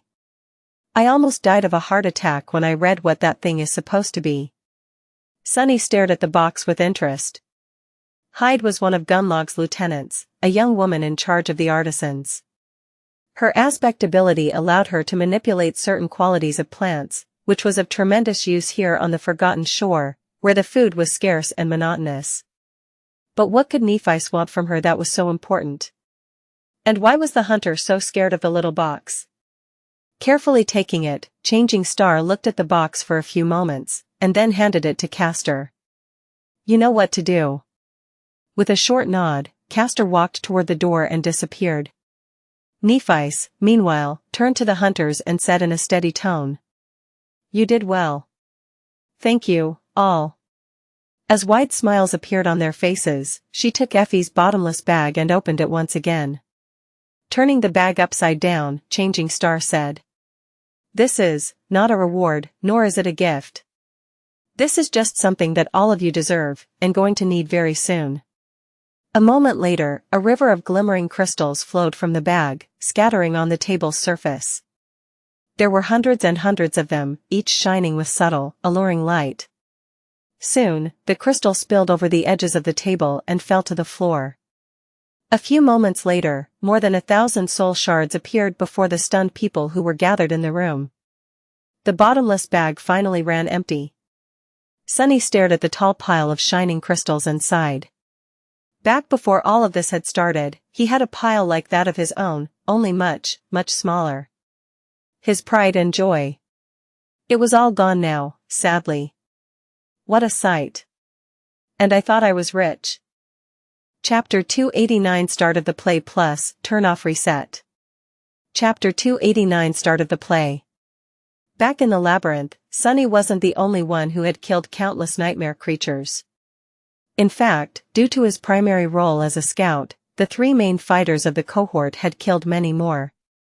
He knew for a fact that at least two of them, Effie and Castor, had fully saturated their soul cores long before their return journey was finished. Absorbing any more shards would have been useless for them. At some point, Nephi's had begun to abstain from consuming her share of the spoils, too. Added with the shards that Sunny traded for the unwanted memories that the members of the cohort had accumulated, a truly incredible amount of the alluring crystals had been placed into Effie's leather bag. He had often wondered what Nephis would use them for, and now, he had his answer. The people gathered in the main hall of the hunting lodge, her most trusted subordinates, stared at the tall pile of soul shards in utter shock. Here in the Dark City, this was an inconceivable wealth. One shard was enough to buy a person a week of food, comfort, and safety behind the tall walls of the bright castle. Too many had died because they lacked these things. So, in a sense, the mountain of crystals in front of them was tantamount to 1,000 human lives. The scarred hunter slowly tore his eyes away from the glittering shards and looked at Changing Star, his face pale and his voice suddenly raspy. What is this, Lady Nephis? She remained silent for a few moments, and then said in her even, reserved, strangely affecting voice. This is for you. To nourish yourselves, and grow stronger. You are going to need every bit of strength for what awaits us in the days to come. The young man watched her, a dangerous flame slowly igniting in his eyes. A flame of resolve, adoration. Almost worship. Hidden in a shadowy corner, Sunny smiled with dark apprehension. Back at the start of it all, he had told Nephis that Gunlog could not be defeated because he controlled every facet of life here in the Dark City, food, safety, hope and fear, even power itself. Then, he had watched as she gave the people of the outer settlement free food, placed them under the protection of her sword, and ignited the embers of the long-forgotten hope in their hearts. All that remained was power. And now, she had brought them power as well. No wonder they were ready to worship her. In their eyes, Changing Star was a noble savior. No one knew that their messiah was a counterfeit one. Glancing at the stunned people, Effie sighed and took her bag from Neff's hands. Looking inside the empty memory with a bit of a sad expression, she said. What are you waiting for? Gunlog's men are probably already arming themselves to come here and break your thick skulls. Share the shards among yourselves and absorb them, dimwits. The sleepers did not make her say it twice. Not long after the last shard had been absorbed, one of the watchers ran into the room, breathing heavily. Coming. They are coming. There was a hint of unrestrained fear in her voice. Sunny flexed his shoulders and stretched. The show is about to start. The people gathered in the room glanced at each other, their faces full of tension. Only Nephis remained indifferent, watching out of the window at the dead city that sprawled below her like a desolate, lonesome graveyard. Stay calm, everyone. Her voice settled them down. The hunter with scars on his face turned to Changing Star, a deep frown on his face. After hesitating for a few moments, he said. But, they are coming to take Effie. We can't allow that to happen. I'm done watching good people be taken into the damn castle and never return. If they want to make an example out of her, like they did with Jubii, over my dead body. The hum of angry voices rose in the hall, accompanied by heated glares. Exactly. They will pay for Jubii's death. Your dead body? Why not their dead bodies? Nephis lingered for a moment, then turned to them. A slight smile appeared on her face. Don't worry. Nothing is going to happen to Effie. You have my word. That seemed to calm them down a little.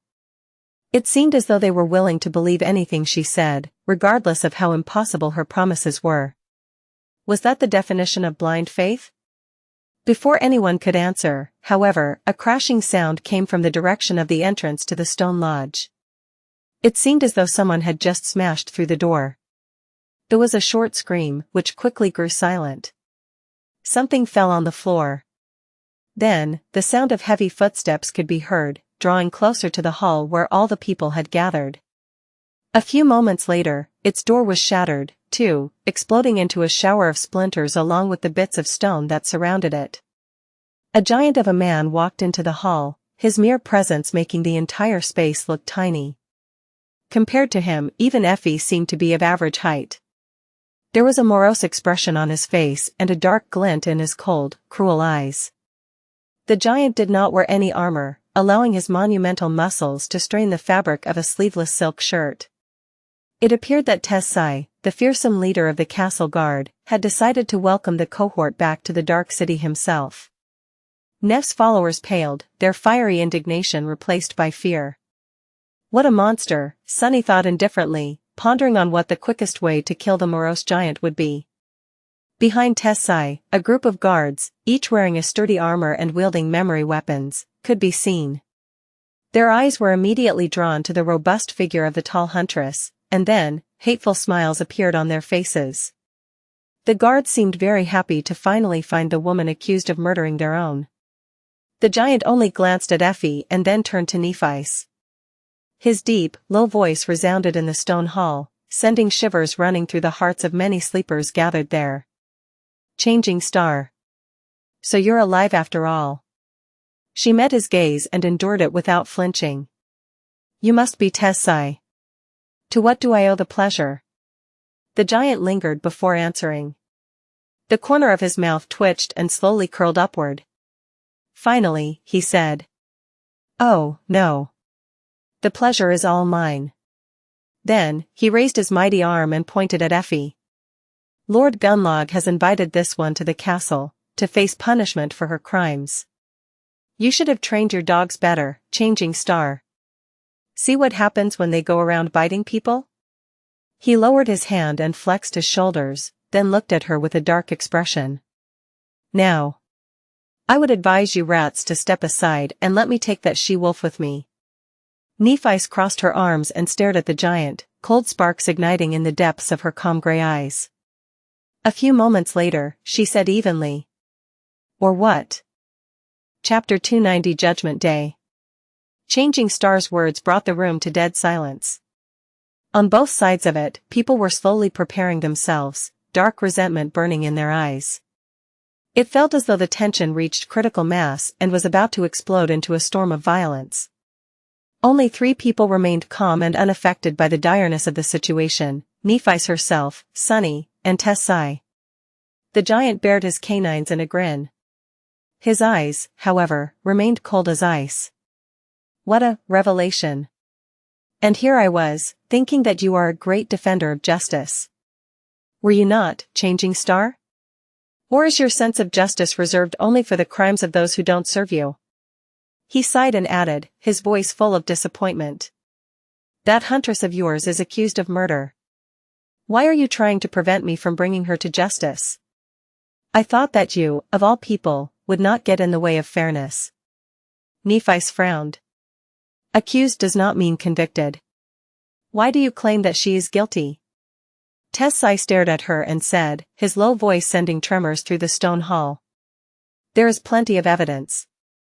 There are plenty of witnesses. So many people came forward to give a testimony. Her guilt is undeniable.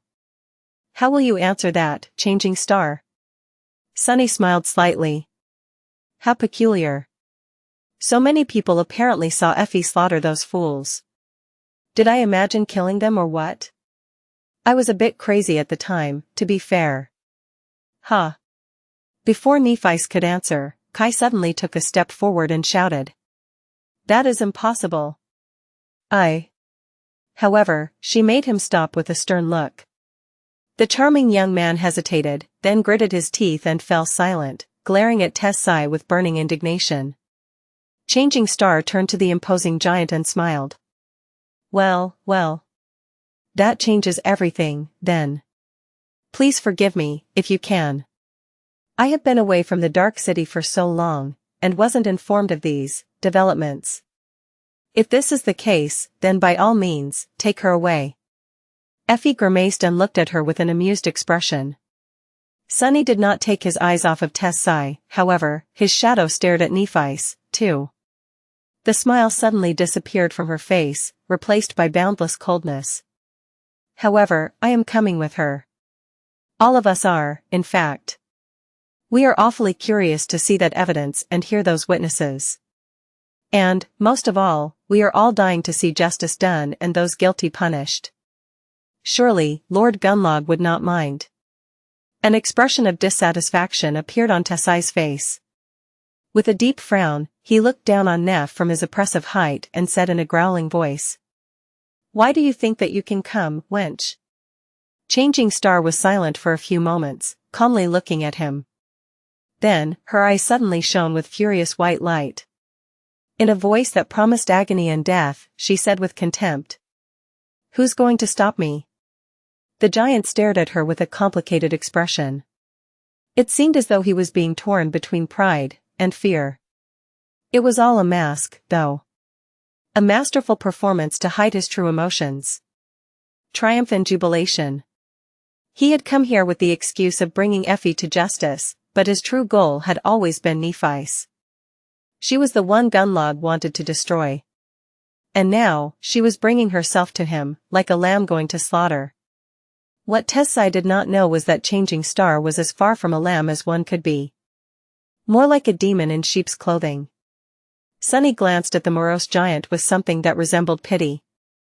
Meanwhile, Tessai slowly shook his head and said, his voice full of false reluctance. "Fine. Do as you wish. Come with me to the castle, if you want. Bring your rats with you. All of you will witness the brilliance of our Lord." All together, they exited the lodge. Tessai was walking in the front, holding the tall huntress by the shoulder. Her hands were tied behind her back with a flimsy rope, more of a symbolic gesture than a real restraint, considering Effie's strength. Nephis was keeping close, her face calm and indifferent. The guards and the members of Changing Star's faction were right behind them, throwing menacing looks at each other. Their faces were grim and full of resentful indignation. Sunny had hidden himself in the crowd, not wishing to draw any attention. Now, he was moving with it, feeling the restless agitation through the chaotic movement of the surrounding shadows. As they moved toward the castle, more and more slum dwellers surrounded them, their faces full of shock and anger. "They got Effie. Bastards. Let her go. Lady Nephis. Do something." Glancing at the growing number of people who were gathering around them, she smiled reassuringly and said, "Stay calm. Come with us if you want. Today, we'll see justice done." However, her appeal to remain calm had the opposite effect on the crowd. It ignited it instead, and soon, a clamor of shouts rose above the outer settlement. "Justice! Justice!" However, at some point, the tone of it changed, an almost palpable sense of bloodlust finding its way into the people's voices. The word they were shouting was also replaced, and soon, the crowd was chanting something else. Calling not for justice, but for judgment. Judgment. Judgment. Sunny observed the raging beast of the human crowd with a troubled frown. A cold, familiar emotion grasped his heart. He knew this sickening feeling all too well. It was the same way he felt when facing frenzied nightmare creatures. Hell. As they drew close to the stairs leading to the entrance of the castle, almost 100 people were following them. The guards standing at the gate stared at the crowd with a bit of fear in their eyes. And at some point, Castor appeared out of nowhere and took position right behind Nephis. The proud legacy looked pale and a bit disheveled, but it seemed that he had managed to complete the mysterious task given to him by Changing Star without receiving any wounds. A few moments later, they entered the bright castle. Chapter 291 Eye of the Storm Plus, Turn Off Reset. Chapter 291 Eye of the Storm. The crowd poured into the castle, their faces contorted with anger and resentment. However, as soon as the slum dwellers passed beneath the swaying skulls that hung above the gates, their fury turned cold. In the echoing stone halls of the bright castle, it was hard to forget that Gunlog's power was absolute. For as long as any of them remembered, he had ruled over the dark city with an iron fist, elevating those who bowed to him and destroying those who did not. Countless men and women had tried to challenge the Bright Lord in the past, great people, terrible people, and everyone in between. It was their skulls that now stared at the crowd, darkness nesting in their eyes. Finally, doubt and fear appeared in the hearts of the inhabitants of the outer settlement. Many of them stared at Nephis, their faces turning dim and listless. Changing Star did not react to this sudden change in one way or another. Looking straight ahead, she calmly walked forward, an indifferent expression on her face. Her usual mask was in its place once again, preventing anyone from knowing her true thoughts. Trying to remain unnoticed, Sunny made his way to the front of the crowd to be closer to Nephice, Effie, and Castor. No one paid him any attention. In the grand scheme of things, people thought of him as an insignificant piece, if at all. Just like he wanted them to. From his point of view, the atmosphere in the bright castle seemed to be a bit strange, and not because of the invading horde of slum dwellers. Its halls and corridors were too empty, too lifeless. He didn't see any people hurrying on their daily business, as they always would. Even the opulent desk in the entrance hall was empty, the clerk usually present behind it absent for some reason. "Where is everyone?" His question was soon answered. Entering the throne room, he saw hundreds of sleepers standing along its walls, waiting to meet them. It seemed as though the whole population of the bright castle had gathered here. There were the guards, the hunters, the artisans, the quiet handmaidens. Even people who paid tribute to remain in the castle were all there. Sunny noticed a few familiar faces. Stav, the large man in charge of the memory market, stood uncomfortably near the members of the host. There was also Iko, the owner of the gambling den, and many others whom he remembered from his brief stay in the castle. The air was tense and heavy. It seemed that not all of these people had come to the throne room of their own free will. Many of them had troubled, frightened expressions on their faces. Others were relaxed and joyful, waiting for an entertaining show with dark fascination burning in their eyes. What disturbed him the most were the several figures of nightmare creatures standing among the humans. Those were the echoes belonging to the inhabitants of the castle, each one more terrifying than the other. Why are they out of their owner's soul seas? On the raised dais at the far end of the great hall, illuminated by the false stars that were carved into the wall of the dark alcove, the 4 lieutenants of the Bright Lord stood. There was Gemma, the leader of the hunters, Keto, the chief artisan, and Saishan, who was in charge of the handmaidens. And Haruz, of course. Sunny stared at the dreadful hunchback, who just stood there with his usual bored expression, looking at the wall. He was pretty sure that today, at least one of them was going to die. As if feeling his gaze, Haru suddenly turned and glanced at Sunny. This time, however, Sunny did not look away. He stared straight into the hunchback's glassy eyes, a calm and calculating expression on his face. I wonder how he killed all those people without being seen even once. With so many victims, somebody had to catch a glimpse of this butcher hard at work.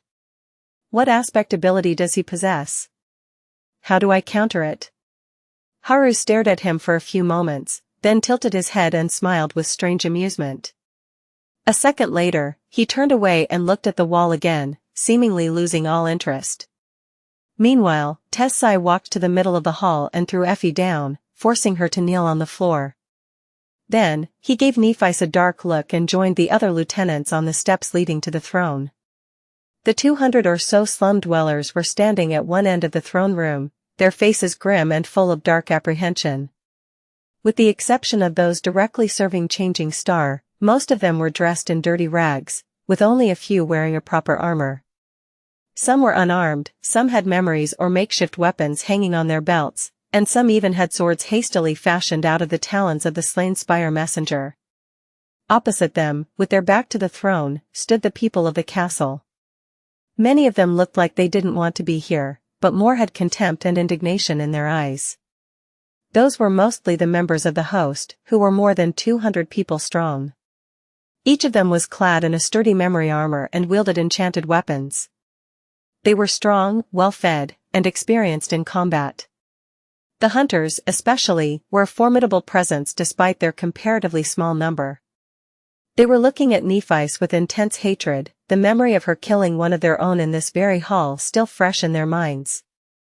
Changing Star stood beside Effie in the middle of the empty space between the two groups, looking at the white throne.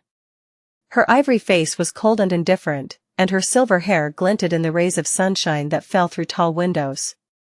Sparks of light were dancing in the depths of her calm gray eyes. She was the focal point of everyone's attention and the target of the dark storm of emotions that raged between the ancient walls of the castle today.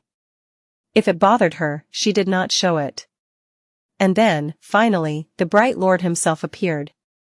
Sunny knew that Gunnalug entered the great hall even before seeing him. He knew it because of the sudden change in the people that surrounded him. It was as though a wave of invisible pressure had crashed into the crowd, forcing them to groan and bend, almost buckling to the ground. Their legs trembled, their faces paled, and drops of sweat appeared on their skin, as well as fear and panic in their eyes. The mastermind behind this ghoulish spectacle had finally arrived. Chapter 292 Just Cause. Gunnalug looked just like the last time Sunny had seen him. Like a golden demon born of some harrowing hell. The bright lord was tall and had broad, powerful shoulders. His body was clad in a strange armor that seemed to be made out of molten gold. It was both solid and liquid, flowing over his mighty muscles and covering him from head to toe. Not even Gunnalug's eyes were exposed. In the place where his face should have been, there was nothing but a smooth and empty expanse of polished gold. The great hall of the bright castle reflected in it, and all the people gathered there did, too. As soon as Sunny saw the golden mask, he felt the oppressive aura that radiated from the bright lord. Even knowing what was going to happen, he couldn't help but shake a little and bite his lip. The mind assault of the golden armor was truly hard to endure. Even with the protection of the puppeteer's shroud, he felt it pressing on him, making it hard to breathe. Deep inside, a primal, bestial fear was clawing at his heart. But this fear did not belong to him. It was fake. With a dark grimace, Sunny strangled it and made it disappear. Walking out of the darkness of the alcove like a golden apparition, Gunnalug glanced at the mass of people below him and sat on the throne. His pose was relaxed and casual, as though he was here to leisurely resolve a trivial matter, not decide someone's fate. Hundreds of fates, perhaps. However, despite his laid-back attitude, everyone gathered in the great hall swayed a little, pressed down to the ground by the incredible force of his presence. The bright lord lingered for a few moments, and then said, his serpentine voice full of mirth. "Ah, what a sight! All my precious wards gathered here, united in the desire to see justice prevail. This dedication, this fervor for the rule of law, oh, it just makes my blood boil with appreciation. Don't you think it's wonderful?" He laughed and turned his head slightly, peering directly at Nephis. She lowered her head a bit, an almost imperceptible tremor running through her body. To Sunny, though, it seemed as though the plates of marble beneath her feet were about to crack from the terrifying pressure of Gunnalug's gaze. Nevertheless, she endured it without showing much of the tremendous strain she was under. The bright lord paused and then echoed his words, a note of some dark emotion finding its way into his voice. "Don't you think it's wonderful, changing star of the immortal flame clan?" Nephis gritted her teeth, struggling to remain steady under the psychic onslaught of the golden armor. When she finally answered, her voice sounded suppressed. "Indeed." Gunnalug remained silent for a bit. Although his face was hidden behind the golden mask, Sunny had a feeling that he was smiling. Finally, he spoke. "How nice. Somehow, I was under the impression that you would disagree. I've been told by my most loyal aides that you are a disagreeable person. I guess you just can't trust anyone these days." With that, he glanced at his lieutenants, making them pale and shiver. Sunny shivered, too. The message hidden in those words was clear. Gunnalug was letting Nephis know that he had known that she had a spy among the highest ranks of his people all along. And didn't care. Maybe even silently allowed it to happen. Damnation. How much did he know? Finally, the bright lord looked at Effie. After a few seconds had passed in tense silence, he spoke to her with a hint of sadness. "We meet again, Effie. What a shame that it is in these tragic circumstances. If only you had listened to me and joined the host, perhaps then you might not have fallen so low. Such pity." He shook his head and sighed. "I had high hopes for you. But, alas, murdering innocent humans is not something that can be forgiven. Look at yourself. Instead of a noble hunter, you have turned into a wild beast. But that is what happens when people refuse my grace. They become no better than nightmare creatures. His somber words echoed in the silence of the great hall, making people lower their gazes. Effie trembled, pressed down by the force of his undivided attention. But then, she grinned and answered, her raspy voice sounding relaxed and carefree. She only said 2 words. Fuck off. Gunlog laughed and raised his hands in a helpless gesture. I rest my case. You all see how unrepentant this vile murderer is. There's not a drop of remorse left in her corrupted, rotten soul. That is why, with a heavy heart, I have to sentence this once promising young woman to death. She has to answer for her crimes, and leaving her alive would put you, my wards, in danger. I am left with no choice. A hum of voices rose from the crowd. Slum dweller or an inhabitant of the castle, everyone was affected by his last words. Don't you dare, bastard. Kill that murderer. Effie. We're here. Make her pay. Lady Nephice. You can't let them. Kill her. Kill all of them. Unaffected by this outburst of boiling emotions, Nephice put a hand on Effie's shoulder and looked at the bright lord with a cold expression. Staring directly at the golden mask, she frowned and said, her voice clear and loud. I object. The storm of voices suddenly grew quiet. Everyone turned to her, 2 kinds of expectation hiding in their eyes. One was full of hope. The other full of vicious glee. Gunlog tilted his head. Object? What do you mean? Her guilt has been proven without any room left for doubt. There is nothing you can do to change the outcome. He paused for a moment and then suddenly leaned forward, his insidious voice washing over the great hall like a wave. Well. Unless, of course. Changing Star looked at him with dark resolve and lowered her chin stubbornly. Then, she said. I want to invoke the right of challenge. Chapter 293 The Challenge. An echoing silence fell on the great hall of the ancient castle. The fateful words had been spoken, and now there was no turning back. For better or for worse. Gunlog tilted his head and stayed quiet for a few moments. Then, the sound of his laughter rolled over the crowd. The right of challenge? Oh, that old thing. You are awfully fond of that tradition, it seems. Not even a full year since you have arrived under my roof, and I had the pleasure of hearing you say those words twice. Insolent girl. He paused for a few moments and then leaned forward. His voice suddenly turned cold, full of dark undertones. To be honest, I am very tired of your insolence, Changing Star. Before Nephice could answer, the bright lord suddenly rose from his throne, towering above the crowd like a statue cast from pure gold. Then, he took a leisurely step forward and began descending the stairs of the dais. With each step, the sound of his serpentine voice resounded, growing lower and lower, until it turned into a fiendish, wrathful growl.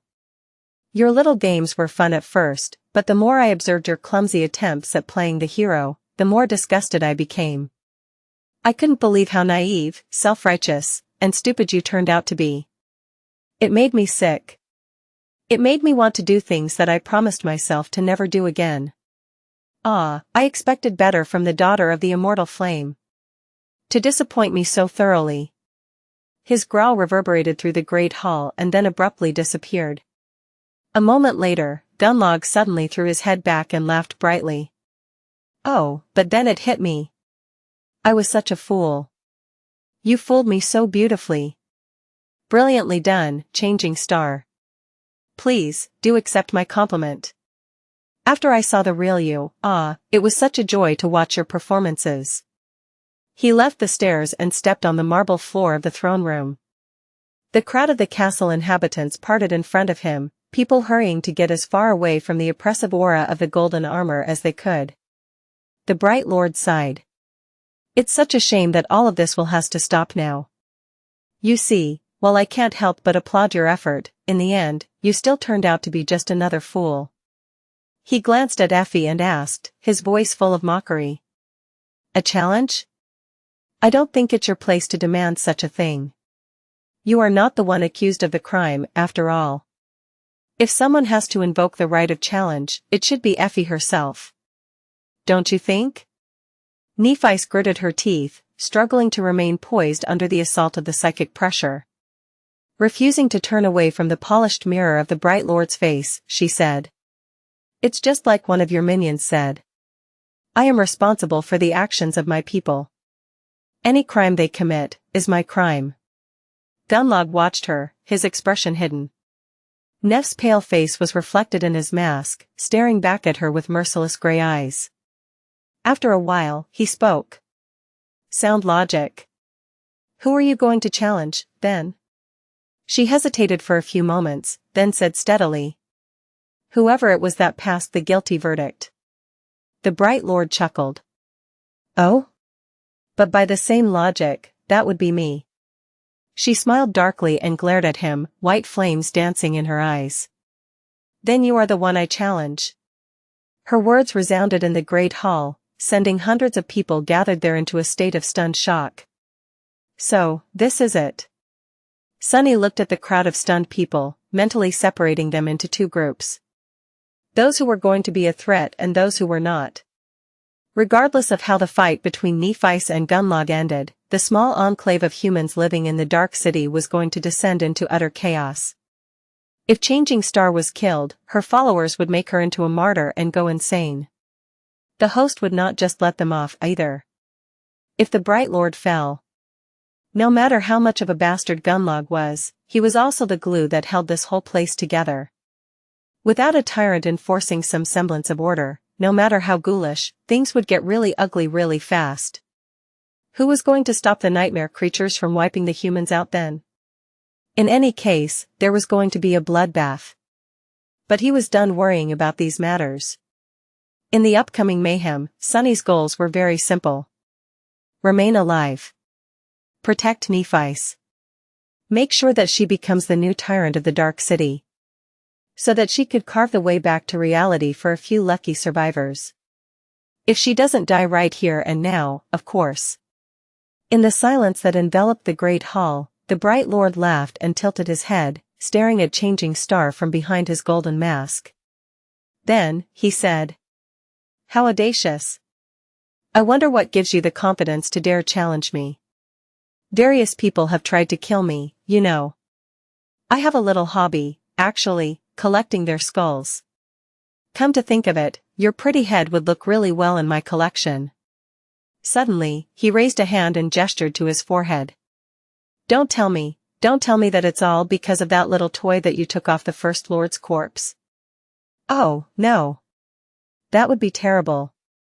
You didn't really think that one powerful memory would be enough to defeat me? Nephi lingered for a while, glaring at Gunlog. Then, she said evenly. My bare hands would be enough to defeat a worm like you. The memory is just to make it quicker. Gunlog stared at her for a moment, and then chuckled. Great. This is great. Such spirit. I will really enjoy breaking you, Changing Star. When this done. He flexed his shoulders and said, his voice sending shivers into the hearts of hundreds of people gathered in the hall. All right. I accept your challenge. Chapter 294 Song of Steel. The great hall of the bright castle grew silent and still. However, that stillness was not tranquil, but like a predator that fell low to the ground, ready to explode into a violent lunge to tear its prey apart. The sleepers pressed themselves against the walls, giving Changing Star and the Bright Lord space for their battle. Effie was dragged away from the middle of the hall by two guards, and now, there was nothing but emptiness separating the two fighters. From one side of the hall, the 5 lieutenants, Gemma, Tessai, Kido, Saishin, and Haruz, were looking at their master with complicated emotions. On the other side of it, Kai, Castor, and the leaders of the outer settlement hunting parties were doing the same. Cassie was also there, her hand resting on the hilt of the quiet dancer. There was a grim, somber expression on her beautiful face.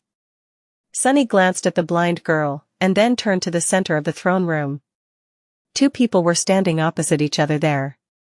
One was a tall man encased in a strange golden carapace that followed the lines of his mighty body. The other was a young woman in an elegant plate armor forged of white metal. There was a subtle similarity between them. Both were emanating a striking, compelling sense of power and confidence that very few people ever possessed. Both were fearsome and deadly. Both were at the apex of their kind. However, this was where the similarity ended.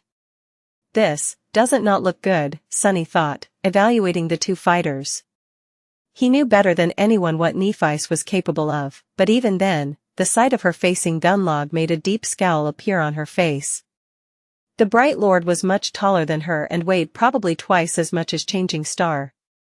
He was stronger, had longer reach, and much more experience in slaughtering people. That was not even considering that damned golden armor of his. Even with the miraculous augmentation of the Dawn Shard, Neph's silver sword could barely be considered at the same power level as an ascended weapon would have been. That was still a whole rank below Gunlog's strange echo. Trying to break through that armor was going to be as hard as cracking the shell of a carapace centurion with a sword forged from mundane steel. Incredibly hard, if not impossible. And unlike the carapace of a scavenger, the golden echo did not seem to have a weak spot. At that moment, sparks of light appeared in the air in front of Changing Star. The silver longsword appeared in her hand, and she pointed it to the ground, for now. What weapon is that bastard going to use? That would decide a lot. Sunny was sure that Gunlog possessed an arsenal of powerful memory weapons, but how powerful were they exactly? He glanced at the Bright Lord, expecting to see the same sparks swirling around his hands. However, there was none. Instead, the liquid gold flowed forward and assumed the shape of a heavy battle axe, which Gunlog then grasped and leisurely put on his shoulder. The polished mirror of his mask reflected the slight frown that appeared on Neph's face. Damn it. The weapon the Bright Lord was going to use was also a part of his echo, and as such, possessed the quality of a transcended weapon. It was going to cut through the Starlight Legion armor without much effort. This is even worse than I imagined. As Sunny gritted his teeth, Gunlog said in a serpentine, insidious voice. Any last words, Changing Star? Nephi's tilted her head a little and remained silent for a while. Her helmet weaved itself from strings of light, hiding her face completely, with only calm gray eyes visible through the crack of the visor. Finally, she answered with only one word, her usually even voice full of furious contempt. Traitor. A wave of whispers spread through the crowd. People were guessing what exactly she meant by that, but Sunny suspected that he was the only one who knew. Neph wasn't accusing Gunlog of betraying his fellow humans or causing the deaths of numerous young men and women. She was accusing him of betraying the true duty of the awakened and submitting to the nightmare spell instead of fighting it to the bitter end. In her mind, that was a far greater crime. The only crime, even. The Bright Lord laughed. That's too bad. I heard that one before. And then, without wasting even a fraction of a second, he suddenly exploded forward in a terrifying, lightning-fast lunge. Freewebble.cm. The shift between peace and violence was so instant and swift that most people gathered in the Great Hall did not even realize what was happening until a few moments later. With each of Gunlog's strides, the floor of the throne room shook a little. He flew at Nephis like a furious giant made of gold, swinging his battle axe with both incredible agility and horrible force. She barely reacted in time, shifting her body and raising the sword to deflect the killing blow to the side. However, then something unexpected happened. The shaft of the battle axe suddenly elongated, the liquid gold comprising it flowing forward to assume a new shape. As a result, her deflection ended up being almost useless. With an awkward stagger, Changing Star reeled back. The very edge of the battle axe's blade bit into the helmet of the Starlight Legion armor and effortlessly cleaved through it, leaving a shallow cut on her cheek. In the next moment, Gunlog's foot crashed into her ribs, sending the young woman flying through the air. Nephis landed in a roll and used one hand to stop herself from sliding on the marble floor. As drops of blood fell from beneath her helmet, merciless white flames ignited in her eyes. A moment later, she jumped forward and met the onslaught of the Bright Lord with an equal amount of fury. The deadly song of clashing steel resounded in the ancient hall, like a promise of much greater bloodshed yet to come. Chapter 295 The Duel. The breastplate of Neff's armor cracked from the force of Gunlog's blow and there was blood streaming from beneath her helmet, but that didn't slow Changing Star one bit. Jumping forward to meet the Bright Lord's assault, she dodged the blade of the battle axe, twisted, and tried to deliver a strike of her own. A furious clangor of metal exploded in the silence of the great hall, both fighters moving with incredible speed, precision, and skill. In a span of several seconds, they exchanged numerous blows, but each was either deflected, dodged, or blocked. This terrifying clash was not at all like Sunny had imagined. There was nothing elegant, graceful, or elevated about it. All there was barbarous violence and cruel brutality, each of the fighters doing everything in their power to break, cripple and kill their opponent. Their voices sounded like that of wild beasts, partially from the incredible strain of the duel, but also to let out the suffocating bloodlust and murderous intent that were drowning their minds. That was not to say that any one of them had lost control of their thoughts and actions. Both were cold-blooded killers and knew how to remain calm in the throes of the most terrible rage. A few seconds later, Gunlog and Nephice disengaged and staggered away from each other, letting the spectators draw in shaky breaths. The Bright Lord's golden armor was pristine and unscathed. Nephice, however, had several bloody cuts on her body, the black material encompassing it torn and ripped. Another crack appeared on one of her pauldrons. She glanced at it briefly and then indifferently turned back to watch her enemy. Everyone in the throne room, in one way or another, was thinking about the same thing, a cold and sickening feeling slowly spreading through their chests. How would they fare in such a fight themselves? The answer was simple: they would have been long dead, eviscerated in mere seconds by one of these awesome fighters. Everyone felt death breathing down their necks. Among all the people watching their fight, however, there were two who observed Changing Star's every move with a special kind of attention. They were Sunny and Castor. Their reasons for studying how Nephice fought were entirely different, but also almost the same. Just a second of rest, and the two fighters lunged at each other once again. This time, however, their behavior was different. The first clash was just a test to gauge what the enemy was capable of. Now, they were not holding anything back, throwing everything they had at the enemy. At least that was how it seemed. Changing Star's sword suddenly flashed with brilliant radiance. Removing one hand from the hilt, she grasped the incandescent blade with her armored gauntlet at the middle to better control its tip and raised it to shoulder level.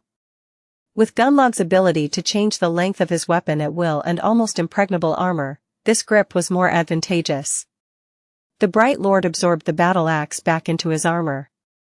Then, two straight blades grew out of his forearms, creating weapons that resembled long, heavy punching daggers.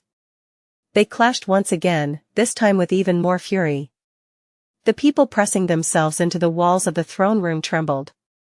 Nephi seemed to abandon a lot of her defense, willing to take much bigger risks to obliterate the enemy. The reach of her sword was much shorter now, but the silver blade also grew much more agile and unpredictable. Gunlog's daggers were a true menace to resist, however. They flew at her from all sides, either in tandem or in a staggered rhythm, making it hard for the young woman to predict and deflect each blow. But she wasn't trying to. Changing Star seemed willing to receive many shallow wounds to get a chance to land a strike on her opponent. More bloody lacerations appeared on her body, the Starlight Legion armor barely holding together. But she achieved her goal, in the end. Catching one of Gunlog's daggers between the blade of her sword and her body, she forcefully twisted the sword sideways and caused him to turn his torso.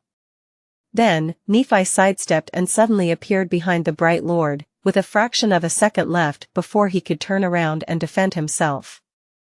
Her incandescent sword finished its arc high above her head, and, changing back to the standard grip, she brought it down with all her strength on Gunlog's shoulder. The radiant white blade flashed through the air and bit into the golden armor. And then, it slid fruitlessly off its bright surface, not leaving even a scratch on it. Damn it all. In the next moment, Gunlog threw the sword to the side with one arm and delivered a terrifying blow with the other, his dagger aimed at Neff's face. She managed to turn her head at the last moment, avoiding instant death, but was still caught by the enemy's fist. The impact was so strong that Changing Star was thrown backward several meters. The helmet had shattered completely, revealing a pale, bloodied face, with bits of metal piercing the skin. She rolled several times and came to a stop, then rose to her feet with some effort. The white flames dimmed a little, and there was a dark, disoriented emotion in her eyes. The gem of the dawn shard shone gently right above them, illuminating Nef's wounded face. A moment later, she dismissed what little remained of the helmet and stared at Gunlog with resentment, blood running from the cuts on her cheeks. The Bright Lord laughed and made a step toward Changing Star, his voice echoing under the roof of the great hall like a death sentence. What? That was all? Nephi's did not answer. Instead, she placed both hands on the blade of her sword, holding it with its hilt and crossguard up, like a makeshift mace. The radiance of the silver sword spread to encompass all of it. But it didn't stop there. Sunny opened his eyes wide. What? The furious white flames spread from the sword to Changing Star's hands, her arms, and then devoured her figure completely. But they weren't burning in the white, cracked metal of the Starlight Legion armor.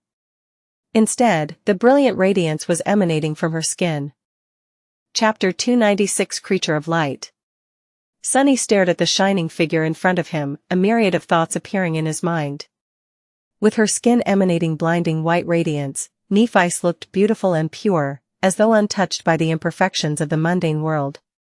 Wreathed in light, she was like a heavenly angel that descended into the mortal realm. The sight of it was both breathtaking and terrifying.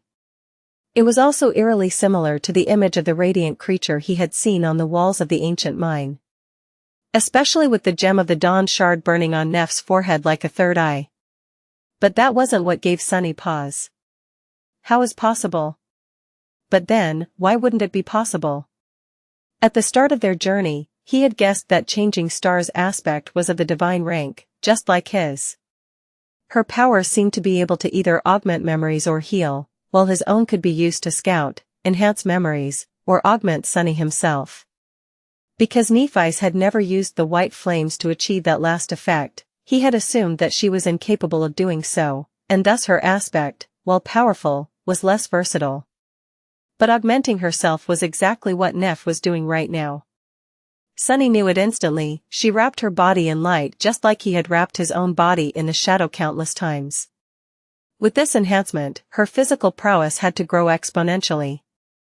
Had she always been capable of doing so and hid that facet of her aspect intentionally, or was this something she learned how to do only after growing more powerful and absorbing hundreds upon hundreds of soul shards in the labyrinth? That question was going to remain unanswered, at least for now. Because the battle between Changing Star and the Bright Lord was far from over. Just like Sunny suspected, with her body wreathed in light, Nephis suddenly became much stronger and faster. If before she was visibly weaker and slower than Gunlog, even if not by much, now, it seemed the other way around. She dashed toward the enemy, batted away one of the daggers, and delivered a crushing blow right to the polished mirror mask. This time, there was a slight mark left on the surface of the golden armor by her sword. The two of them became locked in a ferocious battle, dozens of attacks flying at each fighter. The clangor of metal grew in volume, turning into an almost deafening cacophony. Changing Star was fighting with abandon, more and more wounds accumulating on her radiant body.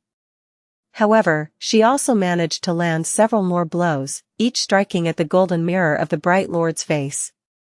Slowly, a hint of a crack started to appear on its surface. Sunny also noticed that her wounds weren't healing. It seemed as if Nephis was only capable to support two effects at the same time, one augmenting her sword, the other her body. To summon the healing power of the white flame, she had to sacrifice one or the other. But she was unwilling to.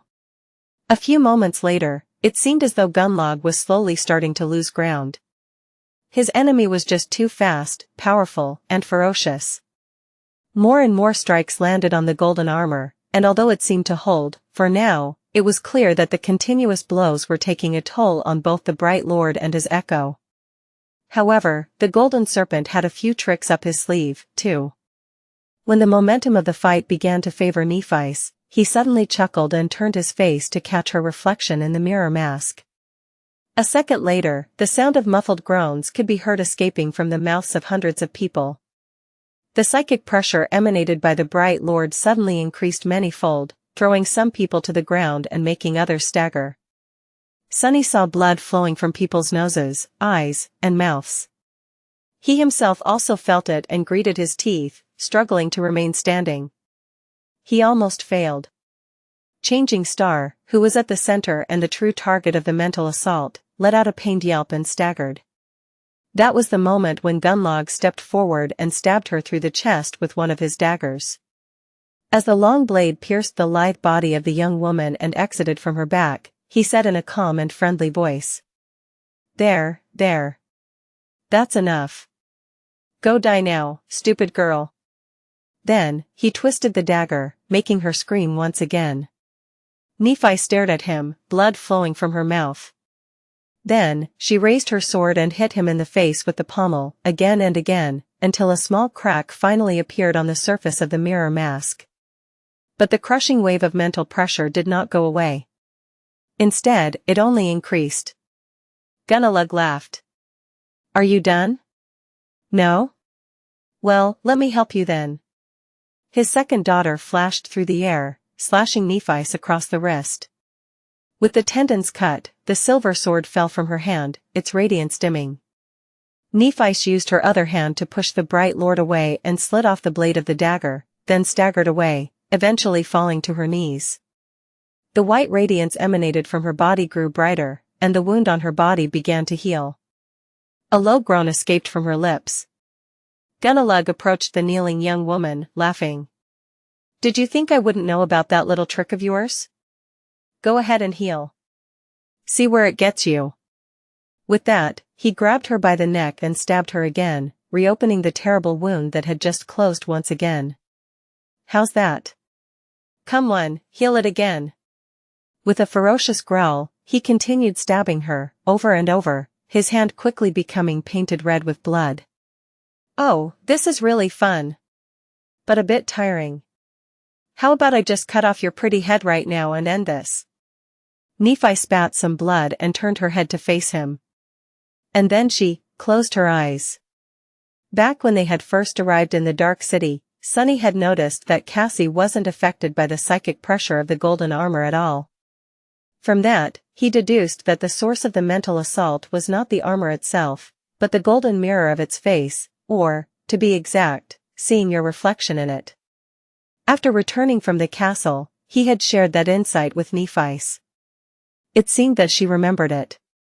With her eyes closed, Changing Star raised her hands and grabbed the Bright Lord that was strangling her by the shoulders. Then, she used her whole body to deliver a devastating blow to his face, the gem of the crown of dawn hitting Gunalug right where his nose should have been.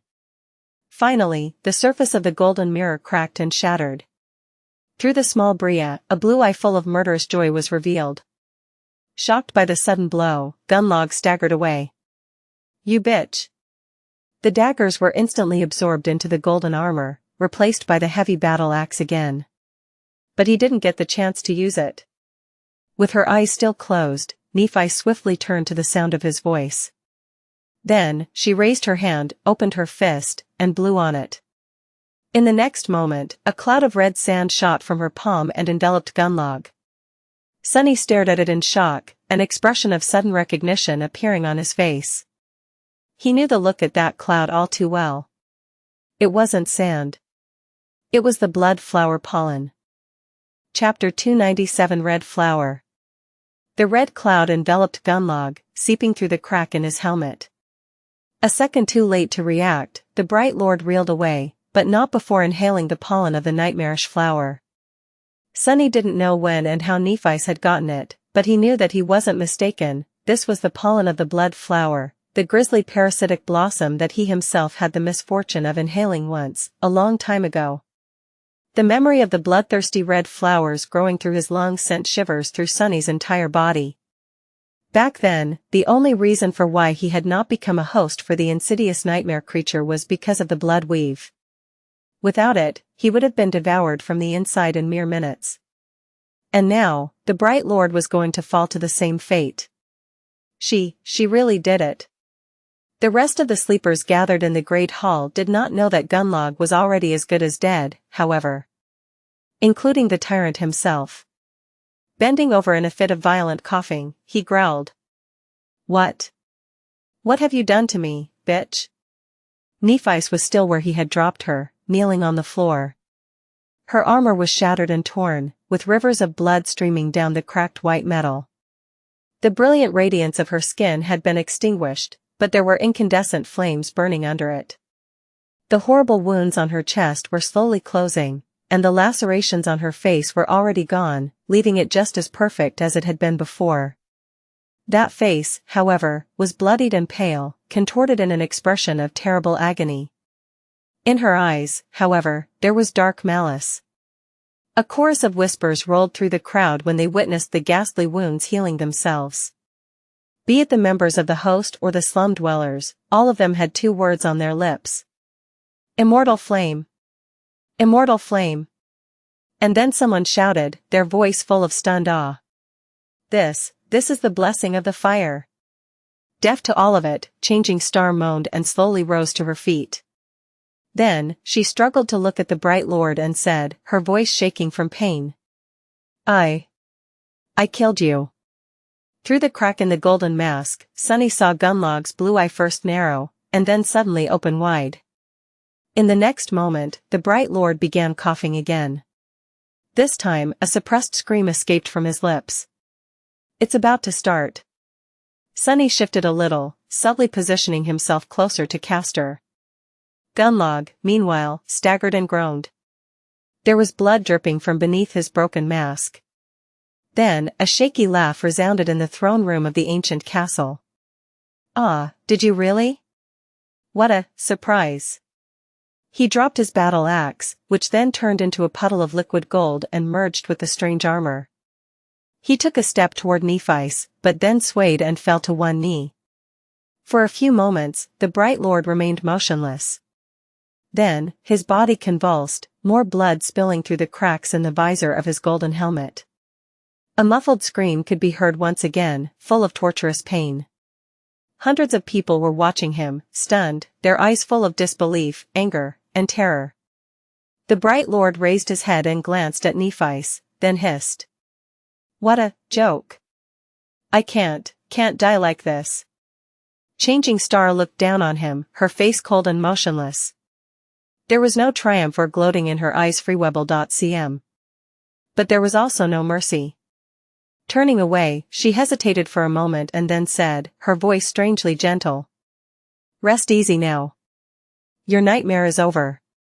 Gunlog stared at her in disbelief, and then suddenly laughed. There was a disturbing, gurgling sound coming from somewhere deep in his throat, as though he was drowning in blood. Good, this is too good. Yours is only starting, though. With that, he slowly rose and then turned away. Swaying, the bright lord took one step forward, then another. The crowd watched silently as he arduously made his way to the steps that led to the throne of white marble and climbed them, blood spilling from the cracks in his helmet, his golden armor flowing and swirling around his body in a state that resembled panic. Finally, Gunlog reached the dais and fell on his throne, looking down on the great hall of the ancient castle with a strange, wistful expression. Then, he strained to say something, but became twisted in a violent coughing fit instead. In the end, he just whispered a few almost inaudible words and leaned on the back of the throne, his body relaxing. Sunny was perhaps the only one who had heard him, due to the fact that his shadow was hiding in the darkness of the alcove all along. I tried. In the beginning. I really did. This was what Gunlog had whispered. And then, he grew still. The bright lord of the dark city was dead. Sunny knew it instantly because of the fact that the terrible psychic aura pressing him to the ground suddenly disappeared, letting all the people around him move and breathe free. Knowing what was about to come, he glanced at the far end of the great hall one last time. A corpse in golden armor was sitting on the throne, a beautiful red blossom appearing from the crack in his polished mask. A few moments later, the armor suddenly shined with white light and then disintegrated into countless sparks, revealing the man who had ruled this cursed place for many years with an iron fist. Gunlog was surprisingly handsome. Even though his face was covered in blood, it was easy to tell. He had a short beard and long blonde hair. One of his eyes was gone, eaten through by the blood flower, and the other was quickly turning glassy. What surprised Sunny the most, though, was how young he looked. It was hard to imagine the bright lord as anything but powerful and ageless, but in fact, he was no older than 27. Somehow, Sunny had forgotten that fact. Kids. All of us here are just lost kids. He didn't waste too much time thinking about that, though. Because in the next few moments, Xianxia, who had been staring at his dead lord with his usual morose expression, turned around and looked at the crowd of slum dwellers, then at the members of the host. The giant lingered for a second and then said, his deep, dark voice reverberating through the ancient hall. "What are you waiting for? Kill them all." And then, everything descended into madness. Chapter 298 Fire and Blood. The first guard to follow Xianxia's order lunged forward, summoning his weapon, and fell to the ground, a heavy kunai suddenly appearing in his eye. Due to everyone's attention being drawn to the bloodied figure on the throne, no one noticed as Sunny moved his hand slightly, letting the prowling thorn fly. He wasn't looking at Gunlog, though. His eyes were drawn to Nephi's, while his shadow watched Castor. When the bright lord died, something strange happened to Changing Star. Her eyes opened wide, losing focus, and then she swayed a little and fell to one knee. Her body was busy rearranging itself after absorbing a huge amount of soul essence, which made Nephi vulnerable for a few moments. That was when Xianxia had given his order, and that was when Sunny threw his kunai and killed the guard rushing to attack the slum dwellers. Someone screamed, and in the next moment, the great hall of the castle descended into chaos. Unnoticed by anyone, Castor suddenly turned into a blur. Not so fast. Sunny was thrown off his feet and awkwardly fell, his wrist screaming in pain. He had achieved his goal, though, even while falling, he saw the proud legacy rolling on the marble floor, tripped by the invisible string of the prowling thorn. A second later, hundreds of sleepers clashed against each other, their suppressed rage, bloodlust, and murderous resentment finally exploding into a storm of violence. The white marble was instantly painted red with blood. The guards slaughtered indiscriminately, their powerful memory armaments and training giving them a vast advantage over the disorganized crowd of slum dwellers. But they weren't killing just those who came from the outer settlement. In the panic and havoc that engulfed the throne room, differentiating friend from foe was not an easy task. Sunny saw several artisan assistants fall to their blades, as well as a few unlucky people who had paid a heavy tribute in exchange for the promise of safety.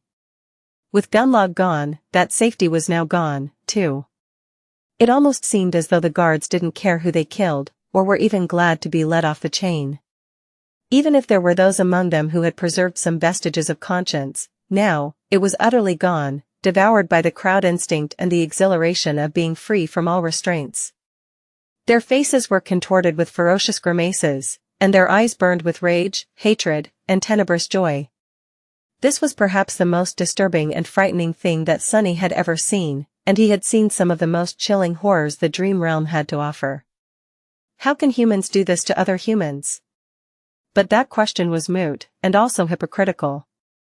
Humans were indeed the most adaptable of creatures. When they needed to, they were easily able to devoid their victims of the status of a human being, thus absolving themselves of any guilt or sin. Why feel guilty for slaughtering cattle? Creatures worse than cattle, even. Hateful pests. Sunny had practiced that simple mind trick himself in the past. These thoughts only took him a fraction of a second. Jumping to his feet, Sunny summoned the midnight shard and dashed toward Nephi's. The slum dwellers, meanwhile, came to their senses and met the assault of the host with as much fury and bloodlust. Even though they were less experienced, well-fed, and armed, their resolve and exalted fury made up for that. Protect Lady Nephi's. Kill the bastards. Judgement. The two forces clashed, eviscerating anyone who had the misfortune of being stuck between them. Screams of terror and pain filled the great hall. The floor turned slippery with blood, and dead bodies piled on it, staring into emptiness with wide eyes. Sunny saw the scarred hunter from before dive under the strike of a young guard and drive the tip of his sword into the enemy's throat. He saw several hunters of the host lunge at Effie, who had easily tore the rope that bound her arms and met them with a ferocious grin, the beautiful bronze spear weaving itself from sparks of light in her hands. He saw Tessai crushing a random sleeper's skull with a heavy mace. The poor youth was only guilty of getting in his way. He saw people screaming in fear as they tried to flee the hall. Many fell on the floor, and were then crushed under the feet of the panicking crowd. The problem was, he didn't see Castor. Arriving near Nephi's, Sunny batted someone's sword away and then punched his opponent in the face, causing him to fly back with a pained scream. He looked around, trying to notice the proud legacy, his mind cold and collected. And there, he saw him. Castor may have had plans to kill Changing Star at the moment of her weakness, but thanks to Sunny's subtle intervention, he had lost that chance.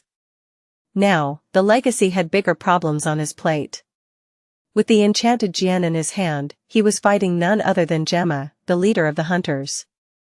No matter how strong and skilled Castor was, this was not an opponent that would go down easily, if at all.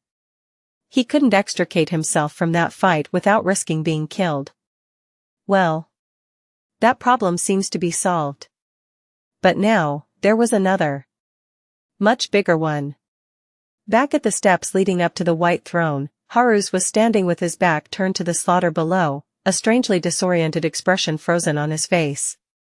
Sunny could see his face because the shadow never left the darkness of the alcove, watching the dreadful hunchback's every move. Haruz was staring at Gunlog's dead body, his glassy eyes confused and empty. But then, slowly, a hint of a dark and deadly emotion appeared in them. Turning around, he studied the great hall, not disturbed even a little by the bloody chaos, the clangor of steel, and the scores of people dying in front of him. And then, his gaze fell on Nephi's. Crap. At that moment, both Kai and Cassie appeared by Sunny's side. Turning to them, he gestured to Changing Star and yelled, "Protect her." At the dais, Haruz tilted his head, piercing Changing Star with a murderous gaze. Slowly, his face contorted, turning bestial and terrifying. Pure hatred and insanity burned in his eyes, making anyone who accidentally glanced in his direction shudder. With a low growl, the hunchback took a step forward and outstretched his hand, ready to summon a weapon. But in the next moment, someone crashed into him at full speed. Even though Haruz had dodged the flying blade at the last moment, the force of the impact was such that both men flew back, into the darkness behind the throne. Breaking through a wooden hatch that was hidden there, Sunny and Haruz rolled down a long flight of stone stairs and left the havoc of the great hall behind. A few moments later, they landed on the floor of a wide corridor and were thrown away from each other. Sunny twisted his body to regain his balance and used the midnight shard to stop himself from sliding even farther away. Then, he rose to his feet and looked darkly at Haruz, who were similarly just standing up. A cold glint appeared in his eyes. Just like Sunny had expected, today, one of them was going to die. Chapter 299 Twisted Reflection. Out in the great hall of the ancient castle, the air was full of screams and clangor of steel, with rivers of blood being spilled on the white marble floor. But in the wide corridor Sunny and Haruz had found themselves in, the havoc that reigned above seemed muffled and distant. It was just the two of them here. Picking up the midnight shard from the cold stones, Sunny flexed his shoulders and looked at the hunchback. There was a dark, icy fire burning deep within his eyes. How wonderful. We are finally alone. The hunchback tilted his head and stared at him with his glassy eyes, not saying anything. A slight smile appeared on Sunny's lips. What, no reaction? Well, fair enough. Allow me to introduce myself, then. My name is Sunny, and I've been craving to kill you for a long, long time. Haruz remained motionless, looking at him with the same indifferent, bored expression. A hint of anger appeared on Sunny's face. Taking a subtle step sideways and slightly turning his torso, he said in a casual tone. To tell you the truth, Haruz, I have killed many monsters. Some of them were nightmare creatures, and some were men. I killed a person or two, as well. But I have never done it out of malice. I've never enjoyed it, too much. He paused and then spat, his voice shaking. but I will enjoy killing you. Sunny grasped the hilt of the midnight shard with both hands and took a step forward, piercing the hunchback with a furious gaze. You embody everything that I despise. The mere fact of your existence offends me. You sicken me, and for that reason alone I am going to end you. You don't deserve to live. Haru's blinked and continued staring at him, motionless. Sunny stopped a few meters away and snarled, frustrated at the lack of response. Do you have any idea what I had to do, what I had to sacrifice, how many things I had to let go of to save myself from becoming someone's slave? And here you are, living as one of your own free will, bastard, what gives you the right? Who gave you the idea that you can breathe the same air as I do? The hunchback finally showed a sign that he had heard Sunny. With a slightly irritated expression, he shook his head and said, Talk, talk, talk. You talk too much, little worm. Sunny grinned.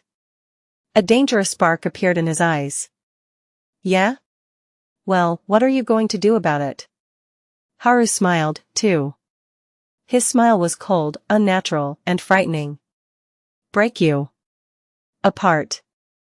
You will have to die, anyway. All of you will. Sunny raised his eyebrows. Oh, really? Why is that? The hunchback shrugged and outstretched his hand. Weaved from the sparks of light, a heavy chain appeared from the air, wrapped around his arm from wrist to elbow. Then, he grimaced and straightened his back as much as his deformity allowed him. Before, he seemed to be of the same height as Sunny. But now, Haru's towered above him almost as much as Tessai had, his twisted figure radiating a sense of vicious, bestial power. As two menacing lights ignited in his pale eyes, he growled.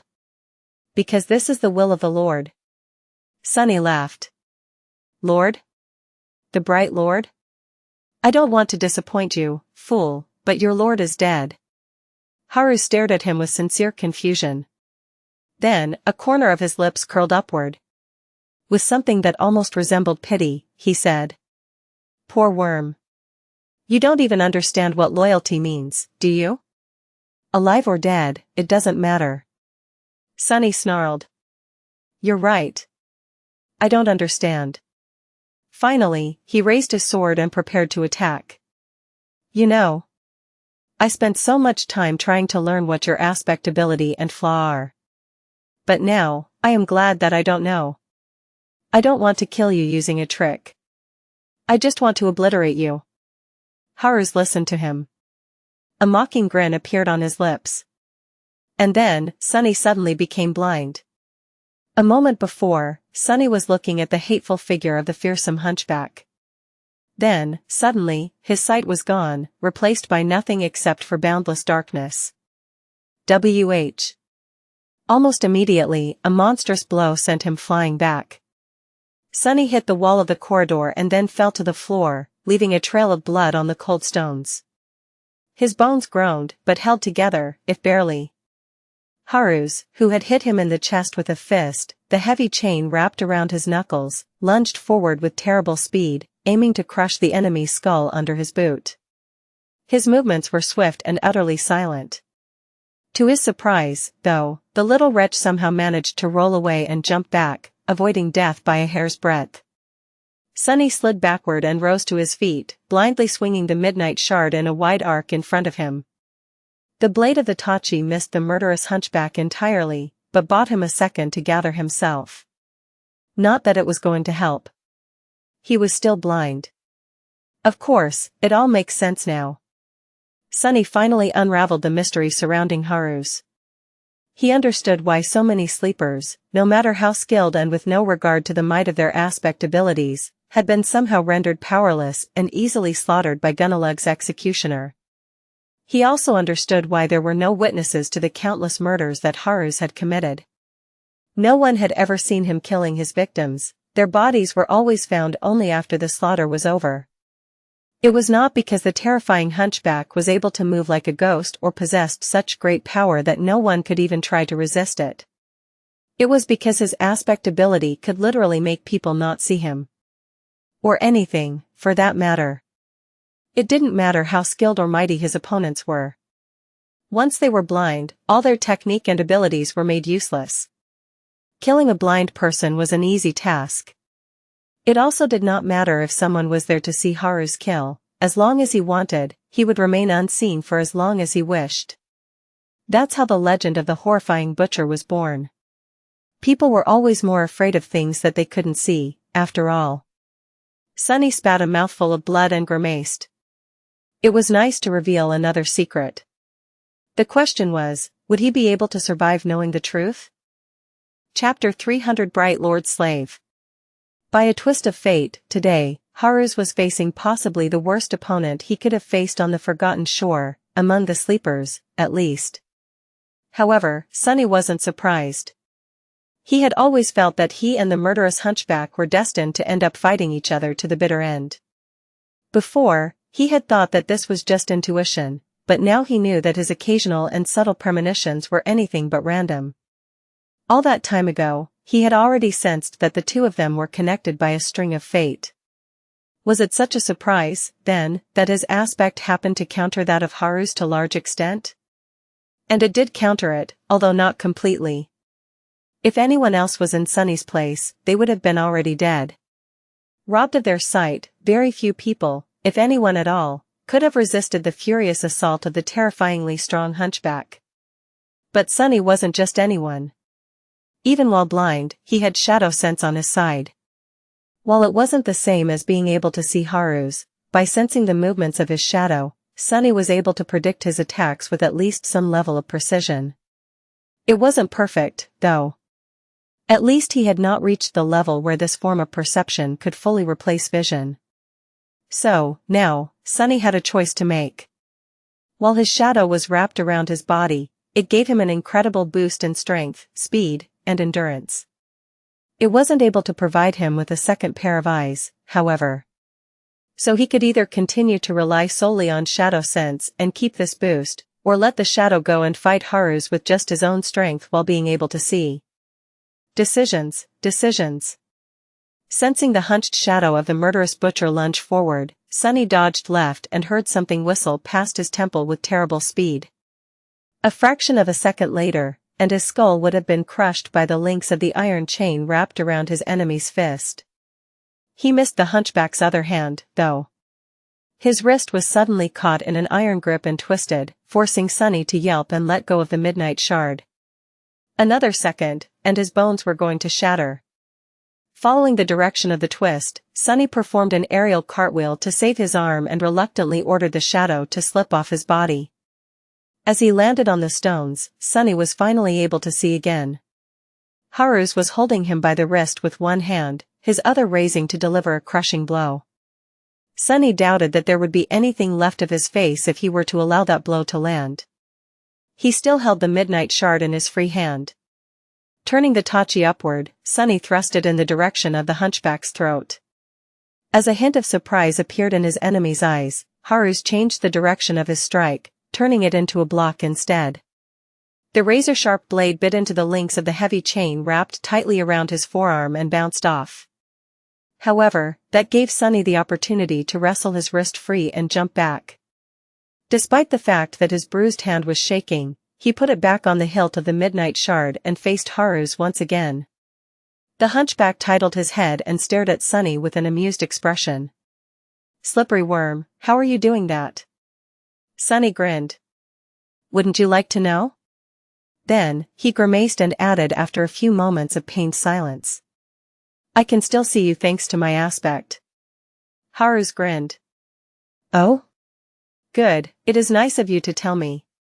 With that, he suddenly threw his hand forward. What is he doing? The distance between them was too large to land a punch. But in the next moment, Sunny realized his mistake. It was too late, however. The chain suddenly flew off the hunchback arm and instantly covered the distance between them. Before Sunny could react, it was tightly wrapped around the blade of the midnight shard. Then, Haru's pulled it back with tremendous force.